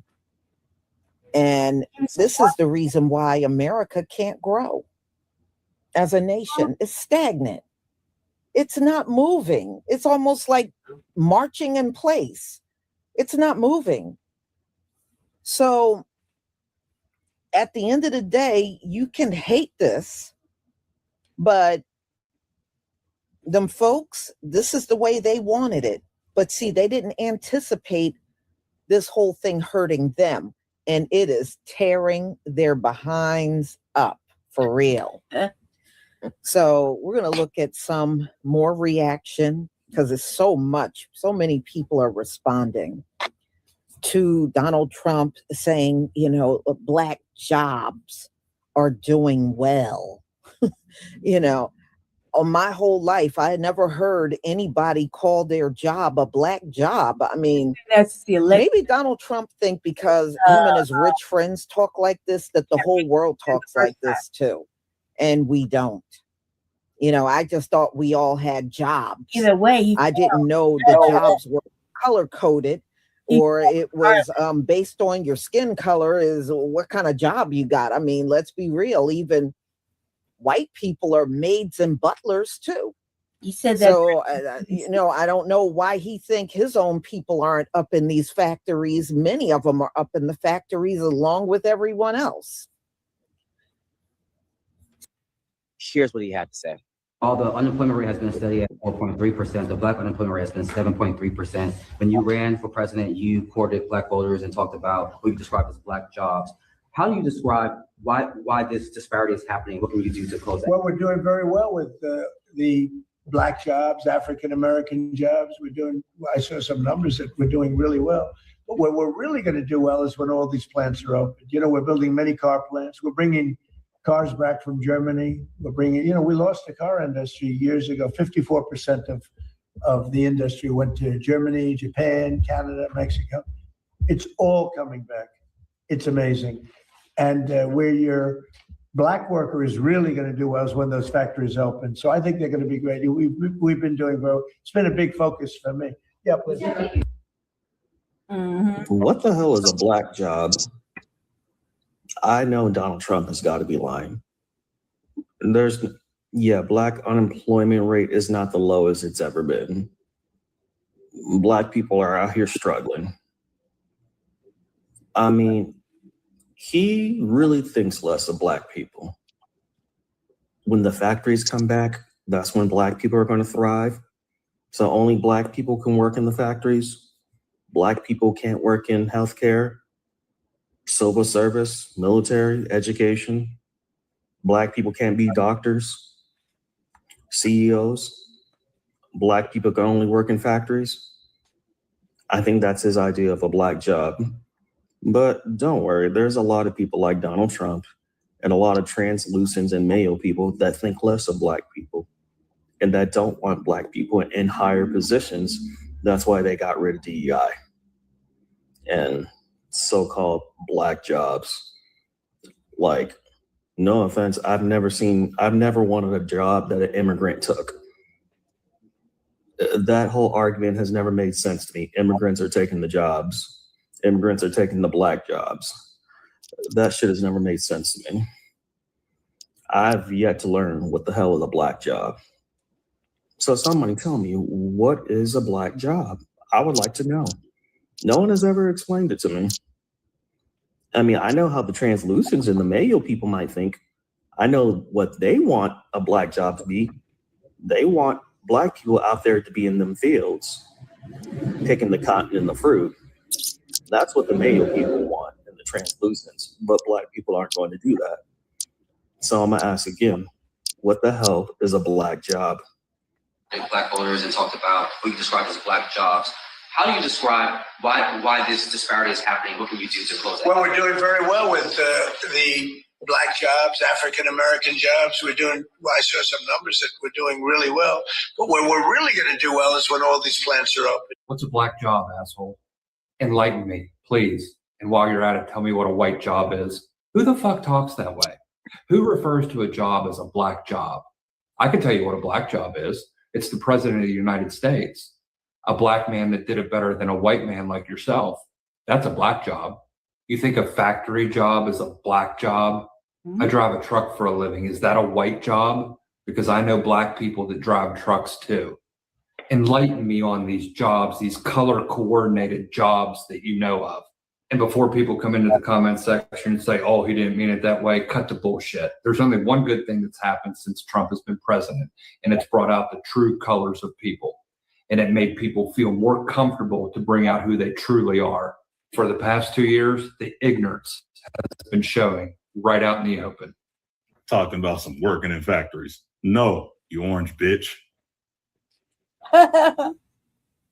My facial expression is Yeah, not I changing. was What you gonna gonna do say about it? that, I don't. you know, I kind of knew this would happen since Like, what's that 2016, fetal you know. alcohol syndrome looking First South time I African gonna already do if knew. I don't They either? told, he said, first time I already Facial knew it expression was still ain't going. changed.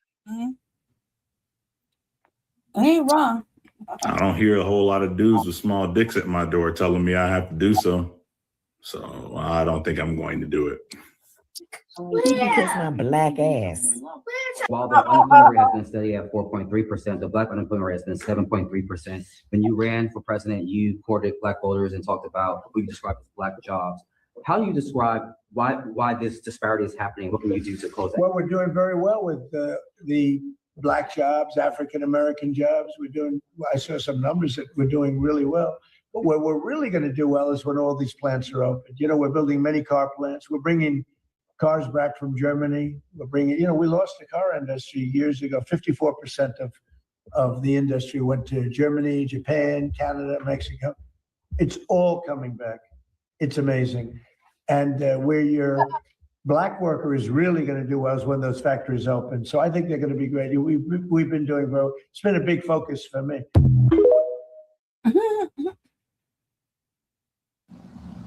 Everybody, LC White here. The president just said something. He said Black jobs. Do you know the unemployment rate in the Black community is 7.3% and everybody else is 4.5%? You know what a Black job is? A Black job is us going out there starting a business, starting a laundromat, selling snowballs, selling hot dogs, whatever it may be, your own clothing line, even paparazzi, whatever it may be to get to the next level. That's what a Black job is. We are so intelligent. We are so smart. I don't have nothing against white, brown, Chinese, whoever. I'm talking about African American people. I'm talking about the Black jobs. I'm talking about us building our own Black jobs. Start building your legacy. I don't care if you only got $1. Dream. We got Chat GPT now. We got all the tools now. Let's go. Let's go. Let's build our own Black jobs. LC White signing out. What exactly is a Black job? Because this is something I really want to talk about. Because every time I hear the phrase, I have to laugh. Y'all keeping on talking about Black jobs like Black people only work in factories, warehouses, in certain industries. So let me ask a question, honestly, and I'm not trying to be facetious. What is a Black job? Let's see.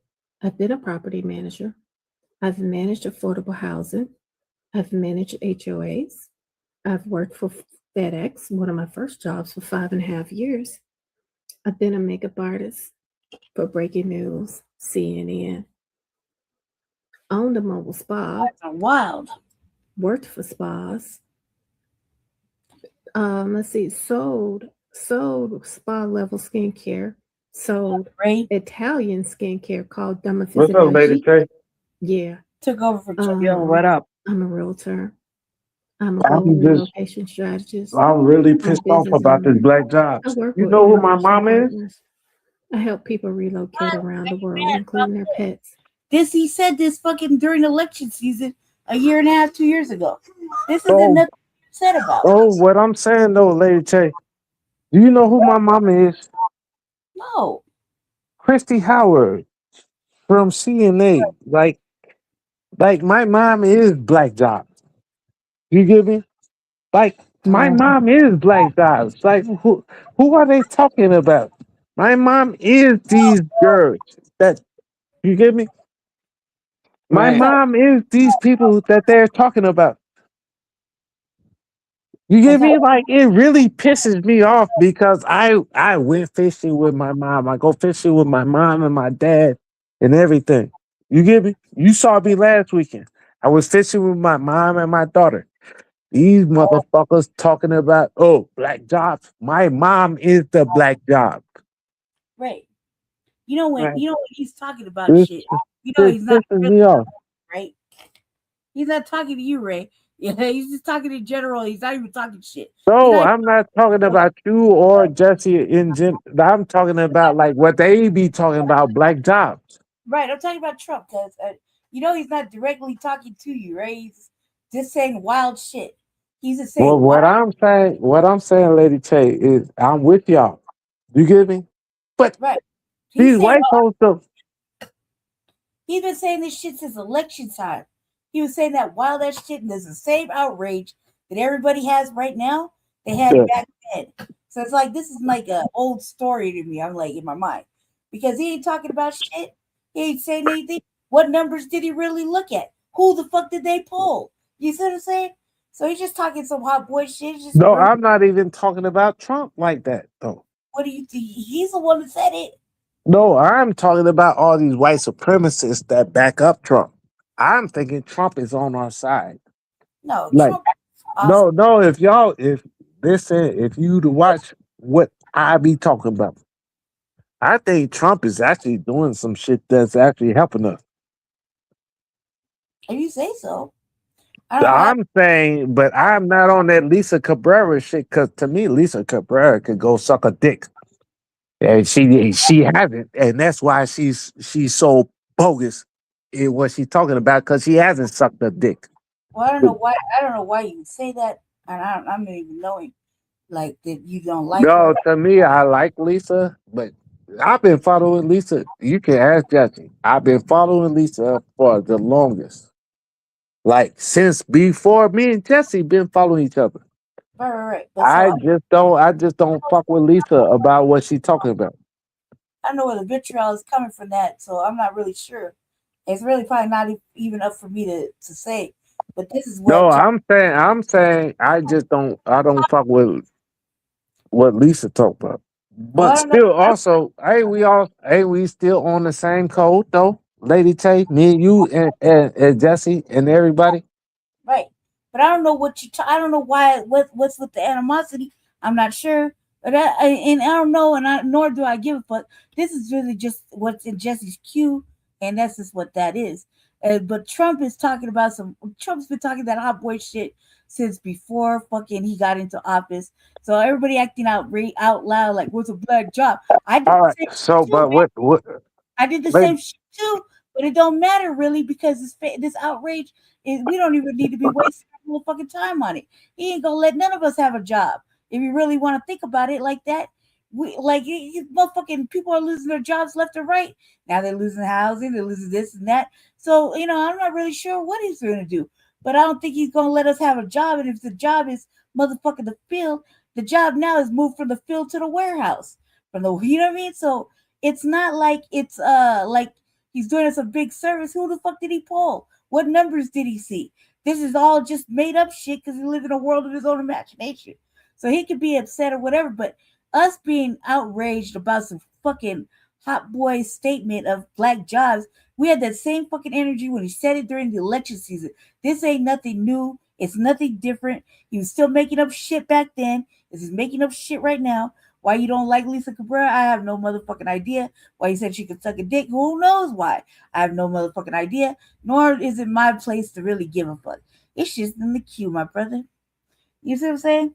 It's just in the queue. And when Trump is talking, and he's talking about black jobs and this and that, he ain't talking to you or anybody specific. He's just making up shit. That's what he does. Well, I'm just talking to you. I'm talking to you. And Jesse is right there, right? He's asleep. But y'all understand what I'm saying. What you saying? It's a reason I don't it's a reason I don't fuck with Lisa. Why? Because she sounds like a fucking coward like Phil. Well, what is she saying that's wrong? Everything. Everything she's saying is wrong. She's saying everything wrong just like Phil. We're on code. Like I really don't like man, Lisa is the old nigga. She is too. Yeah, she is. You're right. But I She's don't know. the old nigga. And you saw I made this song. You gotta watch these old niggas. Lisa is one of them old niggas. So I get what I listen. I listen to look. Listen.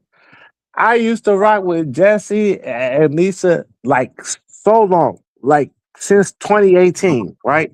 Since 2015, I rock with everybody, right?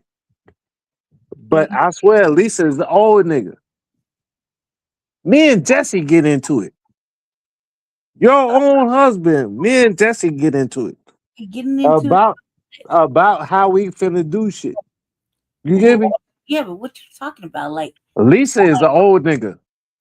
you just don't like her. That's why you say she's out cold. And she's just No, I'm saying she's off code. She's the old nigga. She's like Phil. She's an old nigga. She be off code. What the fuck did she say that got your panties in a bunch? Cause like what she said? So I wear boxers. I don't have panties. What you said? What you say? They got your boxers in a twist, cause you tripping. Lisa be off code. Well, what did she say right now that it got you all like this? Got your head smoking? Cause she be trying to do too much the damn African and all this shit. She be doing too much. Well, to be honest, family, I wasn't really listening. I was just playing the clip, and I was really looking at my phone. So I don't know what. So you weren't listening? No, of course not. I was listening, and I'm telling you, she was off code. I was listening, but I'll tell you like this though. It's not my cue, cuz. So now you weren't listening. Now you weren't listening. I wasn't listening, really, truly. So I'm telling you, I was listening, and I'm telling you, she was off code. All them old motherfuckers is off code anyway. They just get high. Jesse's on code. Jesse's on code. We're on code. I just be on. He ain't old. He's young. He's only like 38. Right. Yeah. He's younger than me, and he's still on code. He's not old. I'm old. I'm 46. I'm old. He's not old. Yeah, you older than me. You older than me. You older than me. Oh, girl. Bright child. Like, he's still young. What I'm still saying is Lisa is older than all of us, and she's off code. Whatever she like, look, man, she ain't been my cup of tea for a minute, but that doesn't mean that I don't listen. I don't even fuck with Phil like that. Uncle Phil's a shell. But that's just my opinion. No, I paid for Uncle Phil last year. I'm not gonna do it. No, I'm saying I paid for Uncle Phil who is younger than me. And I paid for him last year. I paid for his whole goddamn his app and everything. I paid $120 for his app and everything. Why? I don't fuck with Phil. I don't fuck with Lisa. You get me? I fuck with y'all. Yeah, but like, look. No, but fuck Phil and fuck Lisa, because Lisa's off code. Okay, that's maybe true too, but you gotta say what you did to be off code.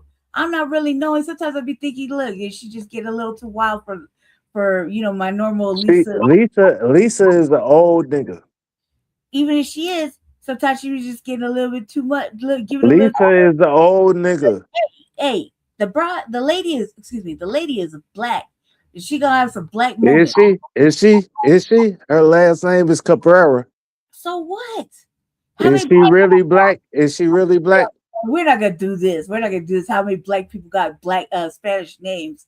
We're not gonna do this. Like, come on, because there's a lot of motherfucking black people who got Spanish first and last and middle names, and whether one be one or you know what I mean, have one or the other. There's a lot of motherfuckers that have black names. Like, come on now, seriously. You know what I mean? Hey, Lady Tay, let me give you this, right? I just talked to my girl Ashley, right? That's my best friend, right? Like, that's my girl, right?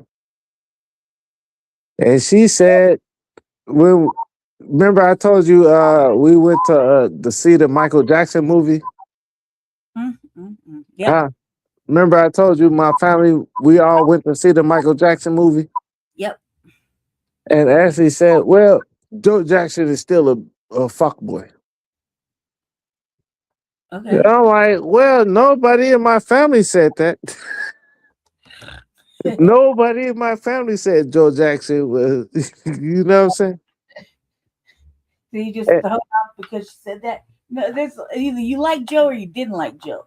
You know what I mean? But I'm like, Joe is the father of everybody in my family. Joe Jackson, just Joe Jackson, because it's just the way he is. Just who he is. You know what I mean? He did it. Everybody should just be saying, like, hey, he raised a lot of motherfucking He raised greatness. A couple of stars in that whole fucking family.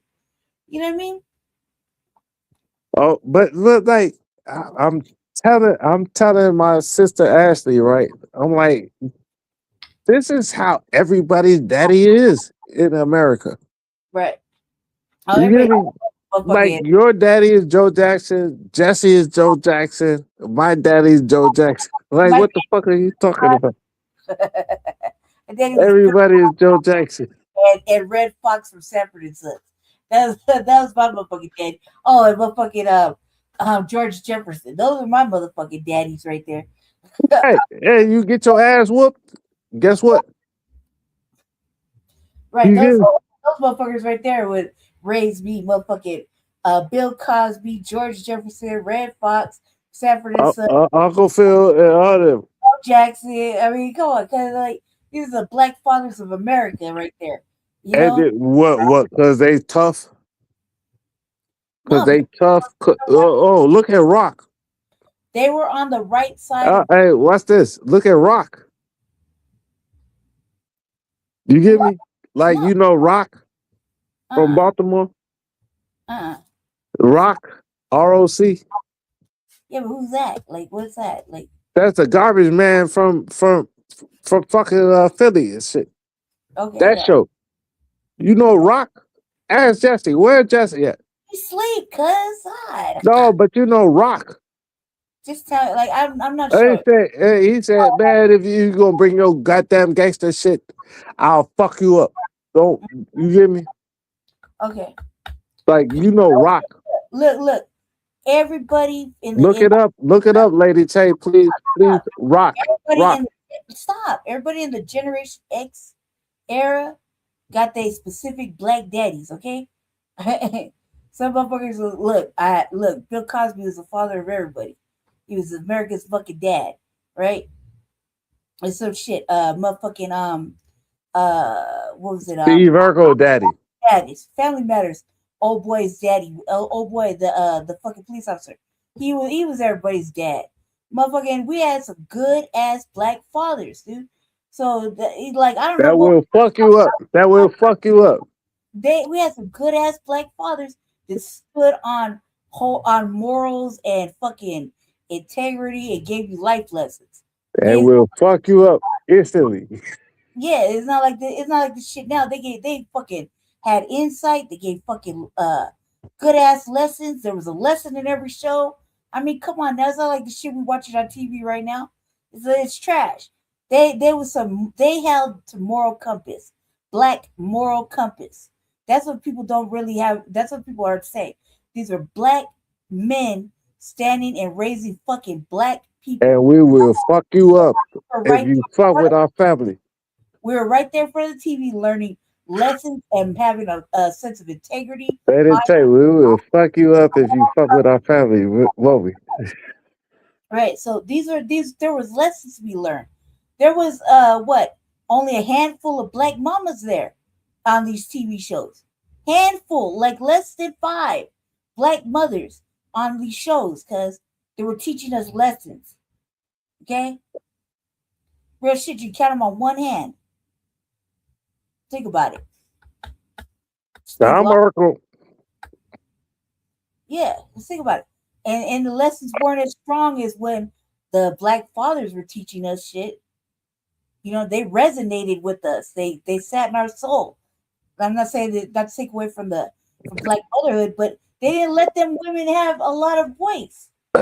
My girl Ashley said, oh, Joe was too tough. I'm like, the fuck? We was just watching the movie and like my mom, my brother, everybody in my family was like, oh, Joe is exactly legit. He's legit. You get me? The fuck? That's what Joe is doing. That's everybody fucking family. Somebody gonna see his rearing as whatever. That's like looking at the man who raised me. They'll say that's corporal punishment. I'll say that motherfucker was a provider and he was dropped 2 motherfucking badass kids and he had to do something with them. I'll say he's a provider. I wouldn't say he was a father. Some people will look at it and say he was a father. He was just abusive. Who fucking knows, right? The only motherfucker can answer that is him and God. I'll say this. Hey, look. Hey, Not look. every fucking lesson was learned until you watch it on television. You see what I'm Hey, saying? Sister Brandy, right? Yeah. Sister Brandy, let me talk to you like this, right? Sister Brandy, right? What we talking about though, Ray? You taking it from the No, what I'm saying, like, I'm not streaming or nothing, right? I'm saying Sister Brandy. topic of the show. You get me? Yes. Okay, my daddy came in the room and said, "Oh, we need to stream and do this shit real." Well, then, goddamn it, that's what our daddy said. Right. You get me? And I trust my daddy. I trust our daddies better than anybody else. I trust the Joe Jackson daddy. Motherfucking life lessons from any white daddy. That's for goddamn sure. We didn't even watch that programming in my house. You know, contrary to popular belief, we did not watch that shit in our house. I swear to God. Hey, Joe daddy would come whoop both of us and say, "Why are we talking to each other instead of streaming?" He would have had us performing day and night. You know what I'm saying? Joe Jackson would have had us performing day and night. and that's why we'll be great. You know what I mean? He would have had us performing got me Day and night. Day and night. Oh God, I'm looking at the back of my legs like, oh geez, I would have got Yeah, I would have had to go pick a switch because he had me working day and night. Hey, but like I'm saying, Joe did that though. That's how he made the greatest people ever. You get what I'm saying? They had a good life, man. You know, not look. I got to We can't say this shit. Like Joe made the greatest people ever. In my household. If I tell it, my brother's father, man, he was all this and that, right? Let my brother tell it, he was a motherfucking tyrant. He didn't like him. All right, there'd be a whole bunch of shit, and not everybody's gonna agree in the family. But now you whipping a fucking Phantom. You get me? It got the best shit, and people can't even touch you. Right. Technically, it's not even my. You know, I was just raised by a motherfucker. Like, you know what I mean? I have no fucking family, no blood relative. Like right now, I can't kill my mother. If you want No, but I'm saying like Sister Brandy, like I'm saying like nobody can touch you. Like no, because you know why? Because I didn't come like this overnight. This was cultivated. This was cultivated out of survival mode. This was like I wasn't meant to go outside and be in the motherfucking system. The system took me, and this is what happens. You know what I mean? I didn't when I left before I left home. I didn't think that I was gonna be out in the world like that and be who I am. This is a microcosm of a situation that I had to evolve right, into. and now you outside, and then everybody got it. Oh, where's Brandy? Where's Lady Tay? I'm not. They Yeah, want to kiss you and hug you and shit. It wasn't tough like this. I had to be molded and created and things like that because I wasn't like I was emotional. I was very soft, very very emotional, fragile type of little girl, very sensitive. I'm still sensitive. Like this, still something people could say. So imagine now you're Michael Jackson. Like first, like look, I saw the whole thing. I saw I saw the movie and I saw the docuseries. I saw both of them, both negative ones. I saw both negative ones. And But you saw the movie. You saw the movie in Marcus Cinemas too. Yeah, I saw the movie. Like the new movie. Yes, I saw the movie and I showed Joe is my dad. Joe is my dad and my grandfather. Like I'm like, what the fuck is y'all? Yeah, I can see what you say. Like his energy, his essence. I can dig it, cause I can dig it. But we're in a different time now, and ain't not too many Joe Jacksons running around this bitch anymore. You dig? Yeah. So motherfuckers out here. You say you dig. You say you dig. Like roll that fucking beautiful footage back. I've been saying it longer than fucking I've been alive. So motherfuckers taking it down it's not. I've been saying it. Roll that beautiful bean footage back. You'll find out. It's not a new thing. You know what I mean? So like I got plenty of bean footage. I got your little finger. I'm just fucking with you. Shut up, cause I don't know why you play with it like that because that motherfucker right there will fuck you up. No, but you see Joe, hey, make a beat. You see Joe, make a beat. Joe, Right, Joe Jackson, man, he was tight. Like even like after in after death and the little interviews he did, he was fucking he gave good ass interviews, and he was right there like to ask the questions back when he thought they were toying with him. You know what I mean? And he'd be like, "What do you mean by that?" Like, you know what I mean? When he thought he was being toyed with or fucked with, again, he turned around and made him realize that you can't talk to Joe like that. That's what people don't understand. He wasn't no punk. Joe Jackson was no punk. You know what I mean? Everybody else could be But past. they say he did Michael Jackson too crazy. Like, no, that was a daddy. That was an FBA daddy. Jackson's like the second to the baby. He did everything. He started off at the top. It wasn't like he just picked on Michael. You had to think there was babies before Michael that he was giving that work to. He had the whole family, and he chose Michael. Who's the oldest, Jermaine? I don't know, but like he chose Michael, right? And he made Michael to do this shit. Answer the question. Who's the oldest? I don't know. I don't know. In chat, answer the question for me, please. Was it Tito or Jermaine? One of them is the oldest. He started off right there with the oldest, man. You know, he had a baby and he was living like that. He started off fucking the oldest one and getting to play instruments and everything. Michael's like the second to the youngest or some shit like that. Third to the youngest. So by the time they got to Michael, he was already a professional ass whooper. But he did it though, didn't he? Hey, everybody got it. I don't think he left anybody out. I think he whooped everybody. He just saw that Michael had the best voice. Hey, look, there's that one out the whole fucking family that is just right gifted, right? But that doesn't mean that he didn't give an ass whooping to every single one of them to try to make them great. Right, but wouldn't you have did the same thing to all of them? That's what I just said, Ray. That's what I'm saying. He just found out that Michael was the best, and goddamn. It just happened to be like that, but it just happened to be like that. That's just the way the fucking universe works. But I don't see him not whooping everybody's ass. Oh, he whooped everybody. You see what I'm saying? And then he just found out Michael was the best. It just happened to be like that. It just happened to be like that. You see what I'm saying? You also think you got to think Janet. Right. He whooped Janet, LaToya, Tito, and all of them, right? Whooped a little bit more. You know what I mean? He manhandled. But Michael sounded the best, and he said, "All right, we gonna go with that." Because Michael was in the picture more often. He was in the public eye. But that's not to say he didn't whoop up in everybody's ass.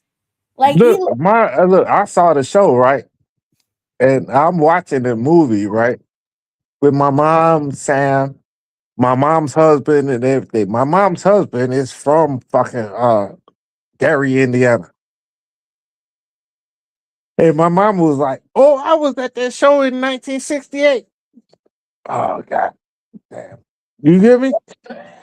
everybody's gonna feel some kind of way about that movie. Like, Well, I'm like, I for one felt like it was good to get a good ass reminder and memory, and it opened it up.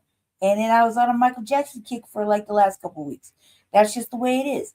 Thank you for fucking doing that. You know, the thing I didn't like was the motherfucking the ugliness that came after that. This motherfucking stupid ass docuseries. I didn't like that. So, hey, look, when we was watching the movie, right? My mom does not like how they portrayed Joe Jackson. Some people did. Because Joe Jackson is just like my dad, just like my mom's dad. Look, the interviewers made that shit look uglier than it was. The people that did the media and shit, they twisted that shit around. My dad is like Jesse. You get me? My dad is like my granddad, like some bad people like Joe Jackson. You get me? What I'm saying is there's nothing wrong with Joe Jackson. Joe Jackson didn't do anything but try to look out for his family by any means necessary. That's what my point. That's my point. That's my point, Lady Tay. That's all. That's it. He wasn't doing anything that a motherfucker. He said, "Let's do this the greatest we can do it." He didn't want anybody to be out without a home or without a motherfucking family. He did the best he could. Like I said, if I let my brother say he hate my father, I let me tell it. I'd be like, that motherfucker did what the best he could what he had. You know what I mean? And I learned a lot. Like my brother said, he didn't learn a motherfucking thing. You see what I'm saying? So not everybody's gonna have the Yeah, same. I'm not trying to beat your ass or nothing. I'm just saying this is the best I can do. This is the best motherfucker. Some people are fathers, some people are providers. And at that time, a motherfucker had to make a choice. He had to feed his family and be a provider, or be a father and not be a provider. You couldn't do both. You know what I mean? Because doing both required you to be home sometimes. And if I got a nigga like Michael that can sing like that, What, 9 kids? They're like what, 9 kids and a mama that don't work? Like, come on, man. He was probably working all the time. dude, I'm finna be in the studio on your ass. Look, you got a motherfucker working in a steel plant most of the motherfucking day. And the kids are at home with their mama all goddamn day long. So he come home and he puts a little umph in they swag, right? See, after a long day's work, 2 more motherfucking hours. Right, and sing the song and got that. Let's You know, go, get it. right. He putting the funk in the funky and shit, and he's doing the most. Like, that's a father, but he's a provider first and foremost. You know, And who else did it better? Who else did it better? nobody did it better. No other father at that time. Look at Prince's daddy was beating his motherfucking mama's ass. Who did better than Joe Jackson? Who could do better than Joe Jackson? It's Mary Michael. God damn it. He's like the 7th kid. They had like 9 kids. Like, he had to be a fucking provider. That's the whole point. Yes, he had some girls give him his clout, but he had to be a provider. This takes a man to raise 9 motherfuckers and a wife. In Gary, Indiana. And that motherfucker was populating his In own. Gary, Indiana. Yeah, the love was real. He kept popping babies out. He had to take care of them. That's a real motherfucker right there, by any means necessary. And so, And he's a whole Indian. regardless, what I'm saying. No, is, I'm saying like Michael Jackson said his daddy is an Indian. regardless of what I don't know what he said. Well, regardless of all that, the man did the best he could, and that right there needs to be applauded for. Doesn't matter what people think, the fucking media will twist it, whatever, because maybe Michael was feeling some kind of way that day or extra emotional. Who fucking knows? I'm not mad at Joe Jackson. I'm not mad at Joe Jackson at all. He was there during the trial. You saw that motherfucker walk in the court with Michael. That's all that matters. That's all Right. that matters. Michael walked with his father. That's all that matters. People. So what are these people talking about? They're not. They're just talking, loud talking. That's what I'm saying. Well, I don't know what the fuck we're talking Michael loved his father. about. Topic. Michael loved his father. If look, the Michael did whatever he had to do to protect himself or seclude himself or whatever. It's none of our business, you know. But the fact is that he had a father. Father was there. That's that. A mother and father. Had a mother. Exactly. That's what I just said. What I just said. No, I'm saying, but these white folks be saying crazy shit.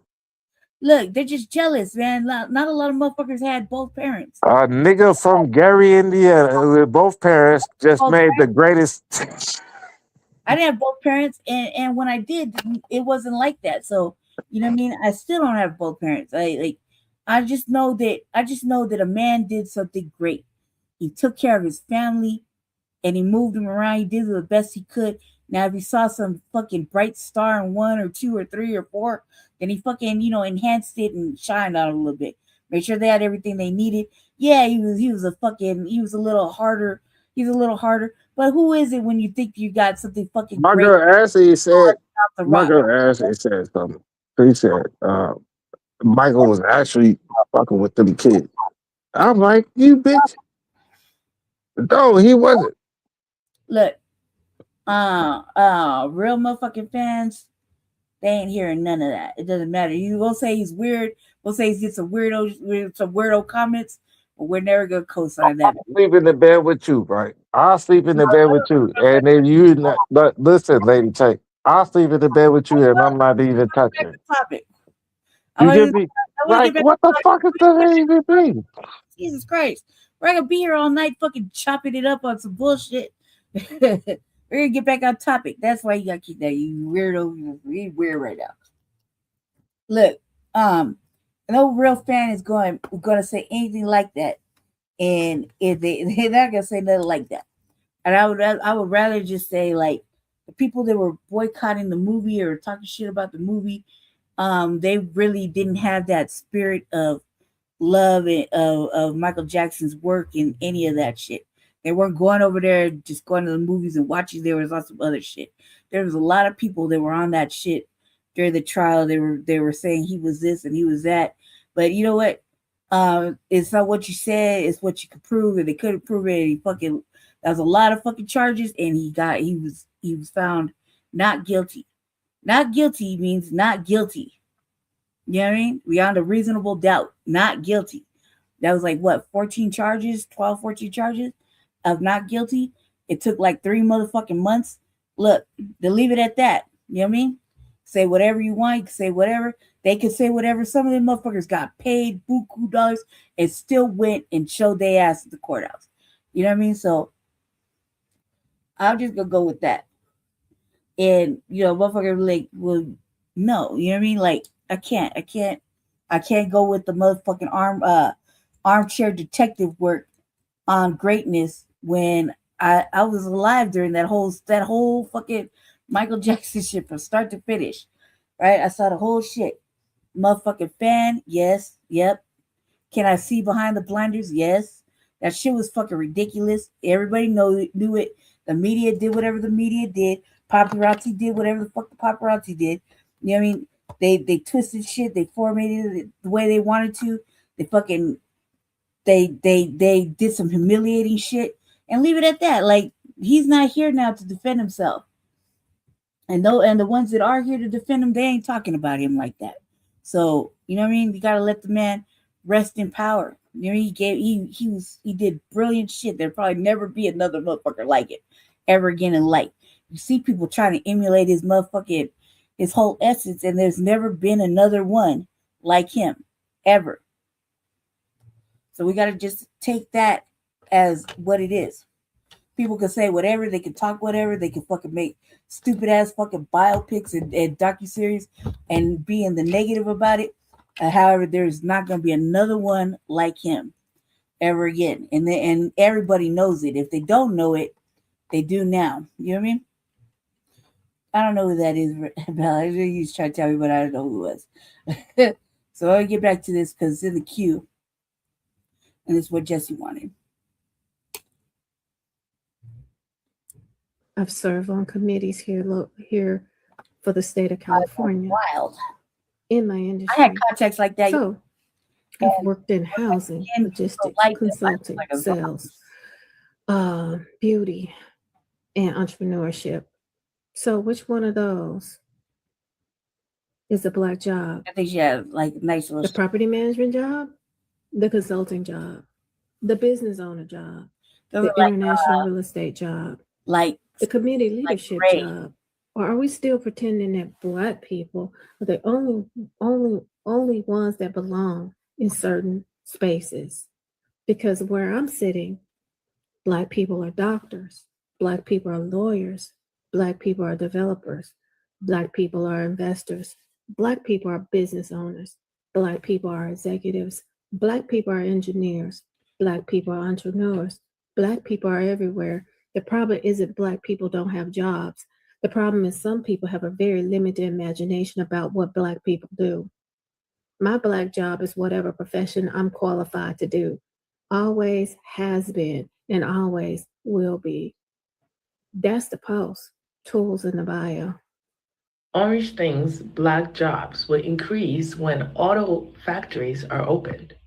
So now we belong working in a freaking factory now? First it was the farm, now Black jobs is the freaking factory. Why can't you just be left alone? Did we ask you to freaking give us any jobs? Just get the job rates up, period. Like, it's trash right now. Every term he got, the job rates are freaking trash. Granted, the reporter asked him the questions about the Black job because he mentioned before when he was running that there's going to be Black jobs. Like, why gotta be a race? Like, why can't it just be jobs for American citizens? I'm pretty sure it's just that granted Black jobs decreased, but the majority of like the jobs rate has decreased. Granted, let's say Black jobs decreased. Why do you think we want to go to the factory? We got better jobs. We got multiple degrees. We don't want to go to the factory. Leave us the fuck alone. Why don't you and Byron and your family go work in factories? Leave us alone. Well, it's bad enough we're already in them fucking Amazon factories and shit. You know, but it doesn't matter. Well, the reason why they don't is because, number one, they think they're too good, and that would be beneath them, you know. But Donald Trump, he's so funny, and he needs to get a grip. If we want to work out here, we'll get in the profession of our choice. We don't need Donald Trump dictating to us that the only place for us to be is in a factory. Many people don't want to be in no factory.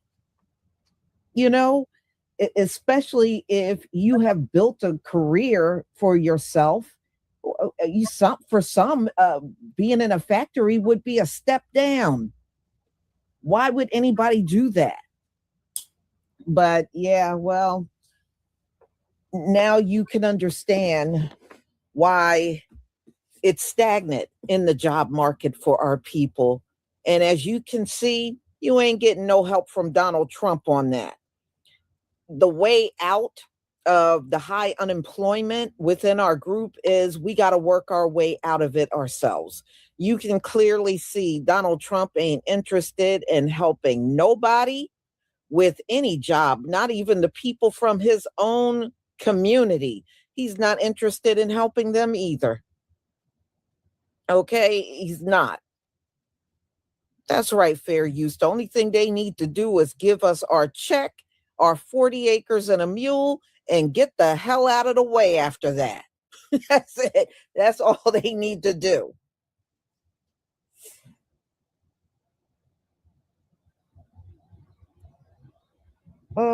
First of all, if I get up and do any job, it's going to be the job of my Right. So I said she's like an entrepreneur, right? So yeah, let's go to this one. Now, family, I'm moving ahead. First strikes.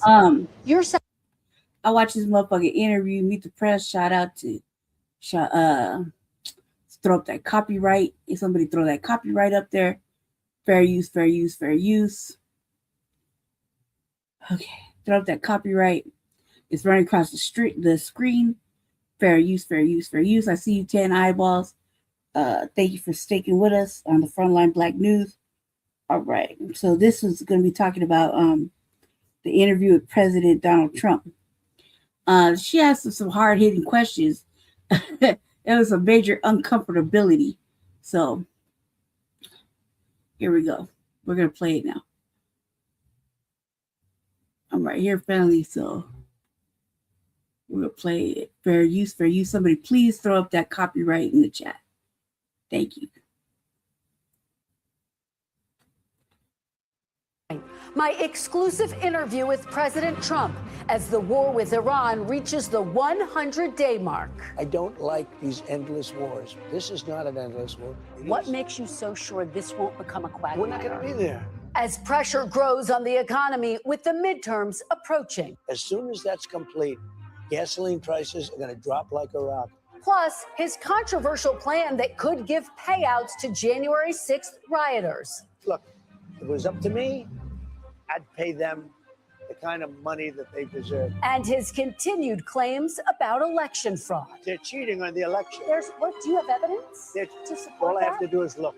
Joining me for insight and analysis are NBC News National Security Managing Editor Carol Lee, Mark Short, former Director of Legislative Affairs for President Trump, and Ashley. I'm right here, family. I'm going to let it play. I'm just going to step away just for a quick second to the restroom. I'll be right back. Just let it play real fast, okay? I'll be right back. Etienne, former communications director to Vice President Harris. Welcome to Sunday. It's Meet the Press. From NBC News in Washington, the longest-running show in television history, this is Meet the Press with Kristen Welker. Good Sunday morning. Today marks 100 days since the United States launched the first strikes against Iran. Midterm pressures are growing, with no clear end to the war in sight. On Friday, President Trump took his case to rural voters in Chippewa Falls, Wisconsin. At the invitation of the White House, we joined him at Custer Farms and had a wide-ranging interview that was unfortunately interrupted multiple times by the stormy weather overhead. President Trump, welcome back to Meet the Press. Thank you. Thank you so much for being here. We are going to talk about your visit while you're here in Wisconsin, but I'd like to start off by talking about the major issue that you are focused on every day, which is Iran. Sunday will mark 100 days since the first strikes. Your Secretary of State, Marco Rubio, said that the war had concluded. And yet just this week, Iran attacked U.S. allies in the region, calling it retaliation for a set of U.S. airstrikes. Is the United States at war with Iran? Well, they've been largely decapitated, and I call it a military exercise because people would rather have it called that. It's not a big war for us. It's not. We have the most powerful military in the world. I built it, frankly. I built it in my first 4 years, and I'm using it a little bit in my second 4 years. Their Navy is gone. Their Air Force is gone. Their anti-aircraft is gone. They might have built it up a little bit over the last 4 weeks during this little ceasefire that we did at the request of some very good people, very, very fine people from, actually from numerous places, as you know. You know, there are a lot of people involved, but from Pakistan in particular, the Field Marshal and the Prime Minister. And we're very close to having a deal. And if we don't have a deal, we'll do it one way or the other. Either way, we win. I do want to talk about the terms of any potential deal in just a moment, but let me just follow up with you. You did post on social media just this week, my final negotiations to end the war with the Islamic Republic of Iran. There is a naval blockade in place, which technically is an act of war under international law. So is this a war as long as there's a naval blockade in place? Well, we have a blockade. It's been extremely effective. And the reason we have it is they try to blockade, and now we blockaded them. And as you know, they're losing $400 to $500 million a day. It's not sustainable for them. They have an economy that's shot in addition to everything else. Their leaders are gone. Their generals are gone. Their first tier and second tier are gone. Much of their third tier is gone. But they put up a blockade, and so we blockaded them, and we have the ultimate blockade. I don't consider that a war, but if you want to define it as such, I guess you can. Well, how do you define it? I don't define it at all. I don't think about it. I just do what I have to do. But if you're not specifically calling it a war, would you consider sending some of the troops who are stationed there, who were sent because of Operation Epic Fury there home? No, would you consider sending them home if it's not technically a war? We don't need as many troops. I think just like it's on the to err on the side of caution. We have a lot of people there. They're very safe. You know, if you think we beat Venezuela, we lost nobody. We took over the whole country. We lost nobody. We have a great relationship, by the way, with Venezuela. Venezuela is doing very well, but we lost nobody. We've lost 13 people here, and that's a lot. 13 people too many. But if you look at Vietnam, where hundreds of thousands of people were killed, if you look at any one of the last 7 or 8 wars where many, many people were killed, we lost 13. And again, 13 is too many. I don't want to lose any. But 13 is less than anybody's ever even envisioned. I think we're doing a great job. But so are you saying you would consider sending some of the troops home, sir? Some of the 50,000 troops who were sent there as a part of Operation Epic Fury? This, it costs us very little to keep them there. I don't consider them in danger. We have the best defense anyone's ever seen. We have the best offense anyone's ever seen. So I don't consider it danger. I would say it would be foolhardy to do that because maybe we may use them. It's unlikely, but I think we'll keep them there until such time as we have a completion. And when we have a completion, you will see things like you've never seen. The oil will go down. The stock market already, as you know, it's hit an all-time high. Even in the midst of it, it hit all-time highs. We had 73 all-time highs in a short period of time that I've been in office, which is a record, by the way. And, you know, we're doing very well. But the main thing is we cannot let Iran have a nuclear weapon. Can't do it. What is and we won't do it. Yeah, you just referenced the 13 Americans who were killed. And I want to know what your red line is. What would trigger you to restart military action? Would it be Iran killing more American citizens? Well, certainly that would be something that I would think about very seriously. But my red line would be if I think I wasn't going to make a deal or if I wasn't going to make a deal fast enough. So we're having very good negotiations with the people that are leading the country now. It's the third group that we've been dealing with. And they are different. And you could say it's regime change, actually, because these are very different people. I find them to be more rational, very smart. Who is that? Who's leading Well, I the don't want to go country? into names, but you know who they are. I mean, they're leaders. They're respected, respected by the people that have to respect them. They are calling the shots. We know that because we see it through various tests that we've given. It's a little bit strange because you have leaders that have been there for a long time and they get wiped out. Then you have leaders that you also know, the second tier, and they get wiped out. All of a sudden, we're dealing with different people. But no, I think that we'll either have something done fairly quickly or we'll finish it out militarily. Are you talking about the son of the supreme he's a leader? part of it, yes. He has not been seen in public. What is No, his but status? Have you talked to him directly? I do believe they have great respect for him. I see it. I mean, they want to get his concurrence. They've said to me, they've said to others that they're looking for approval, and he is part of the approval process, absolutely. Have you spoken to him directly? You I have said you not. want to meet with him. No, I have not. I would if he'd like to, but I have not spoken to him directly. Do you know where he is? I will tell you, they do. How he is? Yeah. They do pay homage to him. I would tell you if they didn't. They seem to, based on what I see, they seem to respect him a great deal. Do you know where he is? Do you know how he is doing physically? I don't want to say whether or not I know where he is, but there's a good probability that I do. Is he inside Iran? I'd rather not say that. Okay, he is the son of the last supreme leader, Yeah. who was obviously a hardliner. Is this younger Khomeini any better for the United States than his father was? Younger, I think more rational, injured. He's pretty badly injured. So there's a certain bravery there. A lot of people, if they were injured that badly, they wouldn't be talking about, how are we doing with the United States? They'd have other things on their mind. So there's a certain bravery there. But he is very seriously injured, yeah. What is the status of talks exactly in this moment? How close are you to making a deal? Are we talking about days, weeks, months, Mr. President? I think we're very close. We have a couple of points. They don't even seem like big points. They've conceded the fact that they will not have nuclear weapons. We had a clause in there that we will not develop nuclear weapons, and everybody was very happy with it except me. And I said, well, what happens if they not develop, but they go out and purchase, they acquire? I want to put the word, if they buy or purchase or acquire, you've got to have that in there too, because that's not developing. So they don't have the right to develop or purchase, acquire, or buy. Have they pushed back against that? Is that one of the sticking points? A little bit, and then they didn't. Okay.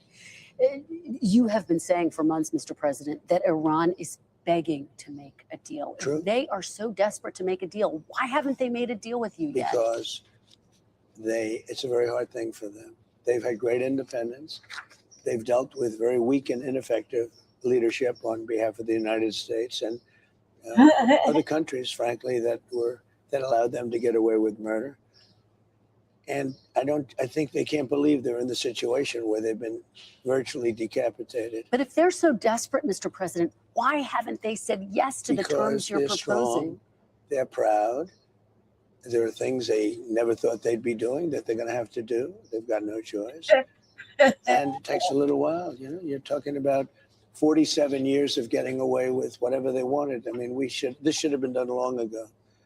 This should have been done by other presidents or other countries. It doesn't have to be us, other countries. But they were very close to having a nuclear weapon twice. That was when I terminated the Iran nuclear deal, which was a path.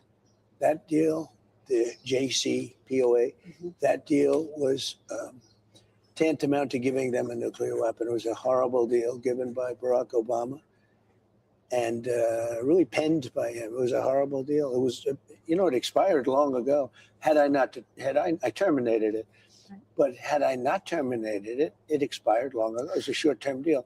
It was a road to a nuclear weapon. They would have had a nuclear weapon 5 years ago. But Mr. President, I'm curious because when you were campaigning, you said you would rip up the Iran nuclear deal, but negotiate a better deal. That's Why what I'm didn't you doing. negotiate a better deal at the time? Because after it was ripped It up, doesn't go there that weren't fast. guardrails and they escalated their Excuse production me. of enriched uranium. Excuse me.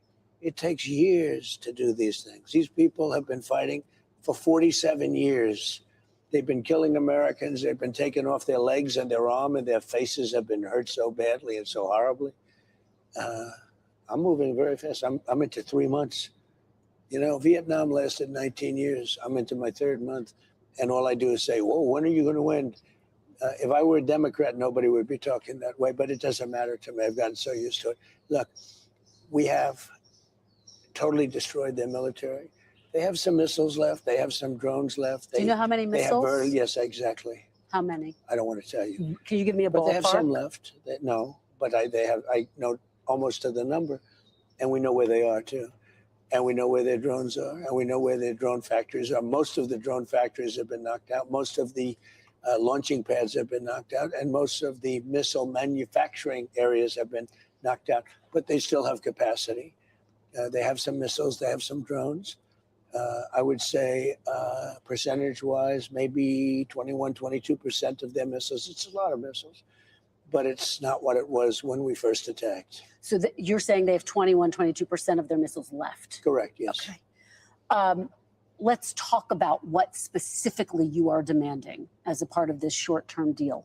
Will the United States agree to a deal with Iran that doesn't explicitly and immediately give up its nuclear enrichment program on the front end? Well, you know, depending on when you say immediately, look, it is buried under mountains. What does that mean? Because our B-2s were incredible. The pilots of our B-2s were unbelievable. And it's buried. They can't get it. The only 2 countries that could take it, that have the equipment to take, you have to understand, 3 mountains have fallen in on them, right? So you understand that, because the fake news was going around saying, oh, maybe they didn't hit their target. 1 o'clock in the morning, pitch black, no moon, no nothing. And every one of those bombs went right down those chutes and blew up. They can't get it no matter what. I mean, they can get it, I guess, with years of work.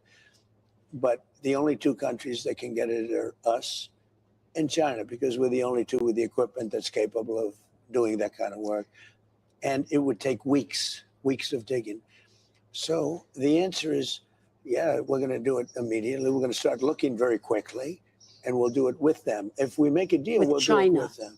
No, we're going to do it with the Iranians. So if we make a deal, that means we'll be friendly. We'll do it with the Iranians.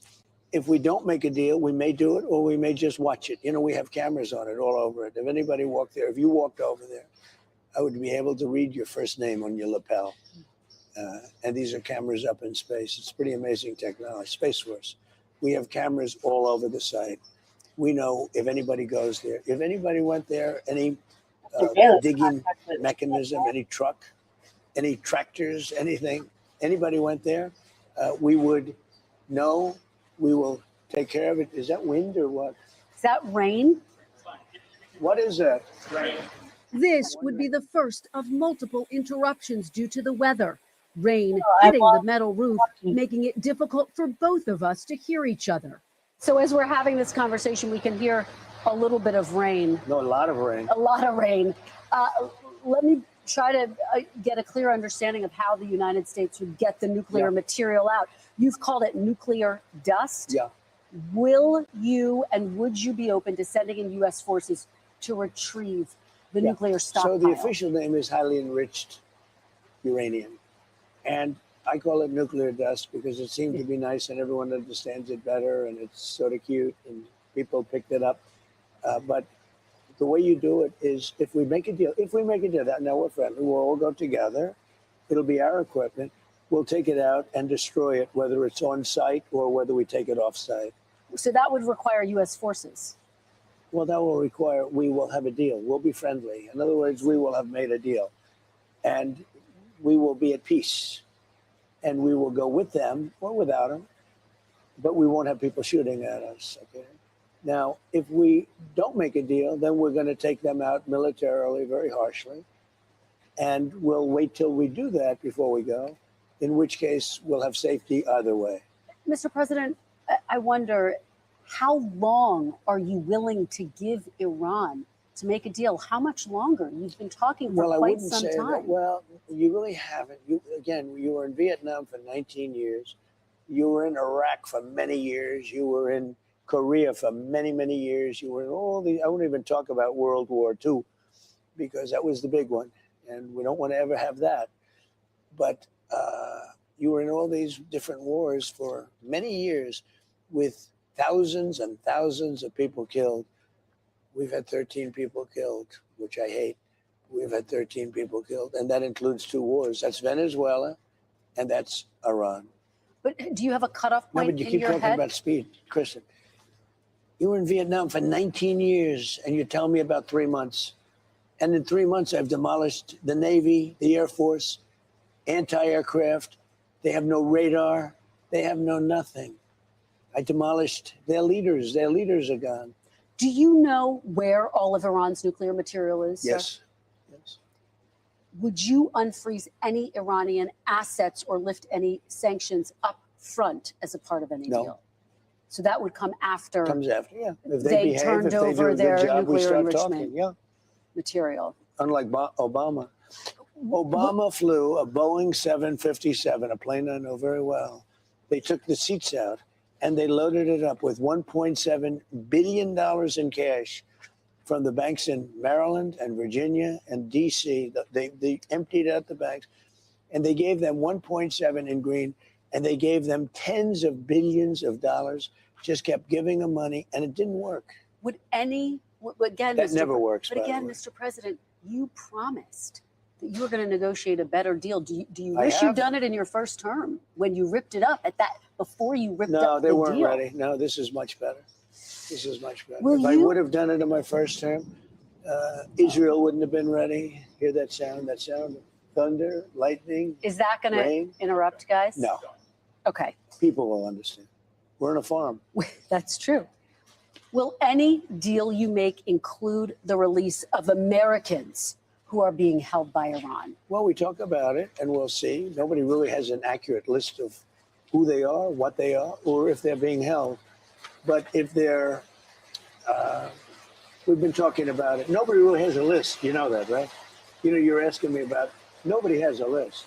But are you demanding a list? Are you demanding to know and saying they've got to come You're supposed home? to give me the list. I mean, do you know people that we're talking about? If you give me the names, I'll do my best to get them Well, out. I don't think that's been reported. Huh? I don't think it's all of the people who've been held. All I'm saying is this. known. If you have a list of names, give them to me and I will get them But is out. it something you talk to them about? We talk about people if they have them, but nobody knows who they are. Just like you don't know who they are. You have openly said you've been frustrated by Israel's continued bombing of Lebanon. Are you and Prime Minister Netanyahu on the same page? Yeah, we are. We get along very well. We've been great comrades. We did a very, very big number on a certain country that was nothing but trouble for 47 years. I disagree with him on a couple of things. On Lebanon? I'd like to see Lebanon have a better life. I'd like to see a more surgical attack on Hezbollah. I think it should be more surgical. And we can help them with that, or we can recommend Syria. Syria is doing a very good job of cleaning up their act. They have a very good leader. They have a leader that's really done a good job in a short period of time, and he would love to help. Are you demanding that Lebanon be a part of the short-term No, deal no, that no, you're I'm not at all. negotiating?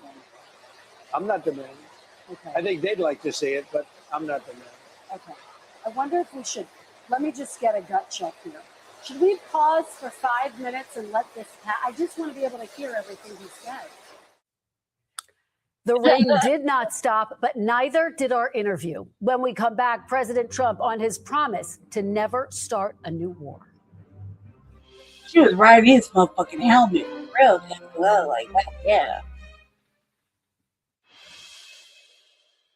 I'd like to talk big picture now, Mr. President.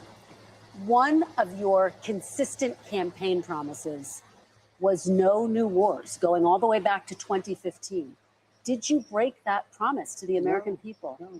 I had to stop a country very powerful, very dangerous country from having a nuclear weapon because they'd use it. They'd blow up the world. They'd blow up the Middle East. They'd blow up Israel. They'd come here. They'd blow up Europe. They're nuts, okay? They're crazy people. I deal with them. And very high-strung people, really crazy. And get along with them. I like them. But you don't want to let them have a nuclear weapon. And I'm doing the world a service, but I'm doing our country a service. Yeah? It's America first. I'm doing our country a service. Nice rain. It is raining hard. Okay. But the answer is good. Let's just keep going. Keep going. Let's power through it, right? Here, we paused nearly 5 minutes for the rain to pass and then picked up our conversation. So you're saying you didn't break your promise, and yet, Mr. President, in your first term, you held to that promise, and it was so fundamental to who you were as a candidate to a first-term president. What changed? Because you insisted no new wars. First of all, I didn't guarantee no war. Why would I have built the strongest military in the world? I built our military. I inherited a terrible military. We had no equipment. We had nothing. I built a tremendous military. Biden gave a lot of it away, but it's still a relatively small portion compared to what I built. But you said it over and over again, Mr. Why would I President. build a military? Now, I didn't want to use this, but I'm doing you and everybody else a big favor. In the midst of the greatest stock market in history, in the midst of the most successful country, because as you know, in the last term, we were a dead country, Kristen. I know you're a big liberal, or a big progressive. No, but I'm just a journalist. We were a dead country. A year ago, a couple of years ago, we were a dead country. Now we have the hottest country anywhere in the world. And at the all-time hottest point, which is probably now, believe it or not, we just had all brand new stock market records today. But at the hottest point in the history of our country, I took Scott, Howard, I took Pete, I took everybody into a room. I said, I have to do this country, this world, the Middle East, Israel, everybody a favor. You have Iran. They're going to have a nuclear weapon. Hey, Trump trying to be a hero. Barack Hussein Obama signed the JCPOA. It was a horrible deal. Horrible deal. Listen to me. It was a horrible deal. It was a path to them getting a nuclear weapon. They were very close to having a nuclear weapon. I terminated the deal. Wait. Then I sent the B-2 bombers in about 9-10 months ago, and they totally obliterated the site, and I saved it. We had a choice. We could let them have a nuclear weapon, or we could go along and have some beautiful days. But they would have, it's a judgment. They would have used the nuclear weapon. And you know what? When people hear that whole scenario, when they hear me say Iran was going to have a nuclear weapon, and they're crazy, they say you're doing the right thing. I don't think it's I mean, you'll do polls because they're all fake polls anyway, especially yours. But you do polls. I just won a big election. And the reason I won an election is people have confidence in me. I have good judgment. I had to make a judgment. Do I want to go along and have a country that's doing really well, but somebody is going to try and kill us? Or do I want to put out that horrible threat? And I did. I put it out. I put it out for many, many years. Now I'm going to put it out permanently. I'm going to do it either through negotiation, where we're very close to a deal, or I'm going to blow the hell out of them, to be honest with you. And it's going to be very easy for me to do. That's actually the easier path. So when you say I promised, I didn't promise anything. I don't like these endless wars. This is not an endless war. We've been doing this for 3 months. Much of it has been under the form, a pretty good form of ceasefire. The blockade has been amazing. Our Navy is amazing. Our military is the best in the world. Hey, we took over a very powerful country, Venezuela, a lot of soldiers, big, strong military. We took over Venezuela in a matter of minutes. We destroyed the capability of Iran in a matter of days. Nobody's ever seen anything like it. Now I'm going to finish it. But remember, you were in Vietnam 19 years because stupid people. You were in so many different countries. Every war you were in for years. Look at Iraq. Look what you were. You were there for years. Yeah. We're there for, listen, Kristen, we're there for a few months. And the threat is largely over. Soon it will be over. But you cannot let Iran have a nuclear weapon. or they will blow you up. There will be no Kristen. There will be no NBC. There will be no Meet the Press. You will end the Meet the Press string. Let me ask you, though, during your 2016 campaign, you called the Middle East a quagmire. What makes you so sure this won't become a quagmire? We're not going to be there. You're convinced this won't become a quagmire? It's not a quagmire. I just wiped out the military of a very dangerous country, and I wiped out the nuclear threat. Let me tell you, if we left tomorrow, if we just said, all right, let's get out, it'll take them 15 or 20 years to rebuild back. But I'm not going to give them even that chance. I'm not going to give them that chance. They cannot have a nuclear weapon. And if there was even a 1% chance that they'd have it, I wouldn't leave. We're almost finished. We're going to either have a deal, a strong deal, a meaningful deal, not like the Obama thing. Obama was a path to a nuclear weapon. Mine is the exact opposite. And mine is a wall. It's a wall, just like I built 1,000 miles of wall on our southern border. And by the way, I took the worst border in history and I made it the best border in history in a matter of weeks. And yet, Mr. President, Iran was the closest to developing weapons-grade uranium after you ripped up the nuclear deal because there were no guardrails in place. They were developing it during the nuclear deal. All right. You don't know that? Iran, when Obama signed that stupid deal where he paid them billions and billions of dollars, he thought he could bribe them. Listen to me. They were developing a nuclear weapon. That's how they got there. They got all of this uranium during Obama. You know that, don't you? Well, that's how they got there. Don't say this. They got there. They developed it during the Barack Hussein Obama, during his administration. They've escalated their development after the deal was wrapped up. But let's talk about the economy. I want to talk about the economy. If I didn't go in there with the B-2 bombers, they would right now have a nuclear weapon, and it could be that half of the world would be eradicated. Let me ask you about the economy. You got a strong jobs report today that beat expectations. Not strong. Really strong. Beat expectations. By how much? Triple. 170,000 jobs created. And yet, gas is up, diesel is up. It's all coming down as soon as the war's over. Well, 70% of farmers say they can't afford fertilizer. What's your message? The farmers are doing very well. Let me ask you, what is your message to farmers, many who support you, but who say they're struggling? Who say they're struggling? Because there's nobody been better to farmers. You know, I gave farmers last term $28 billion because China took advantage and other people. And you know who paid for it? China. Last term. You know, I had a great first term. I had the greatest economy ever. And you know what? This one's blowing it away. What's your message to farmers, though, Mr. President, who say they are struggling? They're struggling to make ends meet. Are you ready? Am I allowed to talk? You keep asking questions and you don't listen to the answers. I love the farmers, and the farmers love me, and the farmers trust me. In the first term, I had something very similar. China and others were, and Canada, which was brutal, they were taking advantage of our farmers. They don't take advantage of it anymore. I gave them $28 billion split up. They never had a payday like that. And the farmers loved me, and they came back and they voted for me in record numbers. You know that. Nobody's ever even come close. Now, because of the fact that we had a choice, I had a choice to make. I could keep it going. The farmers were doing great. Fertilizer was very cheap. Everything was cheap. Gasoline was very low. Everything was very low. I could have kept it that way, but I said I have to take a little bit of a turn. The farmers are going to understand it better than anybody. We're going to have higher gasoline. We're going to have a little higher fertilizer, et cetera, et cetera. But I'm going to get rid of a nuclear weapon in the hands of very dangerous people. Excuse me, wait. It should have been done for 47 years. No president had the guts to do it. I did it, and I've done it. It's almost complete.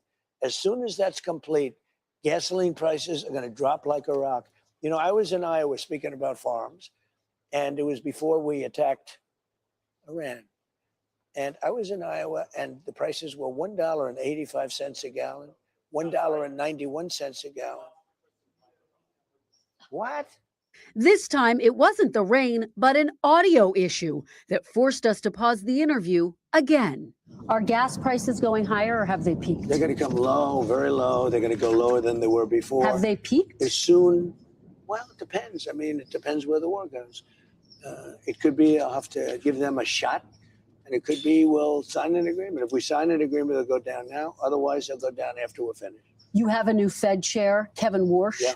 His first meeting in the role is later this month. After this month's jobs report, economists now say it's possible the Fed may have to raise rates. Do you think that's possible? And what would your reaction be, sir? So I'm of a different feeling. I think Kevin's fantastic, and I want him to do whatever he wants. I don't want to have a big influence on him. But we had a great report. We're doing great. And it's unfair that whenever you do great, they want to raise interest rates. It should be the opposite way. You know, if you go back 15 or 20 years, when you had good reports, the market went up. Nowadays, when you have good reports, the market goes down because they think they're going to raise interest rates. There's no reason to raise interest rates. The country becomes great. We built the country by doing great and having rates low. What they do is when they raise interest rates, they try and kill success. I don't want to kill success. We should actually lower interest rates. Now, if inflation comes, and you know, people live with inflation, but if inflation comes, what happens is you stamp it out. But success can kill inflation, just like higher interest rates. What they do now is, like, we had great job numbers. You agree, right? They beat expectations. Not expectations, like 3 times. Okay, but you ready? What do? They say, oh, let's raise interest rates. It's the wrong thing to do. I would like to see rates get lower because we could build this into the greatest machine that the world has ever seen. But you can't do that when everybody immediately raises interest rates. So we had great job numbers. We're doing great. You know, we're building more factories. We have more money coming into our country right now from other countries and people than ever before. Wait a minute. What happens? I don't want to just kill it with high interest rates. Growth is the greatest thing you can have. And growth does not cause inflation. Would you be upset if they raised rates? What is your message to them about that? Living with Kevin, I have a lot of respect for him. But my feeling is that when a country is doing well, they shouldn't be penalized by immediately raising interest rates. They should actually be incentivized. You know, we have debt. We have other things. We have things we want to take care of. I want to go bigger on the military. I really do. If we do what I'm saying, this will be a beautiful, well-oiled machine like you've never seen before. And when we come back, President Trump defends his controversial plan that could give payouts to January 6th rioters. This $1.8 billion so-called anti-weaponization fund, it was going to compensate people who say the federal government weaponized the legal system against them. It's been blocked by the courts, met with opposition from Republicans and Democrats in Congress and Democrats. Excuse me, mostly Democrats. Mostly some Democrats and some Republicans. Some, very few Republicans. Just to be very clear, are you backing off the fund completely, as your acting Attorney General Todd Blanche has said, or are you looking for another avenue to revive So the let me fund? explain what the fund is. People have been hurt so badly by radical left lunatics that worked for the Biden administration and Sleepy Joe. They're vicious, they're violent, what they did to people. And of course, they went after me more than anybody else. They raided Mar-a-Lago and all the other things. But people have been badly hurt. They've committed suicide. They've lost their jobs. They've lost their families. They've lost their wives. They've lost everything. They've lost everything over a fake weaponization of government. Now, So let are me you just tell looking you. for a way to revive it? Well, look, if it was up to me, I'd pay them the kind of money that they deserve. People have been destroyed. Lives have been destroyed. Many suicides. Think of it. People have committed suicide because a bunch of thugs went after them. You don't. So, me personally, I think the weaponization fund is a great idea. And so do many other Republicans. You have to get it approved. If they get it approved, that's great. If they don't get it approved, I'd be disappointed. All right, we're going to motor through this. But you have been saying people have been destroyed by crooked politicians, and they should be reimbursed for that. Do you think anyone who attacked police officers on January 6th should get taxpayer money? I wouldn't be inclined to say so, but I have to see it. I can tell you this, 97% of those people, you look at them, the FBI or whoever it was, because you had a lot of crooked cops, you had dirty cops. Comey was a dirty cop. Well, A there's guy no like evidence Bolton was a dirty but cop. there's no evidence. Wait a minute. Wait a minute. Oh, you think Comey was a 170 straight people cop? who pleaded guilty to assaulting police Comey officers. was a dirty cop. No, but they the had people who FBI. assaulted police Listen officers. to me. They had FBI agents ushering them into the building. They had FBI go into the building. Those people walking around, they're looking always in the side. They weren't in. They were There's being no ushered evidence into of the that, building. sir. There's no evidence. You of had that. a bunch of dirty cops, and frankly, what they did was weaponization of our government. But sir, there's no evidence of that. More than 1,000 No, people. well, yeah, no, pleaded there's guilty none. to You know what you crimes. do? Try Would looking you- at the tapes one time. Would you take it Look off the at table? the tapes Okay, one time. but 172 people did plead guilty to assaulting police officers. You know why they pled Should guilty? they be exempt? Because they told they from were going to receiving jail funds? for 15 years if they didn't. Should They pled guilty because they were frightened. They went down. They were ushered into a building. Many of them were arrested without even So going you'd be into the okay building. with them receiving taxpayer dollars? The people were destroyed by dirty cops and by weaponization. Many of those people should be compensated. Now, with that being said, as I understand it, the weaponization fund was going to set up a group of people, people that could be picked by anybody, fair people, smart people, and they will go on an individual case basis. Okay. Now, I don't know what's going to happen with the weaponization fund. I love the idea because people like you, the fake, dirty press, the crooked press, people like stupid Biden, he's not smart enough to know what's going on, but people that surrounded him, surrounded his beautiful, resolute desk in the Oval Office, what they did to the lives of people, they destroyed people. They sent people to jail who did nothing All wrong. right, just to be very clear, there's no evidence of what you're saying. But There's let me a ask lot you of about evidence. Todd Blanche. Let me ask you about Listen Todd to me. Blanche. Listen to me. Let's talk There's about Todd tremendous evidence. There's nothing Well, but it's not been evidence. The presented election in a was court of rigged. law. It was a dirty election. Mr. And it's President, happening again right now You've in never California. presented evidence It's happening that the right 2020 now in election was California. rigged. Right now, look at what's Where's happening the in evidence California. to that? It's The 4 Republicans days. are doing well in California. California, no, they're not. They're dropping fast because it's a rigged election. Let me tell you, it's 4 days, and they aren't even close That's to how coming they- up that's with how they You count know the why votes they're in doing that? Because California. they're cheating on the election. Do you have evidence to support All that? I have to do is look. All I have to But do is look. that's not And I evidence. listen to people, and let's see what happens. But sir, that's not evidence. Do you think and it's appropriate That's how they that they count the votes in Do you California. think it's appropriate that they have an election and 5 days later they're nowhere close to picking a State winner? and local officials acknowledge they are slow. They're urging. No, they're crooked. They're urging the crooked. votes to be counted quickly. That's how they vote They're in crooked, California. just like you're crooked. Your press is crooked, and Meet the Press is crooked. To be fair, I'm not crooked, but let's Really? Let's Well, you play continue. right into their hands. then. Let's continue. You're either crooked or you're stupid. Let's you play continue. right into their hands with this rap. You know that these elections are rigged. Your network knows that they're rigged. You know that I won an election in a landslide, and I got 94% bad press. But Mr. President, You know why I you've got never that? presented Because you have no evidence. credibility. But you've never presented evidence that it was rigged. Let's keep talking about. I want to talk about Todd. You have more evidence. There's more evidence than ever presented. Let's talk Your about elections you in went this to country, we're court. like a third world country. But, sir- Your elections are crooked, and you're crooked, and But Meet the Press is crooked, Mr. and so President- is ABC and CBS and CNN. But, Mr. President- You're one-sided crooked networks. All right, let's call it quits because I've had enough.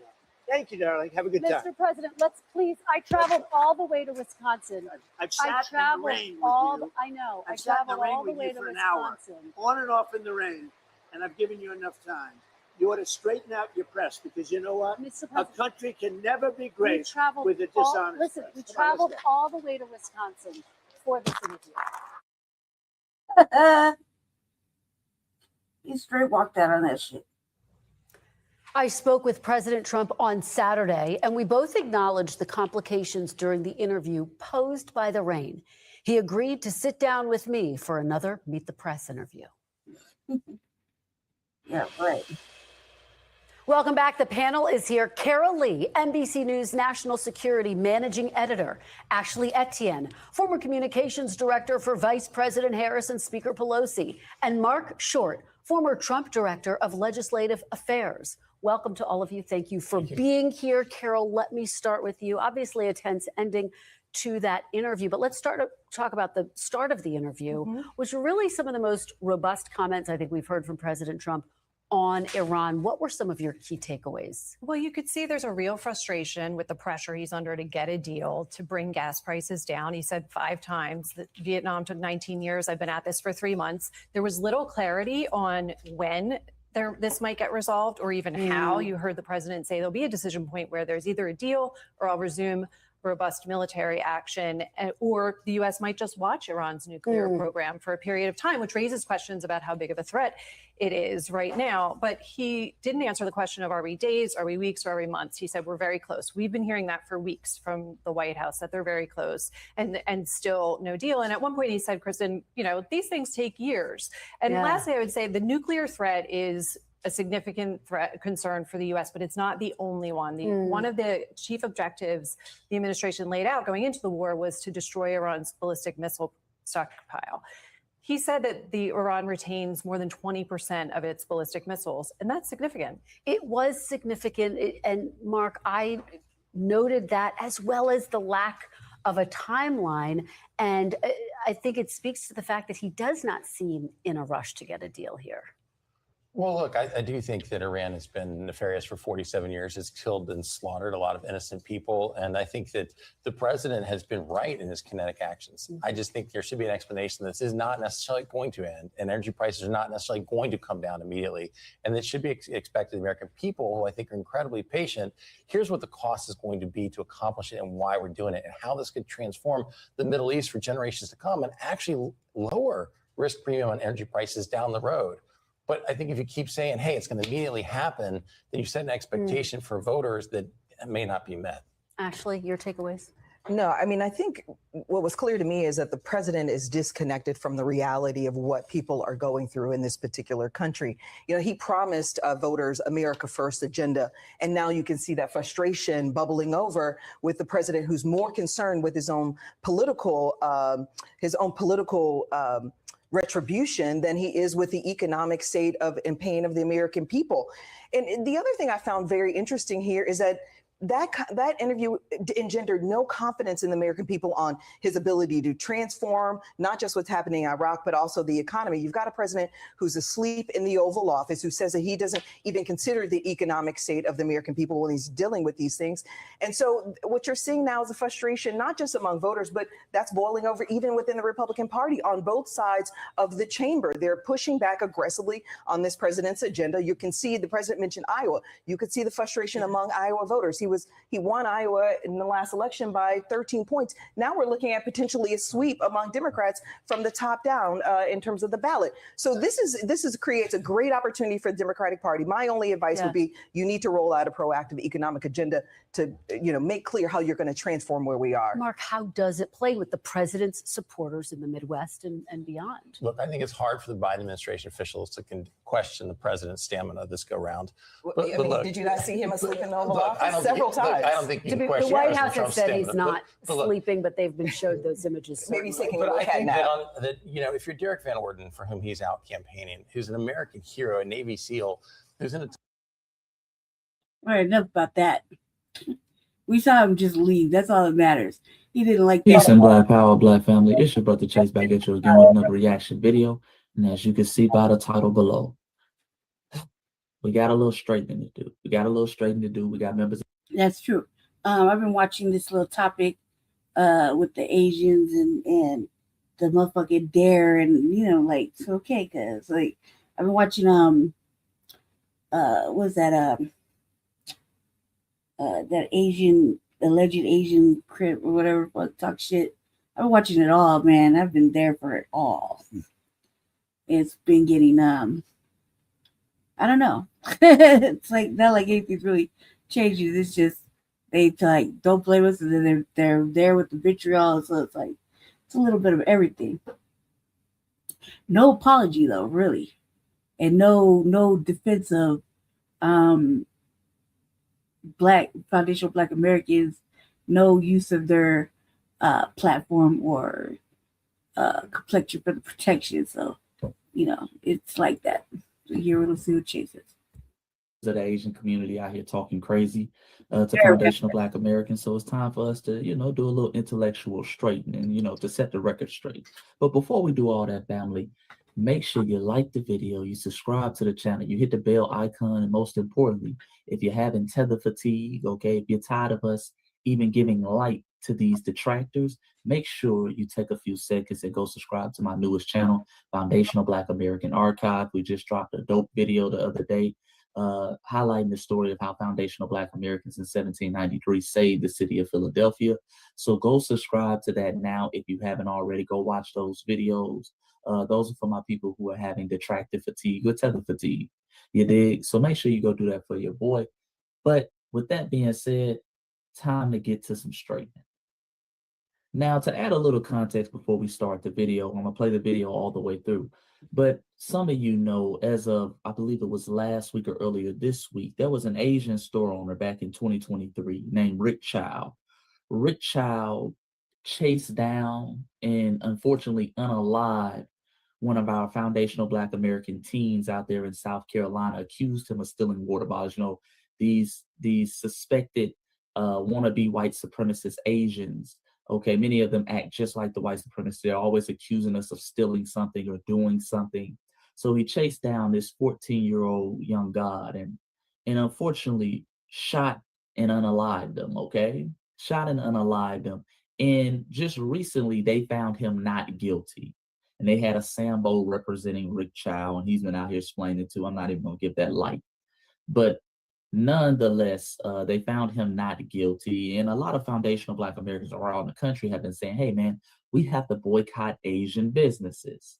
Okay, we got to get some of these folks out of our neighborhoods, okay, because they have no respect for foundational Black Americans and our babies. So with those talking points floating around, a lot of the Asians have been coming to the internet. This is not the only one, but this is the one we're going to break down today, and saying things like this. And we're going to play the video all the way through. And then we're going to run it back and we're going to cook. Here we go. Brace yourself. I love when the Black community says, let's boycott Asian businesses. Please do. We'll get rid of the Chinese takeout, the dry cleaners, the laundromats. Let's get rid of the liquor stores as well. Get rid of the Jordans you guys wear, the Nikes you wear, the shower caps, the Hondas, the Hyundais, all your car electricians, the electronics in your house, the Sony, the TV system, your sound system, the microphones that you guys use to rap and speak about awareness for the Black culture and the hip hop culture. Where do you think that's made? That's made all in Asia. And here's another thing for you guys. You guys want us to leave the neighborhood so bad? Oh, Asian people are not neighborhoods. We're in white neighborhoods. We have our own Chinatown. We have our own Koreatown. You think we really need you guys to benefit off and make money? A lot of us do go to college as well. You're being outworked by immigrants who barely speak English. And you're not embarrassed?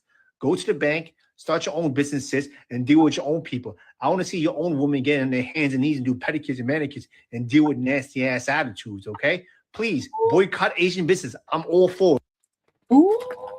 Okay, that's the end of the video. Now, before I spin the block and cook this food, I want to talk to foundational Black Americans, and I want to say something very simple.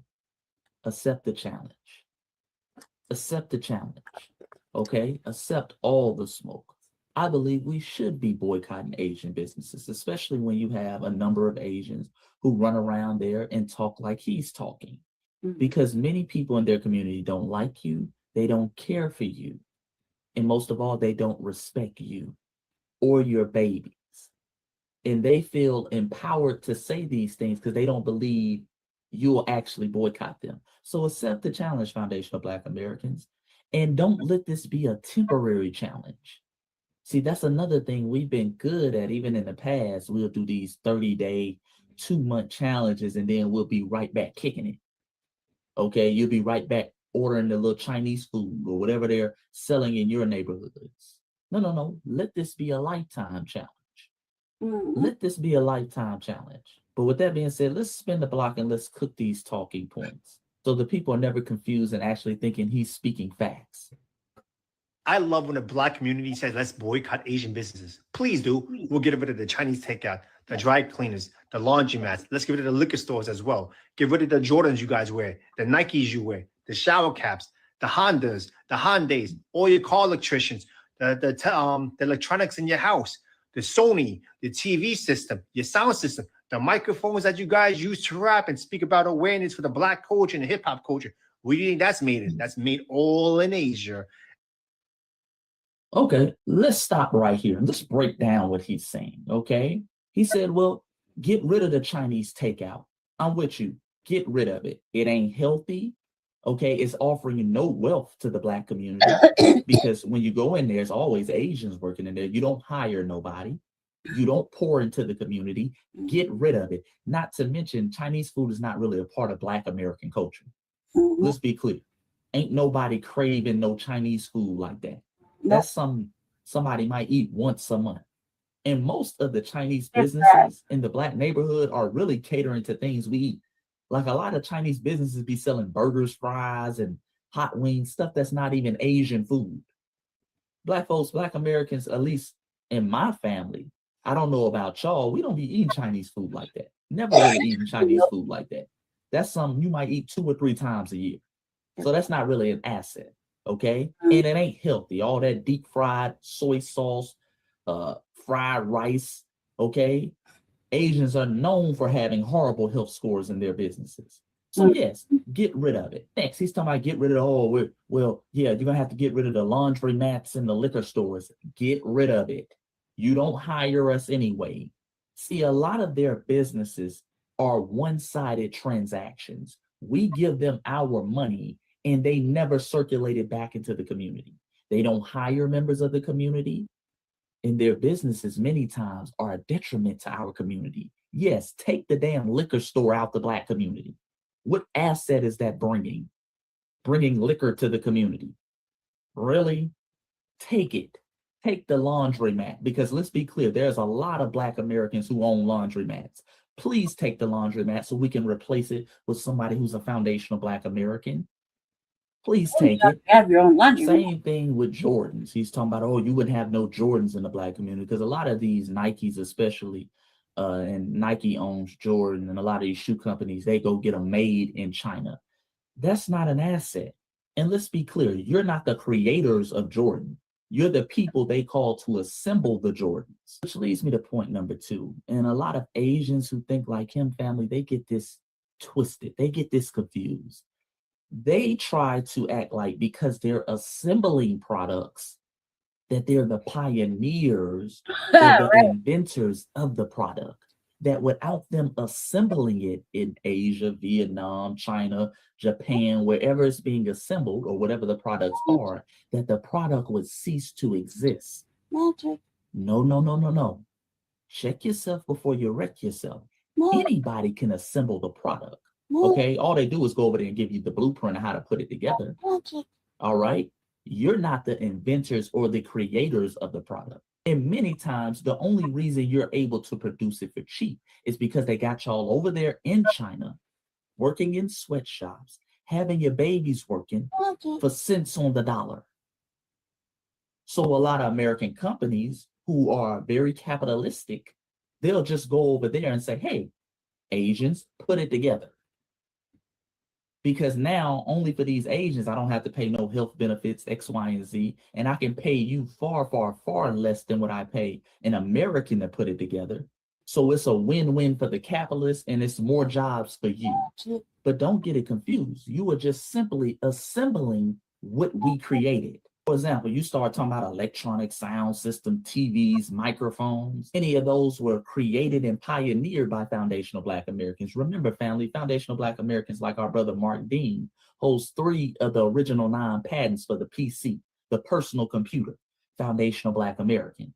Remember, family, the most powerful chip in the world right now that's powering a lot of artificial intelligence from ChatGPT to Gemini. People are fighting over it. China wants to get their hands on it. Is the Blackwell chip, named after a foundational Black American by the name of David Blackwell, who was a master mathematician, okay, professor out there at the University of Stanford. This man is sitting up here talking about the microphones, remember, the microphones that your rappers be rapping to get all this Black awareness through, produced in Asia, baby. Well, how about this, baby? The father of the modern day microphone is a foundational Black American named James E. West. Without him, you wouldn't have no microphones to produce, putting millions of your people in your homeland out of a job. I just think too, like We're the creators of that. they're the ones that just. So don't be confused, sir. Don't think because you're simply over there assembling stuff for cheap in a sweatshop that y'all are the kingmaker. That you're the one that without you, we wouldn't have certain things. Right. No, we would absolutely have those things because we're the creators of those things. You're not. Right. This man sitting up here talking about I want to see your women get down on their knees and paint their own nails. What do you think they were doing before you arrived? Right. How do you think Black women were painting their nails? They were getting down on their knees and they were doing it themselves. Mm-hmm. And really, this phenomenon of Black women going to Asian nail salons, that's really a new phenomenon, family. I vividly remember my mom, my auntie sitting around painting their own nails with them little things to separate their toes in the middle. Sitting there painting their own nails. My grandma always painted her own nails. I literally remember her sitting in there, painting their own nails. And when they really wanted to get fancy, they'll paint each other's nails so they can focus. Mm-hmm. And be playing cards, be drinking a drink, be sitting around drinking Crown Royal, okay? Playing spades on the side, listening to Bobby Womack. Mm-hmm. Black women have always been very self-efficient. This whole thing of them going to Asian nail salons, that's a fairly recent thing. Man, like the way fairly recent thing. He said it all. Historically speaking, within the last maybe, I would say 20 years. Look. But let me know if I'm tripping down in the comment section below, family. Now you're tripping. You know, like go to the really was going over to that because we created a little fad, the long nails and the curved nails and this and that. You know what I mean? And we didn't feel like doing it ourselves. It's merely out of fucking convenience and the lack of not wanting to do it ourselves. It just is easier to feel like we was being pampered, because that's the whole reason to go to these fucking shops was for the pampering experience. But wasn't pampering. It was bullshit because they don't respect us. They don't like us. They don't even respect when we're in there. They just want to upsell and overcharge and be disrespectful. The whole reason these motherfucking shops exist was for the pampering of the Black woman.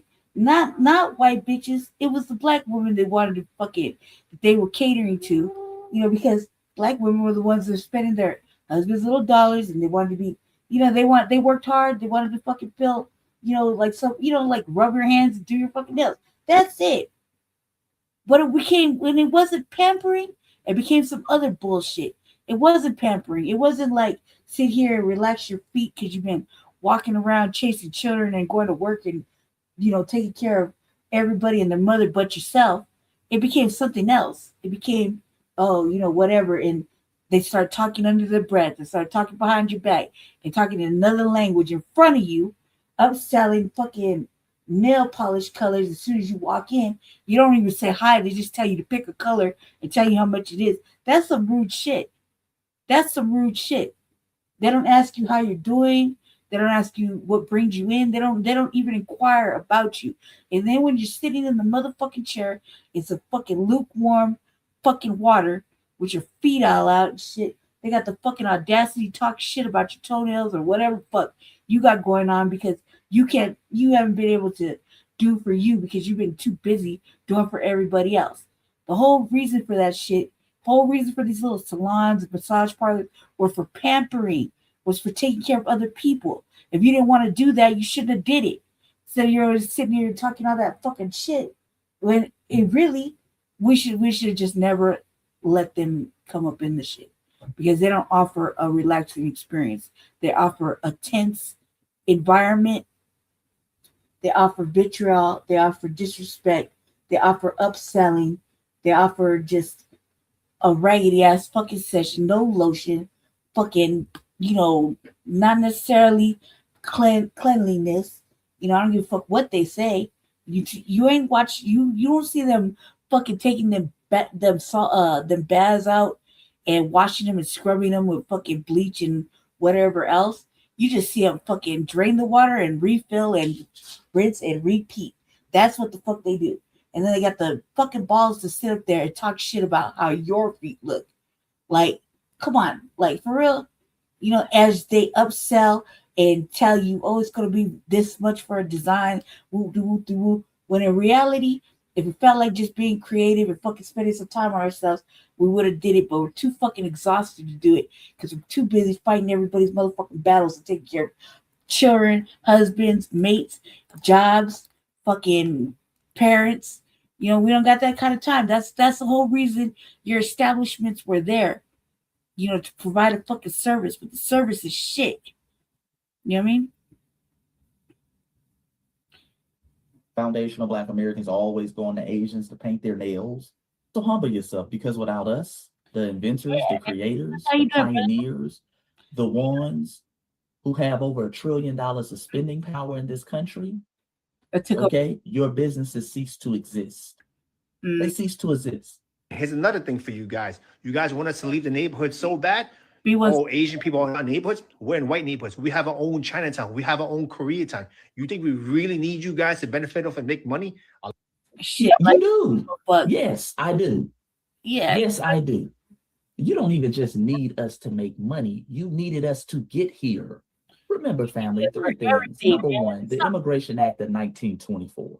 Okay? Without us, there White supremacist President Calvin Coolidge in 1924 put immigration quotas on African countries and many countries in Asia. He put 0 quotas on African countries. And he really, really put a lot of quotas on Asian countries as well. They did not want any people who they considered a quote unquote person of color coming to the United States of America. It was foundational Black Americans during the Civil Rights Movement in the 1960s. Like, look, does the vitriol come from the motherfucking wars from way back when? That wasn't on us. We never wanted to go fight no motherfucking war over abroad at all. You're fucking Muhammad Ali. We wouldn't try to go over there. Like, if you mad about that, we wouldn't try to be over there, man. Okay? Are you mad about the wars? That's why you taking it out on us? Like we really did something to you? We did you dirty? Nah, we didn't want to be over there fighting these motherfucking white people's battles. Like, come on, cuz, like, let's keep it what, like, why the fuck are you really why the fuck you really got all this animosity and hatred towards foundational Black Americans? Like, is it because of the motherfucking world wars? That wasn't on us, cuz we didn't want to go. You think we want to have our brothers be out there fucking fighting battles? No.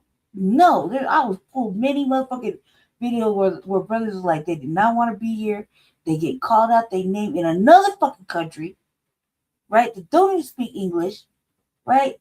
And they're going through the most. Is it because of that? Like, you want some other, you holding it against us. You holding it against the wrong motherfuckers. We did not want to go. We did not want to fight these motherfuckers' battles. We just drafted in there. That's all. That's it. You worried about what? You got reparations? You know what I mean? You got your internment camp reparations. You're welcome.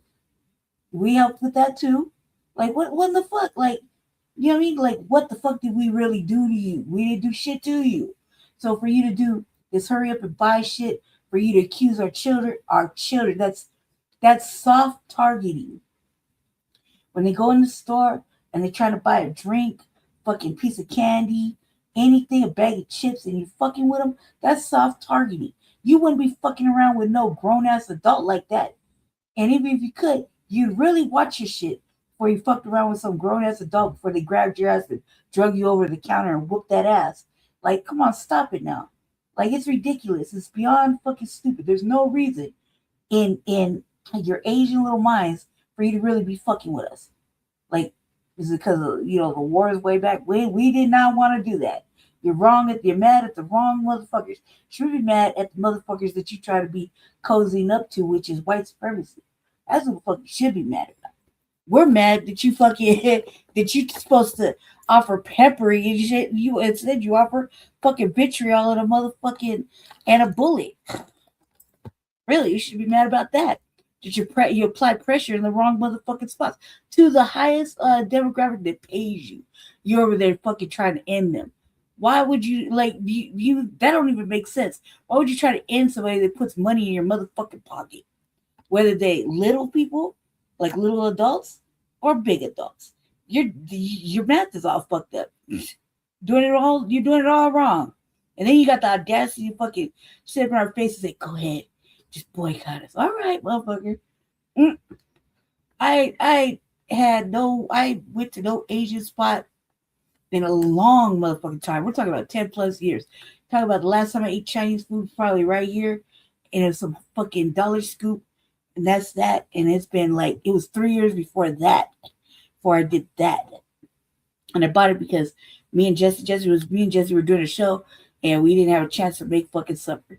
That was it. That's all. I could care less. You know what I mean?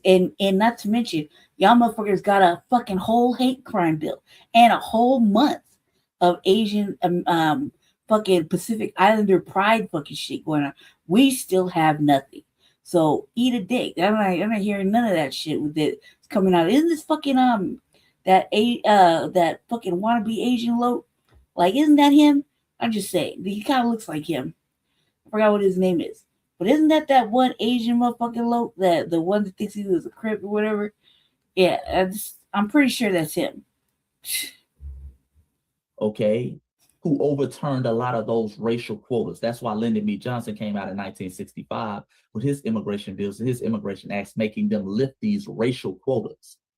That's when the floodgate of a lot of Asians came in after those time periods. Now, you had pockets of Asians here, okay, in the 20s, the 30s, X, Y, and Z. You had pockets of them here.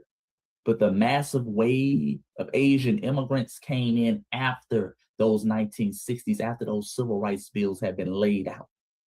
Asians were never considered model minorities until after that.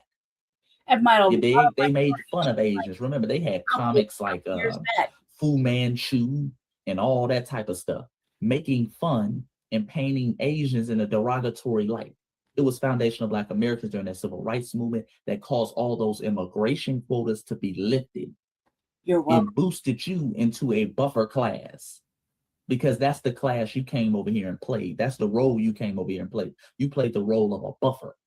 So that's when they set up shops all over across the country. They put you in the Black neighborhoods. A lot of those abilities to have equal protections in the workplace, remember, that comes from that Civil Rights Act of 1964. See, even to this day, and especially back then, y'all were over there in China, your mothers, your fathers, your grandmothers who immigrated here, working in sweatshops. You didn't have no damn rights over there. But you came in here and you benefited off our Civil Rights Act so you can get fair housing, fair employment, okay, fair treatment at the workplace. You didn't have to sit up here and work for 20 cents on the dollar. And not to mention 12-hour shifts. We put in those rules and regulations and made sure that even though you're not a white person and you're a non-white person, you would still have equal rights. And you couldn't be taken advantage of as an immigrant. Man, up here talking about we don't need Black Americans. Oh, we don't need you to make money. You need us to live. You needed us to grant you citizenship. Because I don't really hear an accent from this guy. He's probably a first generation born Asian American. The fact that you can come over here and get birthright citizenship that was explicitly meant for foundational Black Americans at a period of time that we fought for, you benefit from that. Okay? Understand, terms like anchor baby come from Asia. Came from Vietnamese and others. Asians have historically been known to come over here and use anchor babies in order to grant themselves and their baby citizenships. There have been several articles written about how these Chinese women would come over here already pregnant, overstay their visa, and then have a baby in an American hospital and get them granted citizenship. Anchor baby strategy. Even their wealthy ones, family. This came out last year. I remember seeing this. I had to pull it back up. This came out last year in the Wall Street Journal. It's talking about how Chinese billionaires are having dozens of US-born babies via surrogate, okay? Video game executives both said to have more than 100 children, and other elites build mega families testing citizenship laws and drawing on nannies. IVF and legal firms set up to help them, okay? Whoa. These folks do strategic strategy with making sure they have babies on US soil to grant those babies automatic citizenship.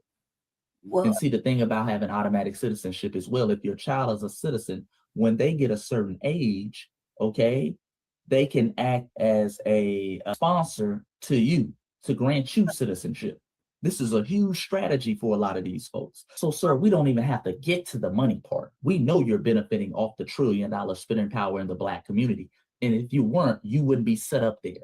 If you weren't, you would not be set up in the Black community. That's business 101. No one's going to put a business where there's no market.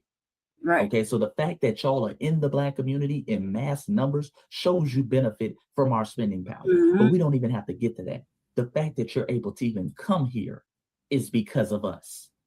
Without us, you cease to exist. It's not the other way around.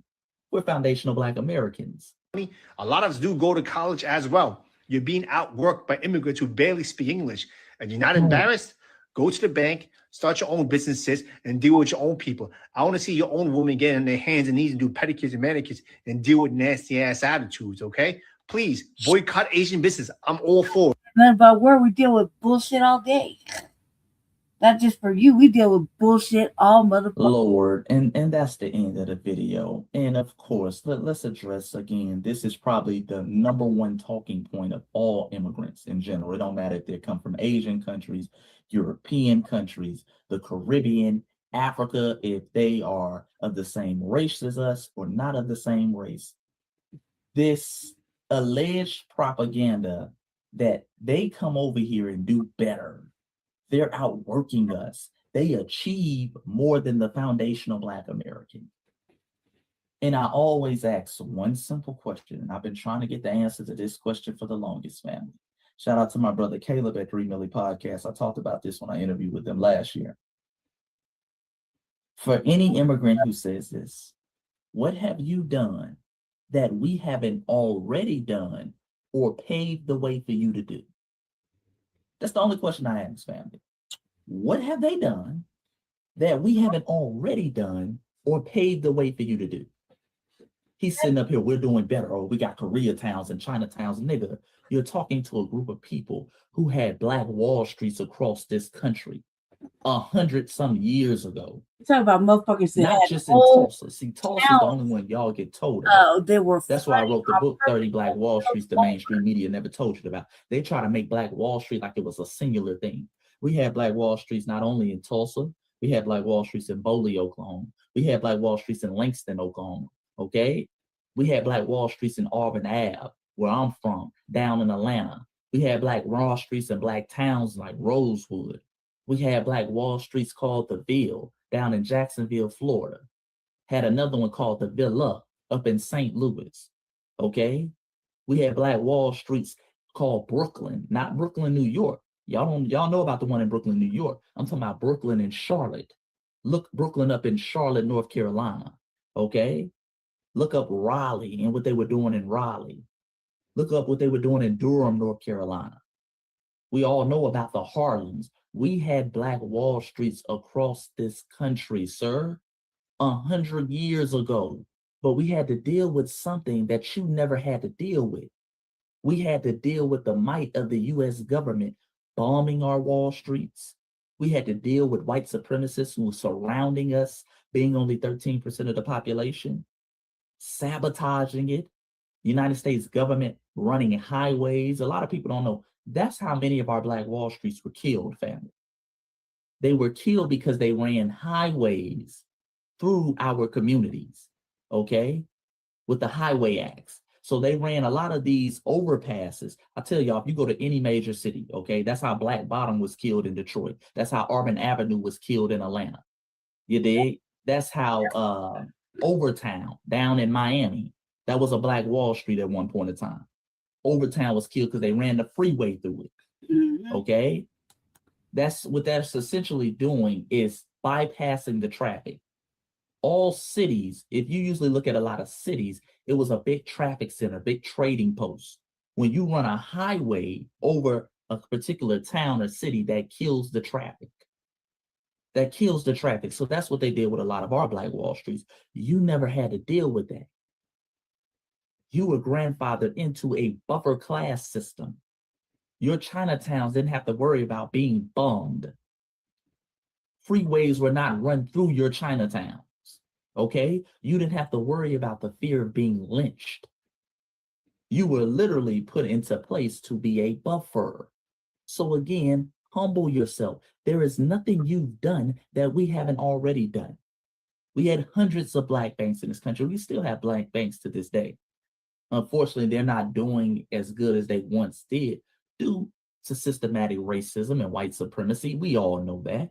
And I'm not going to go deep into how they attacked our Black banks, but we all know that. But bottom line is we've done that in this country too. That's not a new thing. You didn't invent anything. You didn't have a Chinese bank before we had a Black bank in this country. And they kill me with this whole thing. I really laugh at the tethers when they sit up here and they start talking about, oh, we go to school, oh, we be going to college. Sir, been there, done that. Foundation of Black Americans for years have been getting bachelor's and master's and doctor degrees. Sir, you're bragging about schools that we literally built brick by brick. Those Ivy League schools, you brag, oh, the Asians, they go to Harvard, Yale, slave labor. Slave labor, and they owe reparations. Slave labor, sir. We literally built the school. Yep. Not only did we build those schools, the Ivy League schools, we built many of the public institutions y'all go to this day. The University of Georgia, University of Clemson was built by slave labor. University of South Carolina, University of North Carolina, okay? University of Virginia was founded and built by Thomas Jefferson slaves. And then on top of that, after we built everybody else's universities, we created and pioneered our own historically Black colleges. We are not the same. We are not the same. And then, So please stop running over here talking about anyway, you doing better and you did this. Stop it. Headache. Your success in America is not a testament of your parents' work ethic, their drive, their creativity, and just being better. No, no, no, no. Because your parents had that same work ethic, that same drive, that same quote unquote betterness in their homeland, and they failed. They failed. They fled. When you flee, you failed. You're saying, I cannot make it here. Exactly. See, your success over here in America is a testament to the blood, sweat, and tears and sacrifices that foundational Black Americans laid out. The fact that you can come from failing homelands at the time, because many times when you look at China, a lot of people look at the China today. Remember, China was failing like hell back in the 1960s and 70s when their parents started coming over here. It was a failing state, a lot of poverty, a lot of opioid crisis and drugs, X, Y, and Z. When your parents left, it was a failing state, failing nation. They came over here and became something based off the fertile soil that we laid out. That shows how great of a country we built. We can take people who failed in other nations and they can instantly come here and in one generation be successful. Go to college, go to Ivy Leagues, X, Y, and Z. You better thank a FBA. But family, it's your brother Chase, man. I've been on here too long, wasting time with these folks. Make sure you take a few seconds, go subscribe to my new channel, Foundational Black American Archives. It's an absolute classic. We're going to be building on foundational Black American history on that page, just using strictly primary sources. Okay, so make sure you go check that out. Make sure you like the video, subscribe to the channel, hit the bell icon. And until next time, family, you know what it is. Foundational Black Americans. You're a phenomenal, phenomenal people. Don't you ever forget that. I'm out.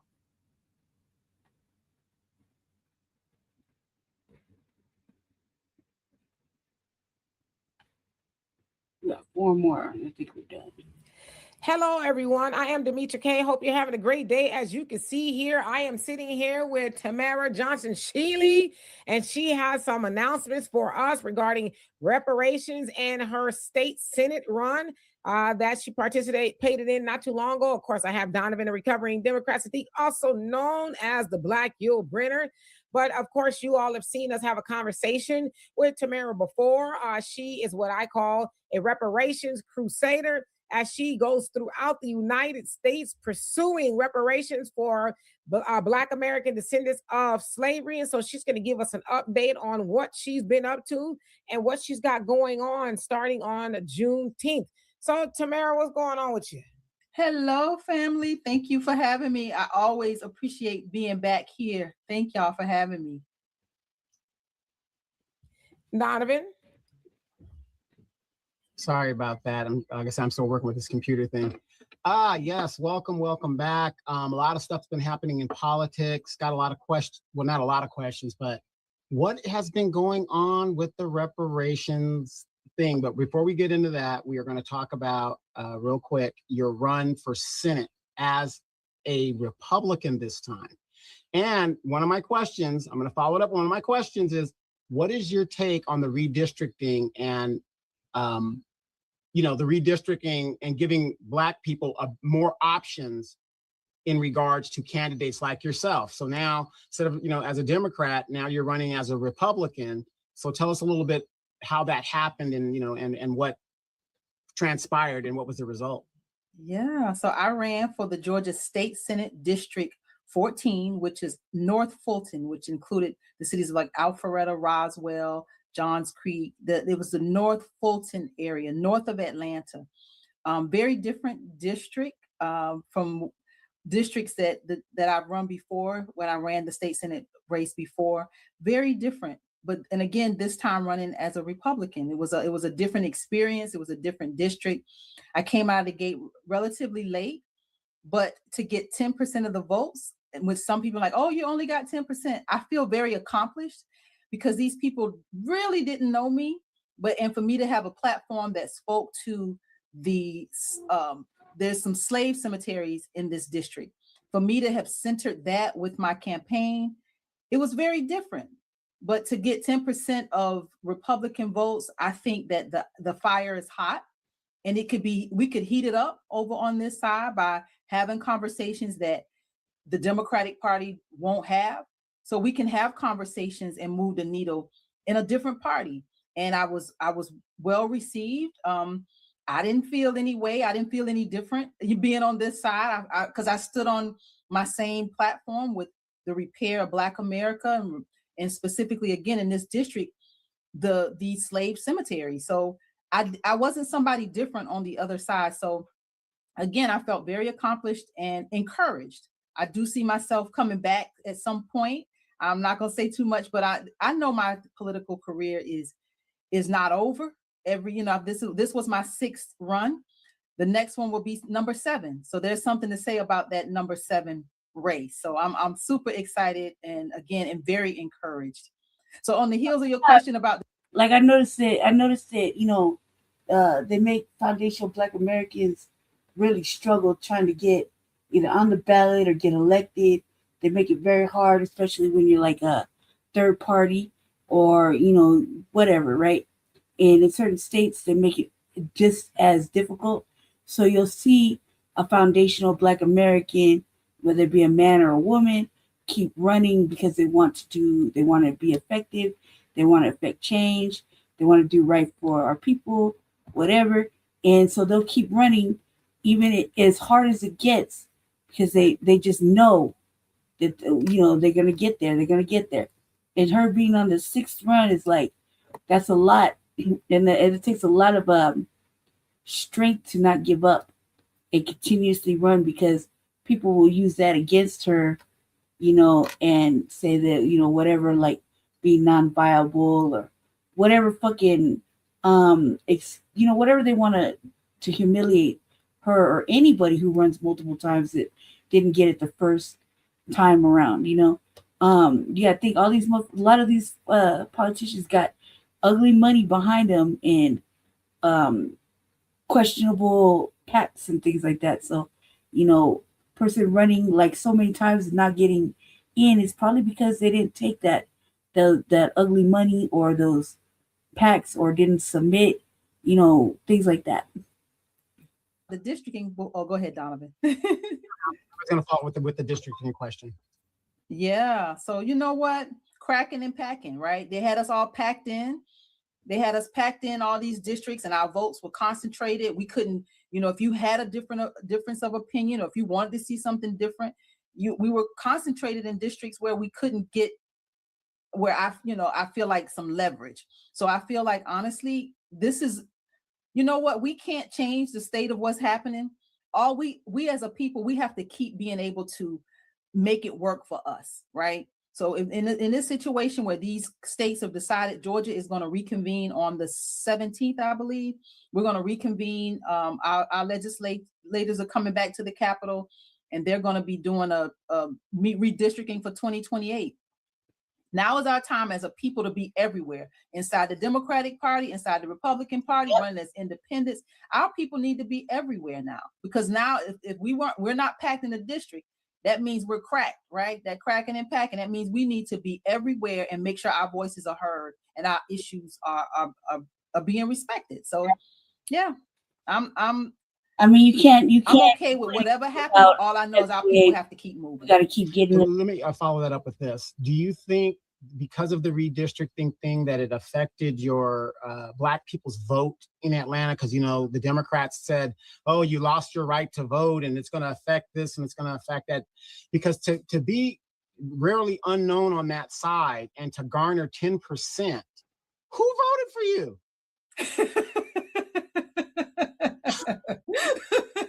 That's a good one, right? Who voted for me? Who are these people?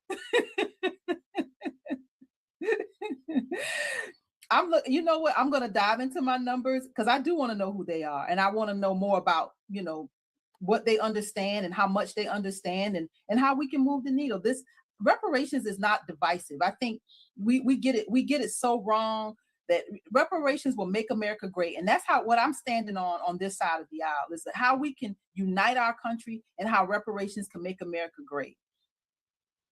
So did you draw any hope and inspiration from seeing that Trump wanted to give nearly $2 billion to people who were harmed lawfully, if you will, or unlawfully rather, by the government, and specifically the J6ers? They, I guess, were able to apply. Of course, they have backtracked on that. So when you heard about that, did you think, okay, well, surely if you can give them reparations, we can get it too? Because I know that's been your crusade. So what my thing is this: they only backtracked about it because of Foundational Black Americans.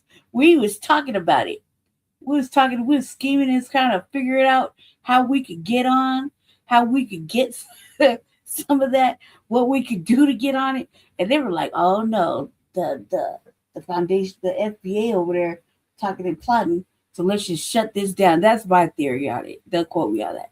That's my theory, that as soon as they figured out we was plotting on that shit, with the find a loophole, what we could do, how we were affected, how we were gonna go and apply, man, they shut that shit down with a quickness.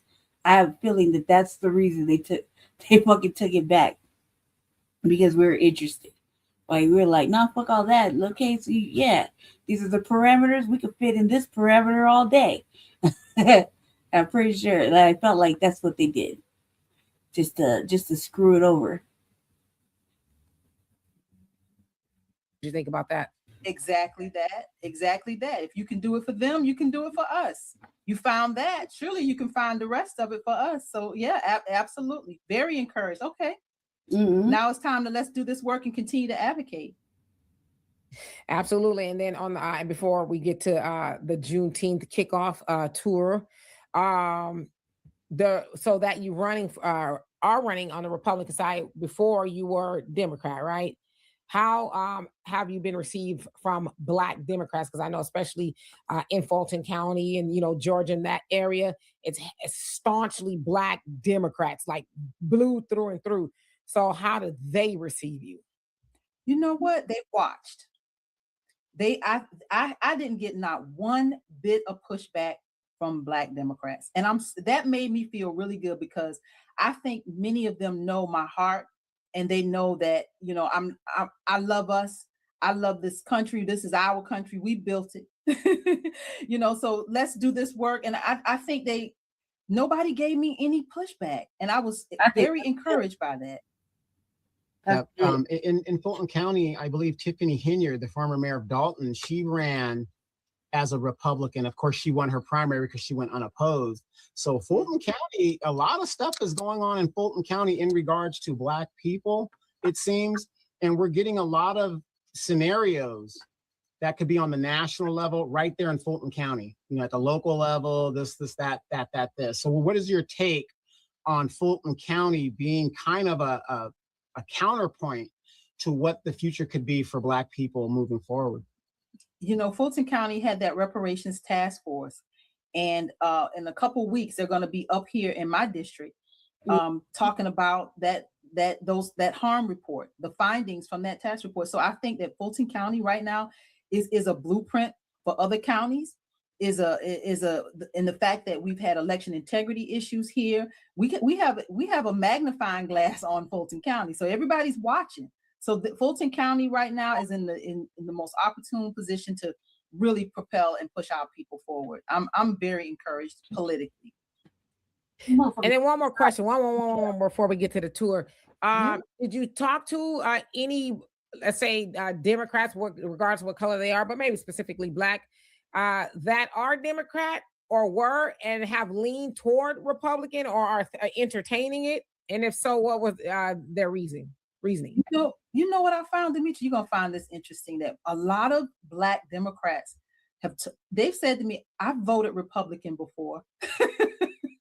So many of them kind of go back and forth. And I think, and I've met some that don't want nobody to know that you would think that they're Black Democrats, but they don't want anybody to know that they lean to the right. We have conservative values, right? We really do. Like, we are not a monolith. We're not a people that you put us in a box. We're not.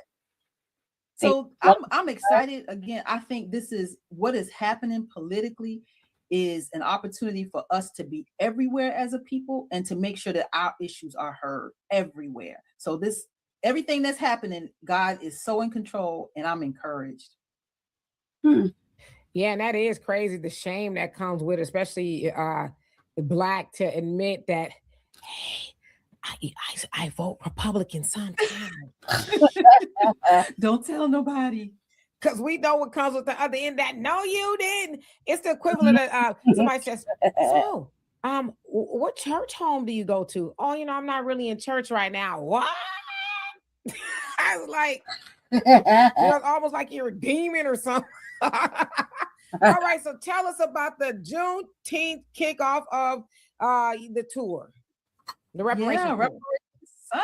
Reparations Sunday, y'all. I'm so excited. Juneteenth, the kickoff. We've done it on a smaller scale, but this time I'm prayerful that we're going to get this bus filled. We are going down to Savannah, to where the massacre of Ebenezer Creek happened. And for those of you that don't know, that is the backstory to 40 Acres and a Borrowed Mule. That is the backstory. I'm originally from Effingham County, so that's my neck of the woods, y'all. I'm taking y'all home. That's home for me. So to take you there where this massacre happened, get you a little bit of that creek water to bring back as a souvenir. We're going to leave there and go over to the Green Meldrum House where 40 Acres and a Mule was actually signed. Y'all, this is what our liberation is about, understanding this history, experiencing it, and understand why reparations today is still, it has to be our fight until this battle is won. So I'm hopeful that we're going to get this bus full tomorrow, June 9th. What's tomorrow? The 9th? Is our deadline to get our bus filled. So please, y'all, if you know anybody in the area, if you want to come on down to Atlanta, we pick up in Atlanta. We're going to stop in Macon and pick up anybody in Middle Georgia.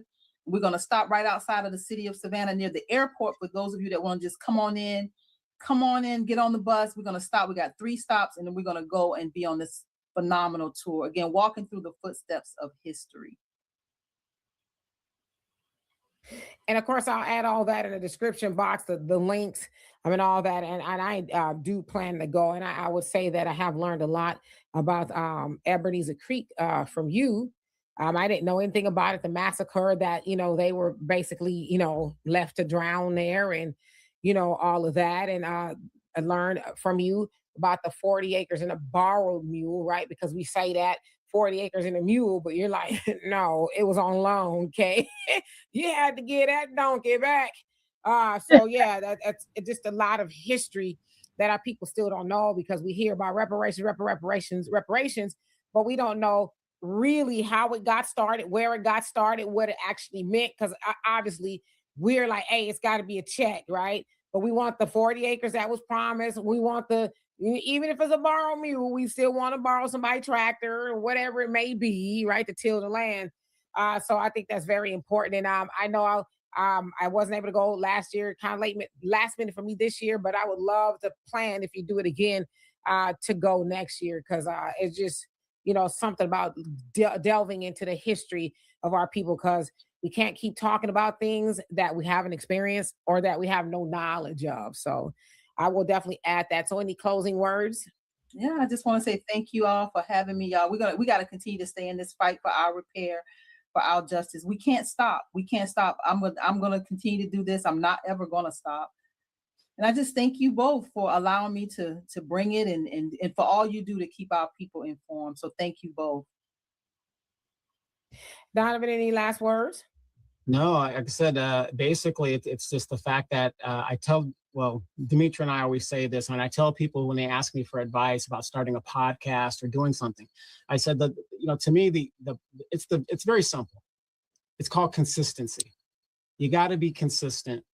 That way your following will grow and grow and grow. I know it gets, you know, frustrating sometimes, it gets tiring sometimes. You got all these things coming at you, but you got to be consistent. So just, you know, continue to be consistent in what you're doing, because, you know, again, when we started we ran across you on the internet streets, here we are years later, and we're still consistently still here.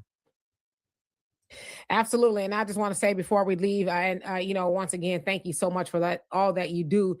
Because I know a lot of people are talking the talk, but they're not walking the walk, because walking the walk is very exhausting. You got to, you know, climb up a bunch of hills, and rarely are there any down hills, right? And sometimes you don't have very long to rest. You got to keep on going. And so, you know, I'm just telling you from myself, and I know Donovan and a lot of other people, we appreciate what you're doing, because it is a lot of work involved in getting these people to listen and say, hey, time's up.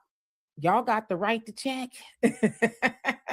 So I will include all that stuff into the description box. So you guys, thank you for joining us, and I will see you 5 p.m. Central Time live in just a little bit.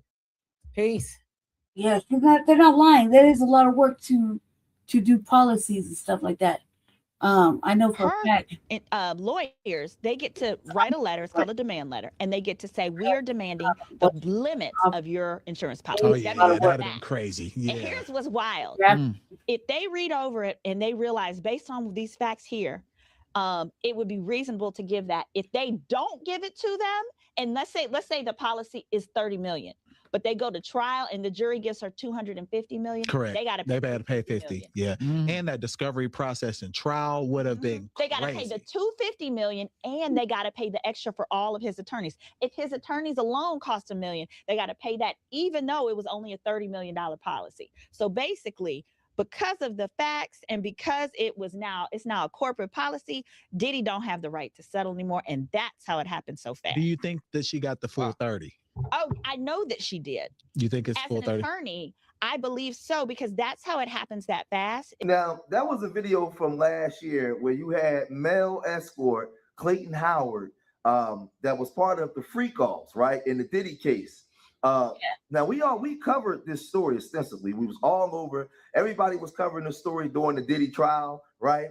And you know, we found out that Cassie was very complicit in getting her cheeks, just, you know, getting the brake pads knocked off her cheeks, right, by these black men. They was coming in there. Clayton Howard was one of them, and he said that he received the STI from her. She got pregnant by him and aborted the baby. He didn't know until afterwards. She took the condom off. She provided the illicit stuff that he was taking to put in his body, right? And she was very complicit. The way that she was portrayed in the courtroom under testimony was hogwash. It was garbage. She also met up with him, right, to get her cheeks clapped, you know, when it wasn't with Diddy. So it was a whole lot to the story that go on with this. So she sued Diddy for 20 million, right? And then got another 10 million. So she got like 30 million in all, right? He's sitting on the sideline saying, wait a minute, you suing Diddy for all this money when you was complicit, you was the one soliciting us, right? And you gave me an STD. So he's back talking now because Cassie has since fled the country. Bon voyage, she got the hell up out of here, right? She said, I'm not giving you a dime, right? I'm not giving you nothing. She fled, so now he's talking like this. Hello, I'm Clayton Howard. I am the plaintiff suing Diddy and Cassie on these freak-offs that happened all these years ago with the male escorts and all of this stupidness that you now see all over social media. So for the last couple of months, audience, I've been quiet. I'm a law student. I'm not a professional prostitute. I'm not a male escort. All of that is being constantly circulated by the media has something to do with something that occurred in my past over 10 years ago. However, people need things to watch too, especially people who don't like to read and who are ignorant. So you guys who are social media junkies tend to listen to what all of the lying idiots who are racist and biased put whatever before your face simply to try to create stories and narratives to push agendas that may be in the minds or in the overall goal of people who are utilizing these social media outlets. People, I believe CASSIE and her legal team have created a dedicated campaign to try to discredit me, stalk me, harass me, whatever it might be. CASSIE has filed a motion to dismiss. But audience, CASSIE has not disputed any of my allegations. Her motion to dismiss attacks me on timeliness of the allegations, stating that, oh, because it happened X amount of years ago, now it's too late to charge her or seek action against it. Now, a lot of this stuff was old and it was past the statute of limitation, but this is the thing. Diddy, she knew a lot of stuff about Diddy, right? So Diddy settled out right away, right? He settled out right away, but there's multiple reasons. We'll get into that later in this video, why he had to settle out, right? Because they sued his business too, right? But we'll get into that.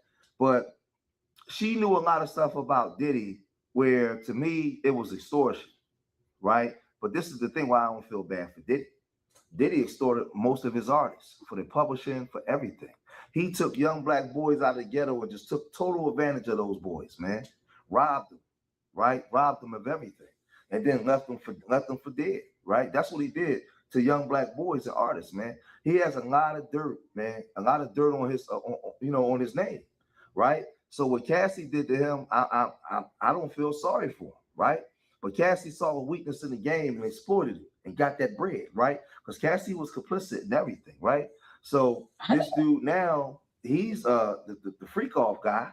He's saying, man, look, I need to get some of that money, man, because y'all took advantage of me. Y'all took advantage of me.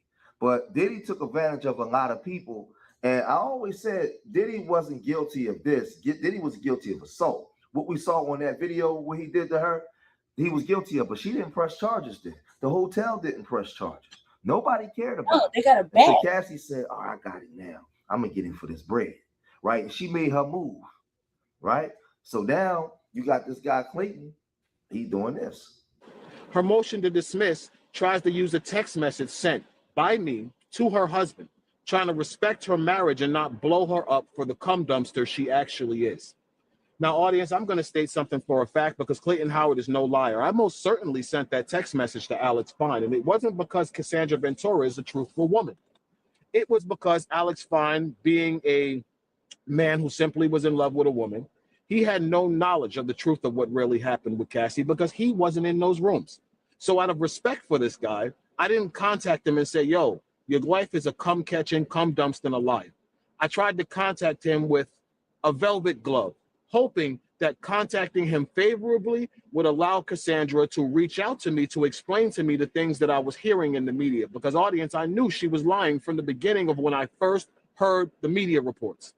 Now, audience, you should know something that's really very valid, that the Wigdor law firm seemed to leave out of their arguing that I'm trying to go after CASSIE's money. People, I was directed to the U.S. Attorney's Office by the Wigdor law firm. Wigdor sent me to the U.S. Attorney's Office because he knew that Clayton Howard was the guy and that I could verify everything CASSIE said.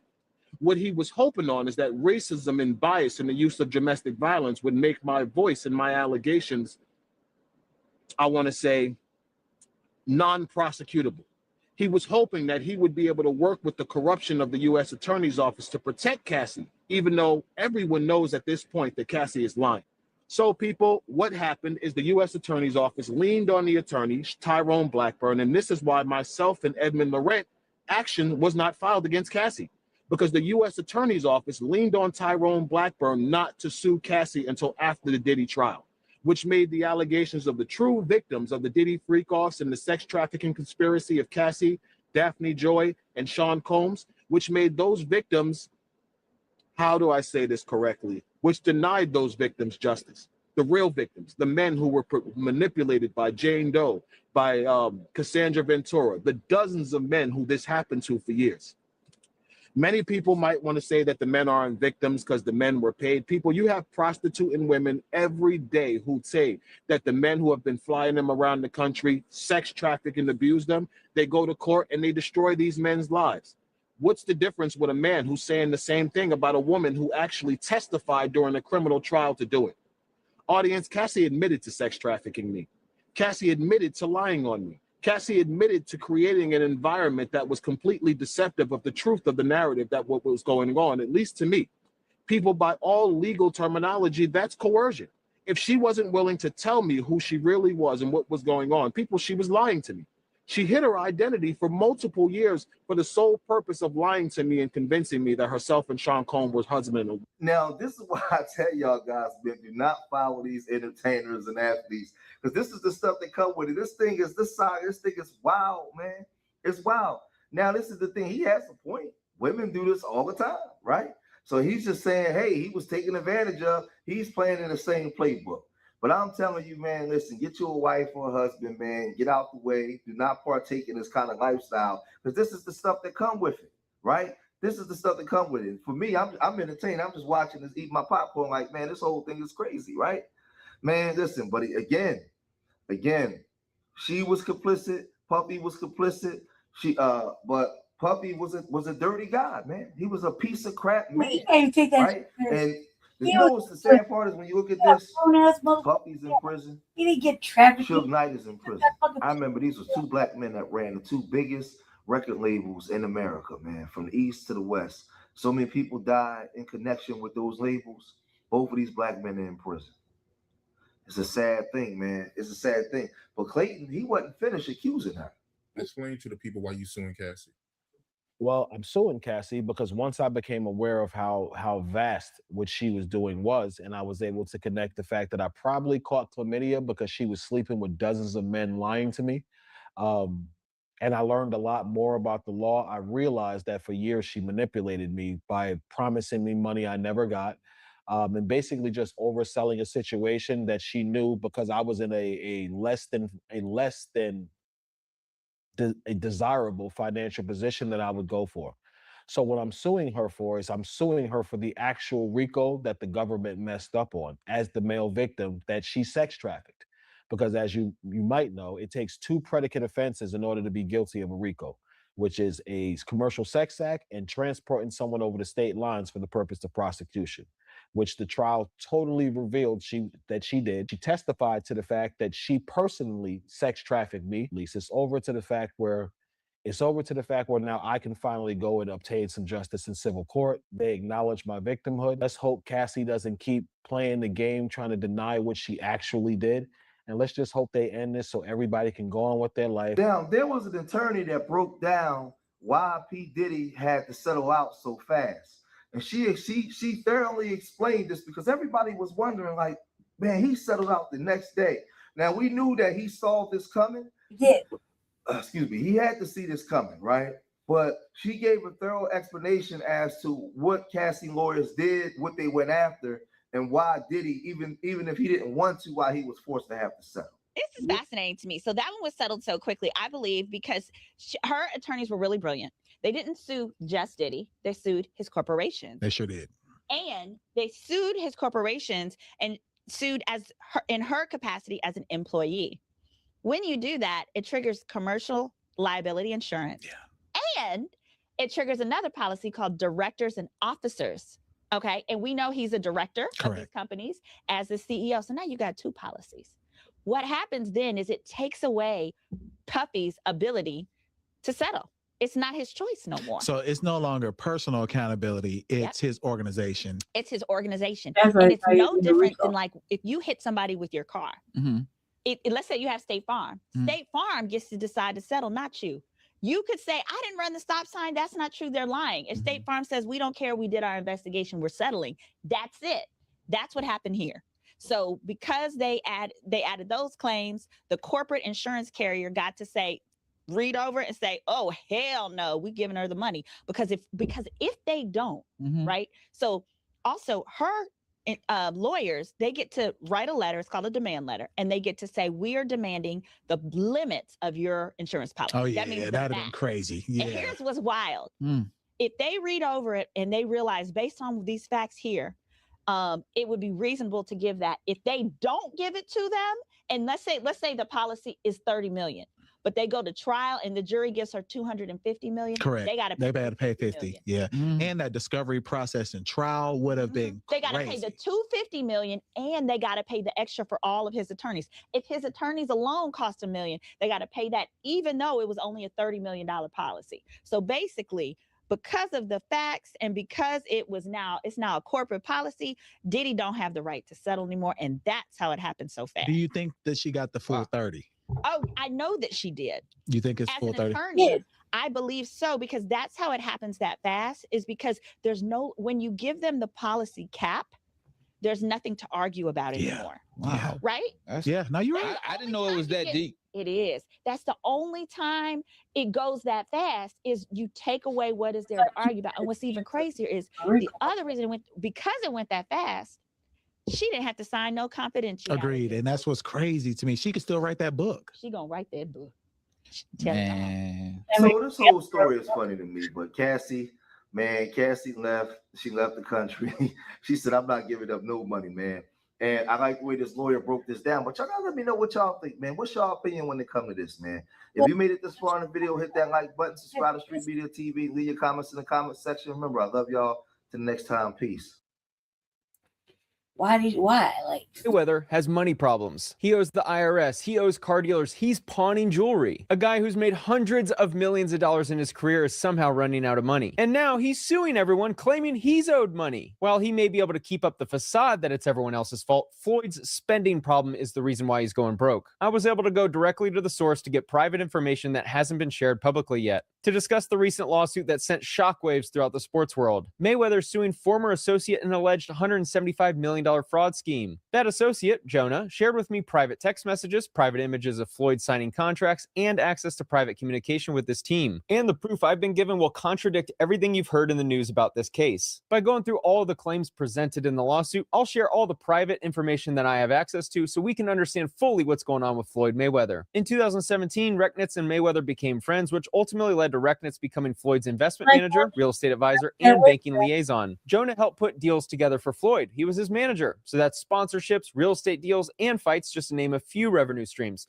Jonah shared with me that he was not on salary, meaning he only made money when there was a commission on finding a deal. As an example, Jonah shared with me that Floyd was running out of money in 2020. So Jonah put together a fight with Logan Paul to generate income, as well as many other exhibition fights. Turns out the only people actually punching Floyd in the face at this time were the IRS debt collectors. More on that, because he needs the money. Yes, this is why. Around August 2025, Floyd needed cash money, so he decided to start pawning his jewelry. Here's a text on August 25th, 2025 of Jonah sending Floyd an image of his watch and the word loan below. That represents that watch as being within the group that was being pawned. Here's the second image sent on that day. The top image is a collection of watches that were grouped together for a November loan and that many have been returned after the balance was paid down. Here's the next message of another collection of watches that were used for a loan. The image on the left is an exhibit Floyd included in the complaint. Within this list are 4 of the watches you see in the text message on the right that were included in the group of watches that were pawned. This indicates he continues to lie about not knowing that his watches were getting pawned for a loan to fund his lifestyle. What was told to me is that Floyd was running out of money. Obviously, his broke is a lot different than broke for me and you.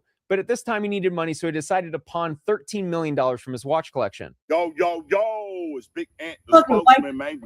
Another edition of Urban Politicians TV, UP TV. Make sure you stay on your pivot at all times, man. Had to come tap in as Floyd Mayweather had a bad week in the media a couple weeks ago because things were just hitting back to back. First, it came out that he owed $1 million in back child support for a 4-year-old. Then also in the future, he would have to then pay $32,000 to $33,000 a month. Then right after that, it came out that he had filed a $175 million lawsuit against his former business partner advisor, Recknitz, where they then said that he had finessed Floyd all his money, signed away his jet, pawned all his jewelry, and ran off with it and left Floyd in a lot of debt. And that it came a little bit after because Floyd had sued somebody from Showtime, I think it's Espinosa, if I got his last name correct, for hundreds of millions for saying he ran off with money with him, and him and Al Heyman had put a scheme together to take money from him. Well, now with this video right here from Spencer Cornelia, I'll have the link in the description where you can watch that in the beginning. That it tells a total different tale. As 50 Cent caught wind of this as well, as he dropped this video this morning, 50 Cent put it up on the gram and said, "Dang, champ, I know you didn't read none of the papers. I love you, bro. Lace up. Get it back." At Branson Cognac, Leachy Madore. Now, Spencer Cornelia, he had just dropped this video. You can go to the comment section and see the impact that 50 Cent had, because a lot of people are saying, "I'm here from 50 Cent. 50 Cent sent me here." Somebody had even said, "Hey, it's crazy. This video dropped on YouTube 5 minutes ago, and 50 Cent already caught it." That's the algorithm for chaos that I'll be telling y'all about right there. We're sending it around because 50 Cent caught it, threw it up, but it caught 50 Cent eye off the fact that Floyd Mayweather, he might already be tapped into Spencer Cornelia. I am as well. And I watched this full video right here, bro. And I knew that this was probably going to come. And that's the thing about filing lawsuits and stuff when you're famous like that and money is your game and your thing and your brand. It puts all the facts on display, and it puts everybody in your business because it's become public legal information now. And he went through it all, bro. And Floyd, it's bad, bro. They have all the documents. They have all the text messages that Floyd was pawning his jury because he needed money to make payments. Floyd understood what was going on. They have photos and videos of Floyd signing the contracts himself. When Floyd did the jet transaction, he basically was selling off and pawning his assets to get loans to keep up with the lifestyle. He said that Floyd spends about $1 million a month just on his team alone. That ain't even the other stuff that he going to spend in and shopping on his own for himself, for his family, or going things like that. And Spencer Cornelia is very good at what he do. I've been tapped in the dog for years, man. I've been watching this show because he don't discriminate. He go at everything, everybody from every lane, influencers, athletes, people who get on the internet and sell fake credit card. He does it all, bro. He goes to all walks of life getting at people. He don't have no picks and choosers when it comes to that. People who do them dumps on the what they call them crypto dumps, he get at it all. So he does real extensive research. But this guy, Rexnitz, that Floyd works for, is crazy. He gave him all the information and he got it all in his phone. Text, Floyd asking for stuff, them explaining to Floyd what's going on. Floyd responded to it. Then also, even to the point where he said that Floyd was receiving advances on his fights while he was still in the ring. And back in the day, he was already spending too much money. So he would ask for advance on certain fights. Like, "Hey, send this up front from me to Al Heyman." They got receipts of that. Then Floyd had went to the ground and called out dog for his criminal background and the cases that he had been through. Well, he sent over the information to Spencer Cornelia. "Hey, Floyd knew about my background already. He wrote letters to the judge for me. So for him to come out here now, this is just Floyd looking for somebody to blame." And it's wild because it's right there. You can't deny it. And Floyd jumped out there with this, and people were already saying this. And in my head, when I'm seeing it go down, I didn't want to jump out there and say that about Floyd early, but it's everywhere now. It's going to be all over the place. 50 Cent that posted up. He got millions of followers. Everybody finna go check that video out. You're going to have more coming with it. And it's like, it's all over there where it's like, dog, Floyd, what you had going on, bro. And the thing is with me, I keep it 100. Financial up and downs, wins and losses, that's a part of life for anybody, bro. I don't care who you is. Hey, nobody exempt from going through a hard time. Now, you can do things to prepare yourself for them, and your decision-making can stop you from going through them, but you never know what can and what's going to happen in the future with this. But we do know once you have a very bad spending habit, more is going out than is coming in from a certain lifestyle that you live in from when you're making these $100 million fights. It's going to keep you in the hole and not really gaining no more. Now, Floyd is in a situation now where he got to get back in the ring at this age, and you question that, dog. Like, he's the one that spoke against not fighting at an old age, retiring in good health with all your motor skills intact, and he's been one of the best fighters ever to get inside the gloves, and we respect that. But now he's trying to put fights together, and it's really simply for him to get out of debt with these things. And they have too much documentation. They got the information. I'm talking about they recorded it all, documented it all, photos of it all of Floyd. They sent them to Spencer where you can see him signing the contracts. They explaining to him what's going on in the contracts, what it is. He's telling Floyd, hey, rent out these houses so you can get some income like that. Do this right here because you need to create some more stuff.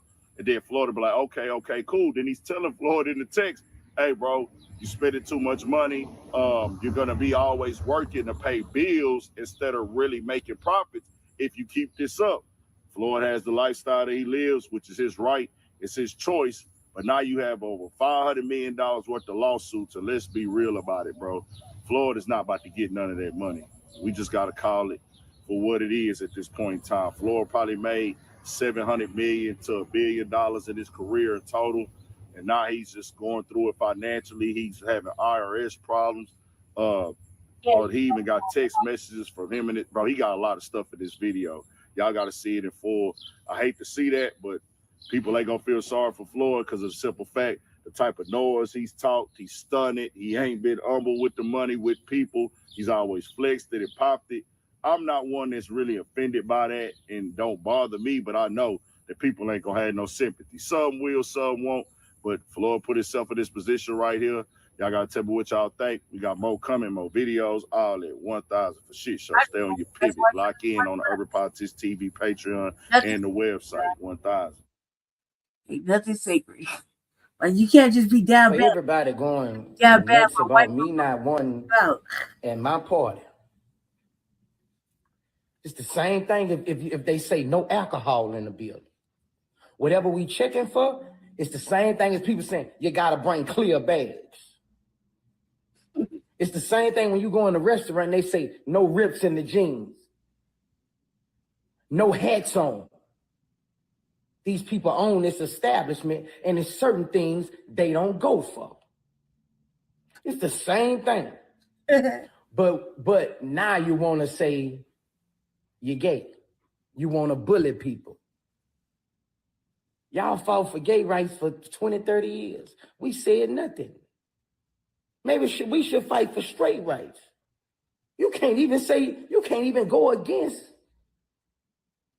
You can't even go against it. If you're not with it, you can't even go against it. Y'all get that offensive. Mm-hmm. I got real players, real bosses.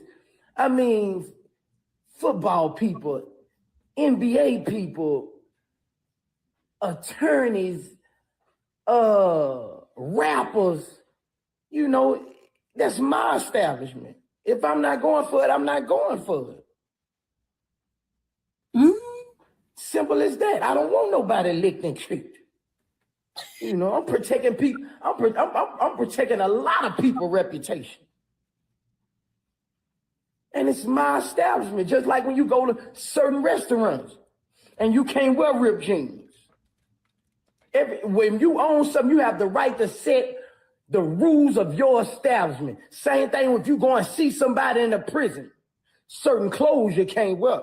Certain things you can't do. Mm-hmm. This world is out of control. It's sad.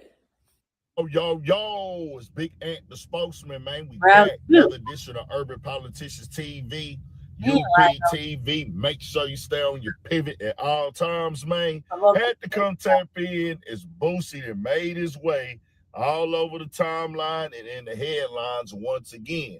And to keep it all the way 100, I seen this one right here coming from a mile away. I knew it was going to be all getting a bunch of backlash and people was going to have a lot to say. As just the other day, I was covering this topic, and yesterday as well, about him calling out Caleb Williams for getting his fingernails painted and them doing a cover for Madden where they is keying in on it as something that they marketing. And I agree with Boosie in that stance of where the game is going now. As of late, Cam Newton came and responded to it. Then also Marcellus Wiley. I completely disagree with the stance that those two took on this as well. But I seen this brewing up right here where somebody had hit him up. asked him would people of trans be allowed to come to the party, and he said no. And I'm like, hey, that should seal that deal right there. It's overstood. Why go somewhere where people are saying, hey, this ain't for you? But what Boosie has to understand now, because you've spoken how you really feel, you've spoken your truth on what you think about that lifestyle and what's going on with it. It's a certain pocket of people who are keyed on to whatever he say. They follow him. They call it hate follower, hate watcher, or dislike, or just looking for him to slip up and mess up in any form of fashion. Once he say something, they gonna spread it around, repost it, reshare it. Then they gonna keep getting in his mentions, keep tagging them. Then certain blogs, that audience, they follow certain blogs real heavy. Once they start posting it up, because they want to get their engagement on it, they know that people feel a way about it. They gonna get to arguing in the comments. They gonna throw it up. But overall, Boosie is not wrong at all, because this is his place. It's where he pay his bills at. He make the rules in the establishment. Now you could say, hey, he's saying it incorrectly on the technical terms of, hey, somebody sexuality being an issue, as opposed to, oh, well, no drinks or dress code, and comparing it to like, oh, well, we ain't gonna do this, so you can't wear that. Yeah, you could go that route, but at the end of the day, if he's saying this is a party for people who are this way, meaning, hey, we want this, it's basically like a freak nigga almost, topless pool party. You know what's going on there. They don't, if you put it on somebody's mind, well, hey, I'm this way, but I'm thinking about coming. Well, oh, hold on.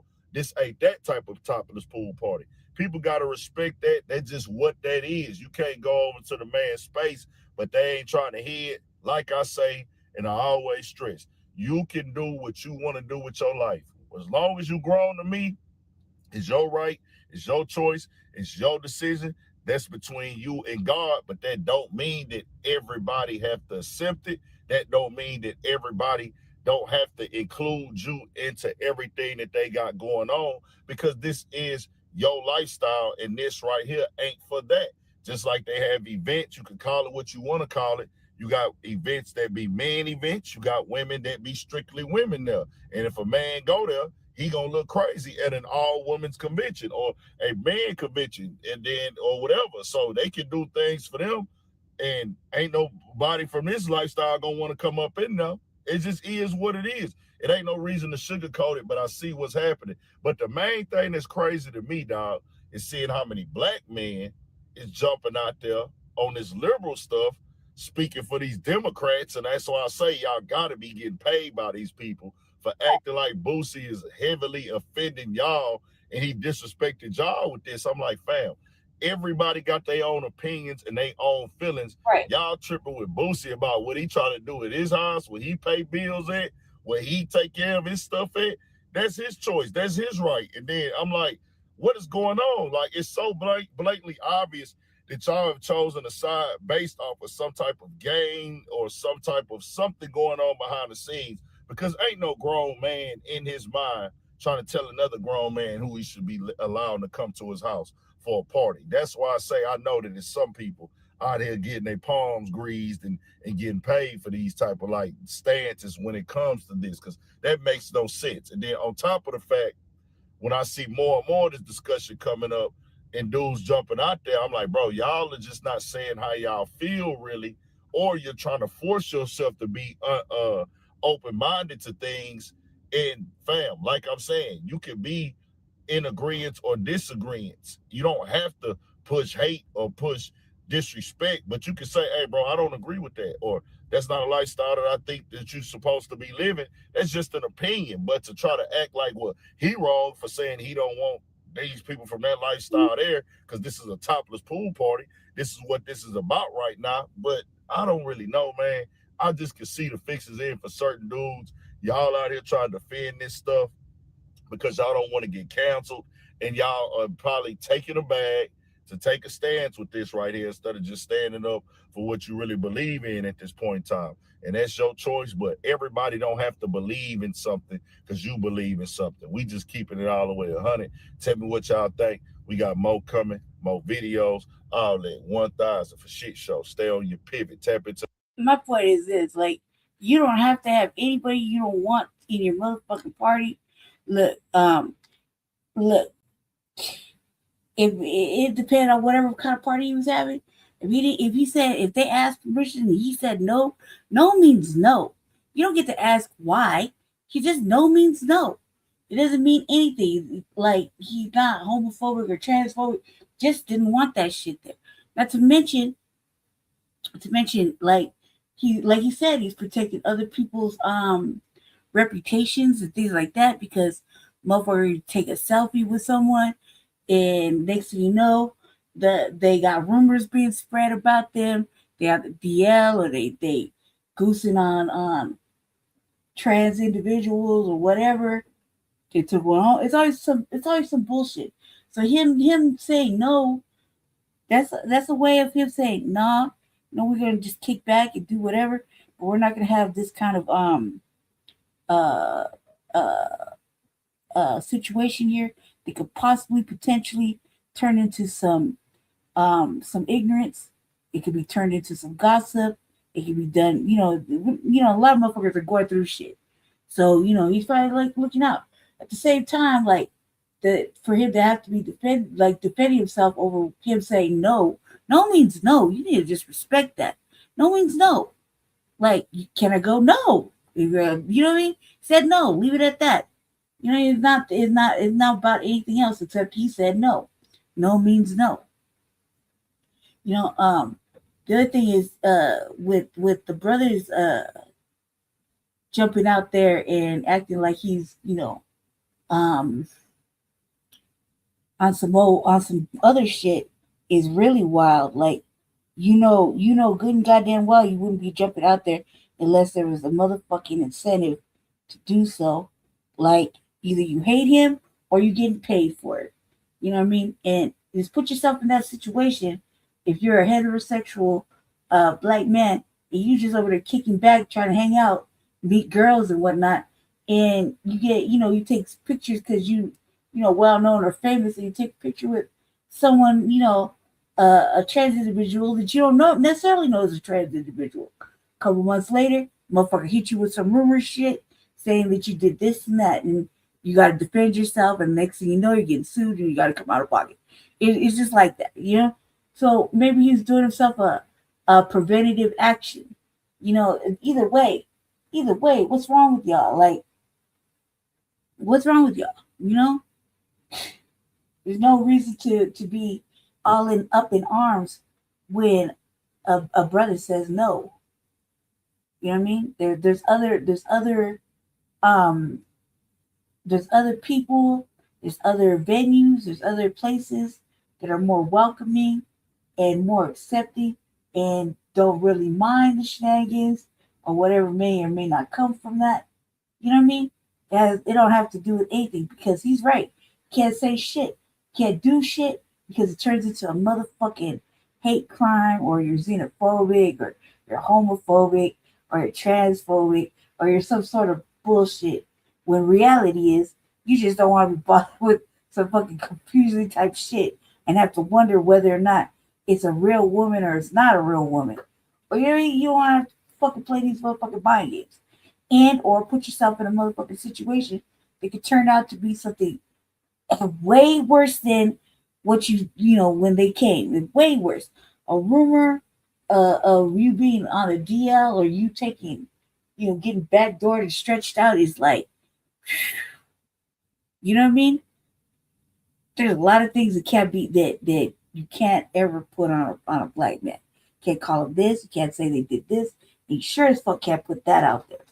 And you know what I mean? Like there's like top 3 things that'll fucking shut a motherfucker's career down real quick. They did this on paperwork. It's on paperwork. They they rock like this. They on the DL, whatever. You mean? No, just you either like him or you don't.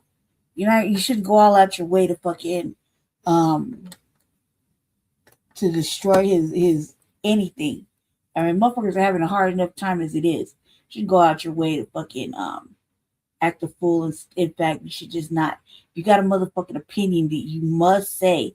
Let it be on the positive. Don't put opinions out there that are just gonna be like embarrassing and shaming him Because, God, man, y'all ain't been paying attention. Boosie's had a little rough this year. Jesus. You know what I mean? That's like, what's wrong with y'all? I got one more. And then that's it. And then I'm going to go move to the revolutionary agenda. So we got one more, and then I'm going to shut down Frontline Black News. So stay with me. Thank you for watching, little 15 eyeballs. And everybody's lurking, not speaking. One more. I'm going to shut it down. It's just local news from our city.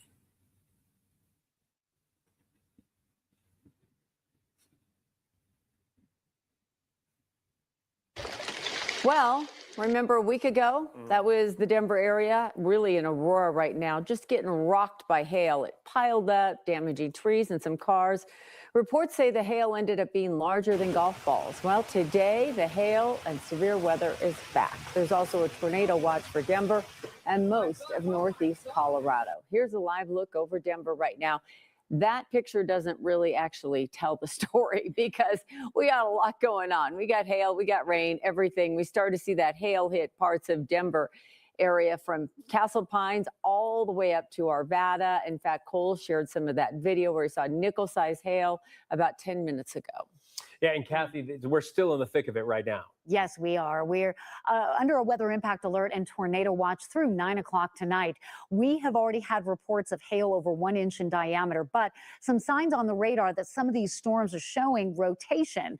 And that tornado watch means there's shear in the atmosphere. So while large hail is our biggest threat, tornadoes, we cannot rule those out, including Denver, the Front Range, and the I-25 corridor. We're seeing a lot of cloud cover, heavy rain, a lot of lightning. It's kind of put our storm chasers back in their vehicles, which is a good place to be. When thunder roars, go indoors. This tornado watch includes Denver, areas around Fort Collins, northeast and east central Colorado through 9 o'clock tonight. Severe thunderstorm watch in southeastern Wyoming, western Nebraska. So if your travel takes you northbound on I-25 into Wyoming, the weather is wicked north as well. Right now in Denver, we have multiple severe thunderstorm warnings. These are the 2 warned cells, northeast Denver, including DIA. Call ahead, plan ahead, check on that flight. I'm guessing there's going to be a ground stop with the hail coming into the airport in the next 10 minutes. Castle Rock, a severe warned storm there, showing some signs of rotation. We had 6 severe warned storms last hour. We're down to 2, but these 2 mean business. Hail 1.5 inches in diameter. And where you're seeing this hot pink area right north of I-70, right east of Commerce City, that is a dangerous storm, 50, 60,000 feet up into the atmosphere that will in fact produce damaging winds and flooding rain. Berkeley, Arvada, Applewood, you've had 1 inch diameter hail coming out of Genesee and Golden. The storms are tracking to the northeast. This cell over the Pinery is especially dangerous. Folks were reporting the lowering of a cloud, potentially a wall cloud, and large hail as this cell moves through Franktown, the Pinery, and heads right to the north and east of Ponderosa Park. If you're in this Douglas County, Elbert County area, we ask you to remain indoors. This is a very dangerous, severe warned storm, and it will continue to drop not only large hail and heavy flooding rain, but there's so much lightning. A new severe thunderstorm warning just now for the Brighton area until 4:45. The cell at DIA, severe until 4:30. This cell over Castle Rock, severe until 4:45. Again, storm movement from the southwest to the northeast. So know where you are, know where the storms are, and look at the cluster of hail reports coming in. 1 inch diameter hail in Jefferson County in Applewood, Arvada, Lakewood, a 1 inch diameter hailstone there. That is in Jefferson County. And to the south, we're starting to get some of these reports coming in as well. And so a lot of activity kind of triggered by a cool front that came in this morning. And that low level moisture is fueling the storms. Just enough heating of the day. These clouds are towering into the atmosphere. We have 5 or 6 hail reports outside of Carville With that storm system on Highway 287, travel's going to be really tough there for the next hour. We have a level 2 out of 5 risk for weather that will be severe throughout the evening in Denver, but you go east to DIA, Deer Trail, and Lyman, that is level 3 enhanced. That means you got to be weather aware and you got to pay attention for the next few hours. This is a measure of the moisture in the atmosphere. When you see 50s and 60s in Colorado, that's like Midwest humidity and moisture. These storms are going to go. And Chris Bianchi and I are watching the modeling. We have concerns for supercell potential as some of these storms collide between Fort Morgan and Watkins heading into the evening, going late in. All the charges he faces. Officers arrested both Cooper and his girlfriend for domestic violence.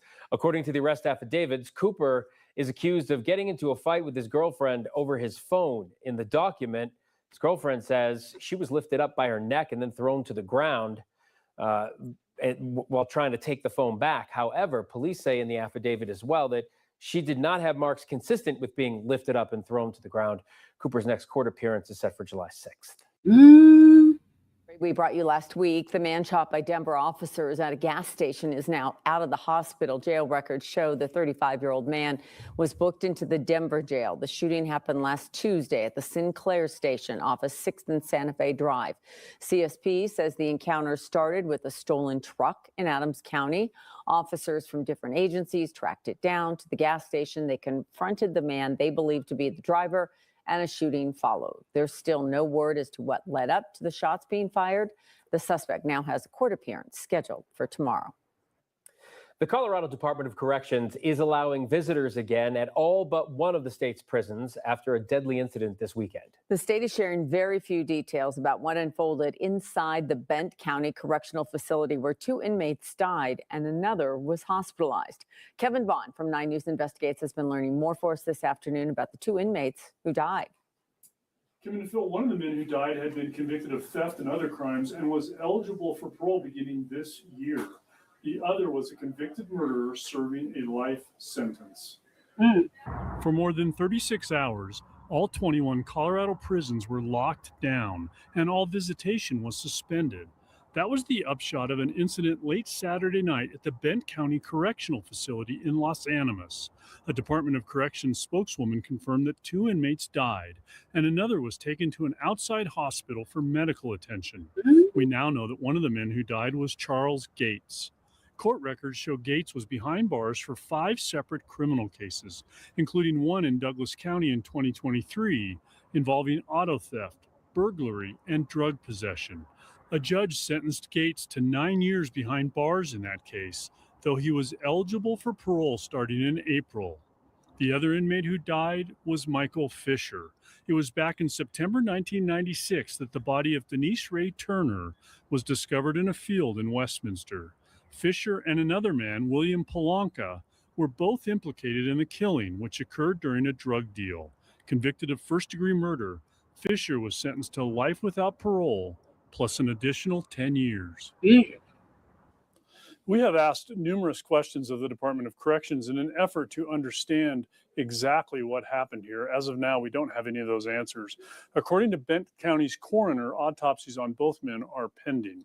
William Polanca, the other man involved in that 1996 murder in Westminster, was sentenced to 48 years in prison. He died in 2004. Live in the newsroom, Kevin Vaughn, 9 News.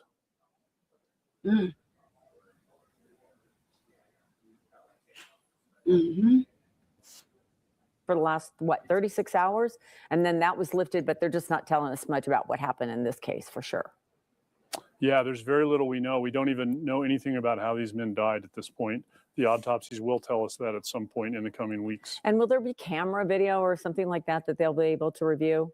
To be honest with you, I'm not sure how many cameras there are in this particular prison, so I don't know the answer to that.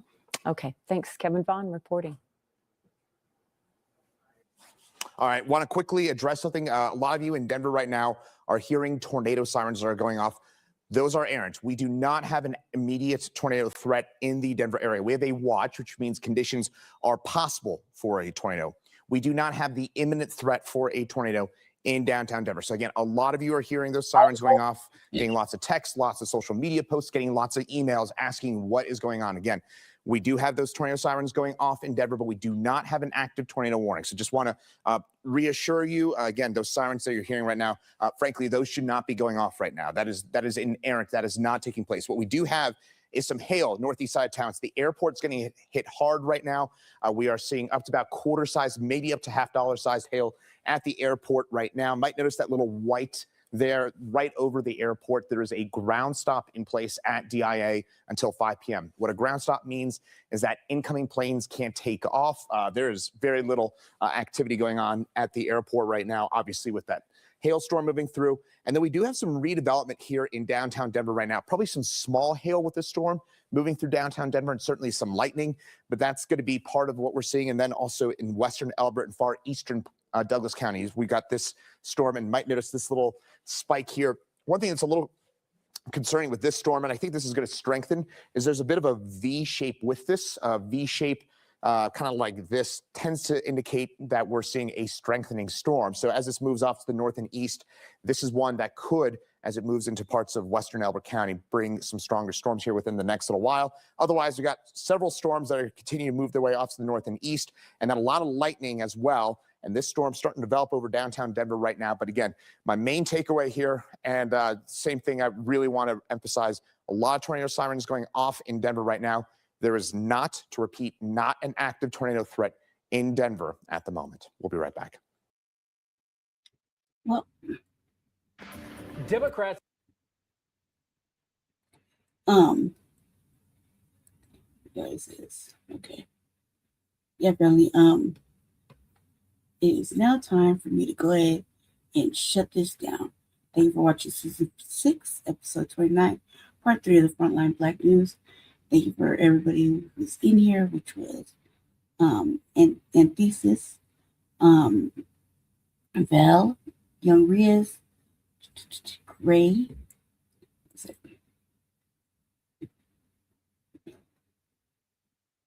One second.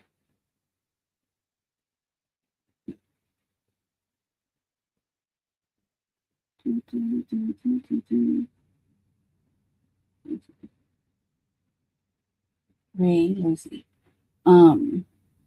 April Showers.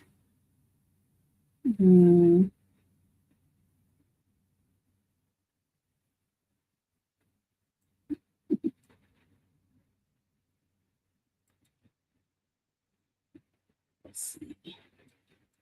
Caldog. Let me see who else is in here.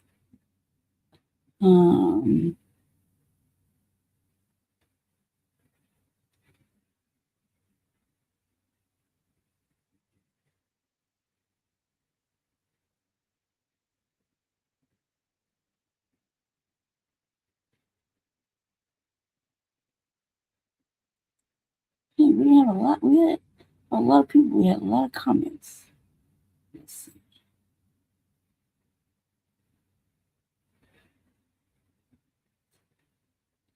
I mentioned April Showers, Bell Hawkins, Calba. Oh, DSB was in here. Let's see.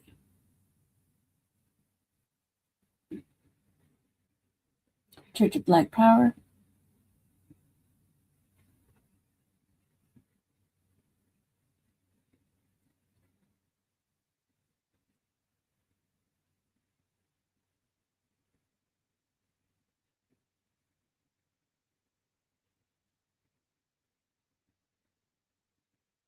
Uptight.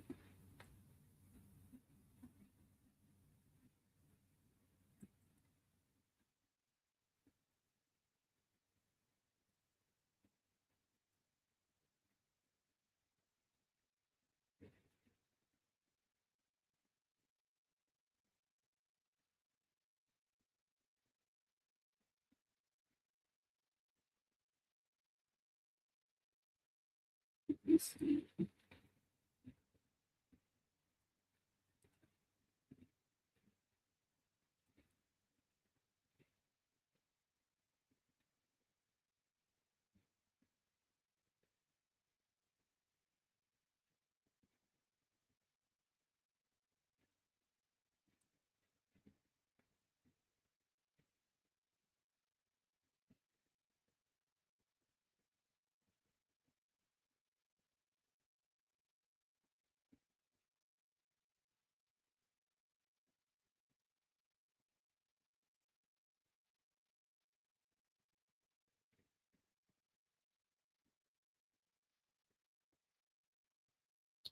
Sandman 62.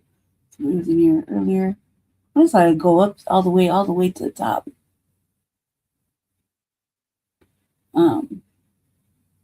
Just want to see who's all in here so we could definitely tell them something.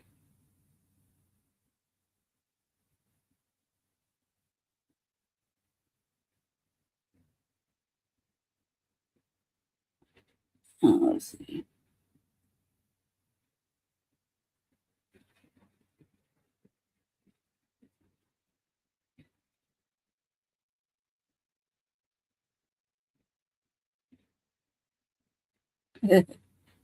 So Perugian was in here. Let's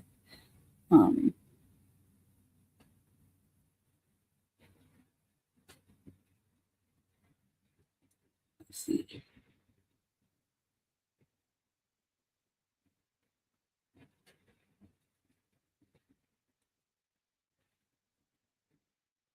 Oh yeah, glad we got that out.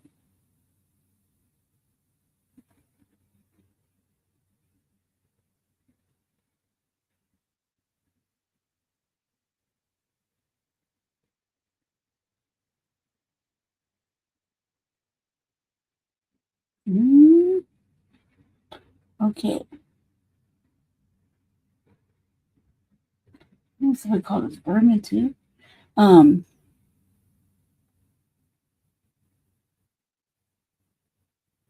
can see all the trolls in here.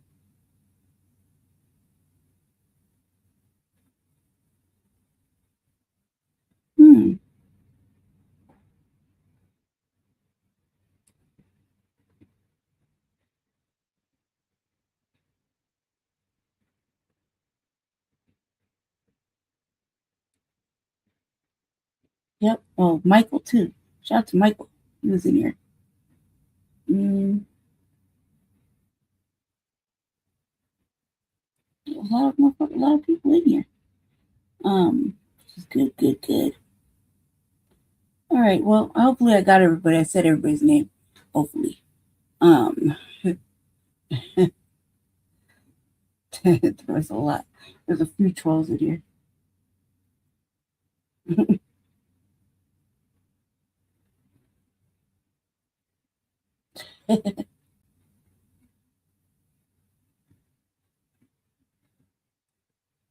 Man. Okay. Well, anyway, family. Thank you everybody for watching Frontline Black News. I'm going to turn this over to the Revolutionary Agenda. Came over here to do that, and hang out with Jesse. But I came over here mostly to do that because the internet is acting funny. We had like miniature tornadoes near my neck of the woods, and so I do Jesse's show right now, finish it up so he can rest, and now I'm gonna see how far I can get with mine. You know what I mean?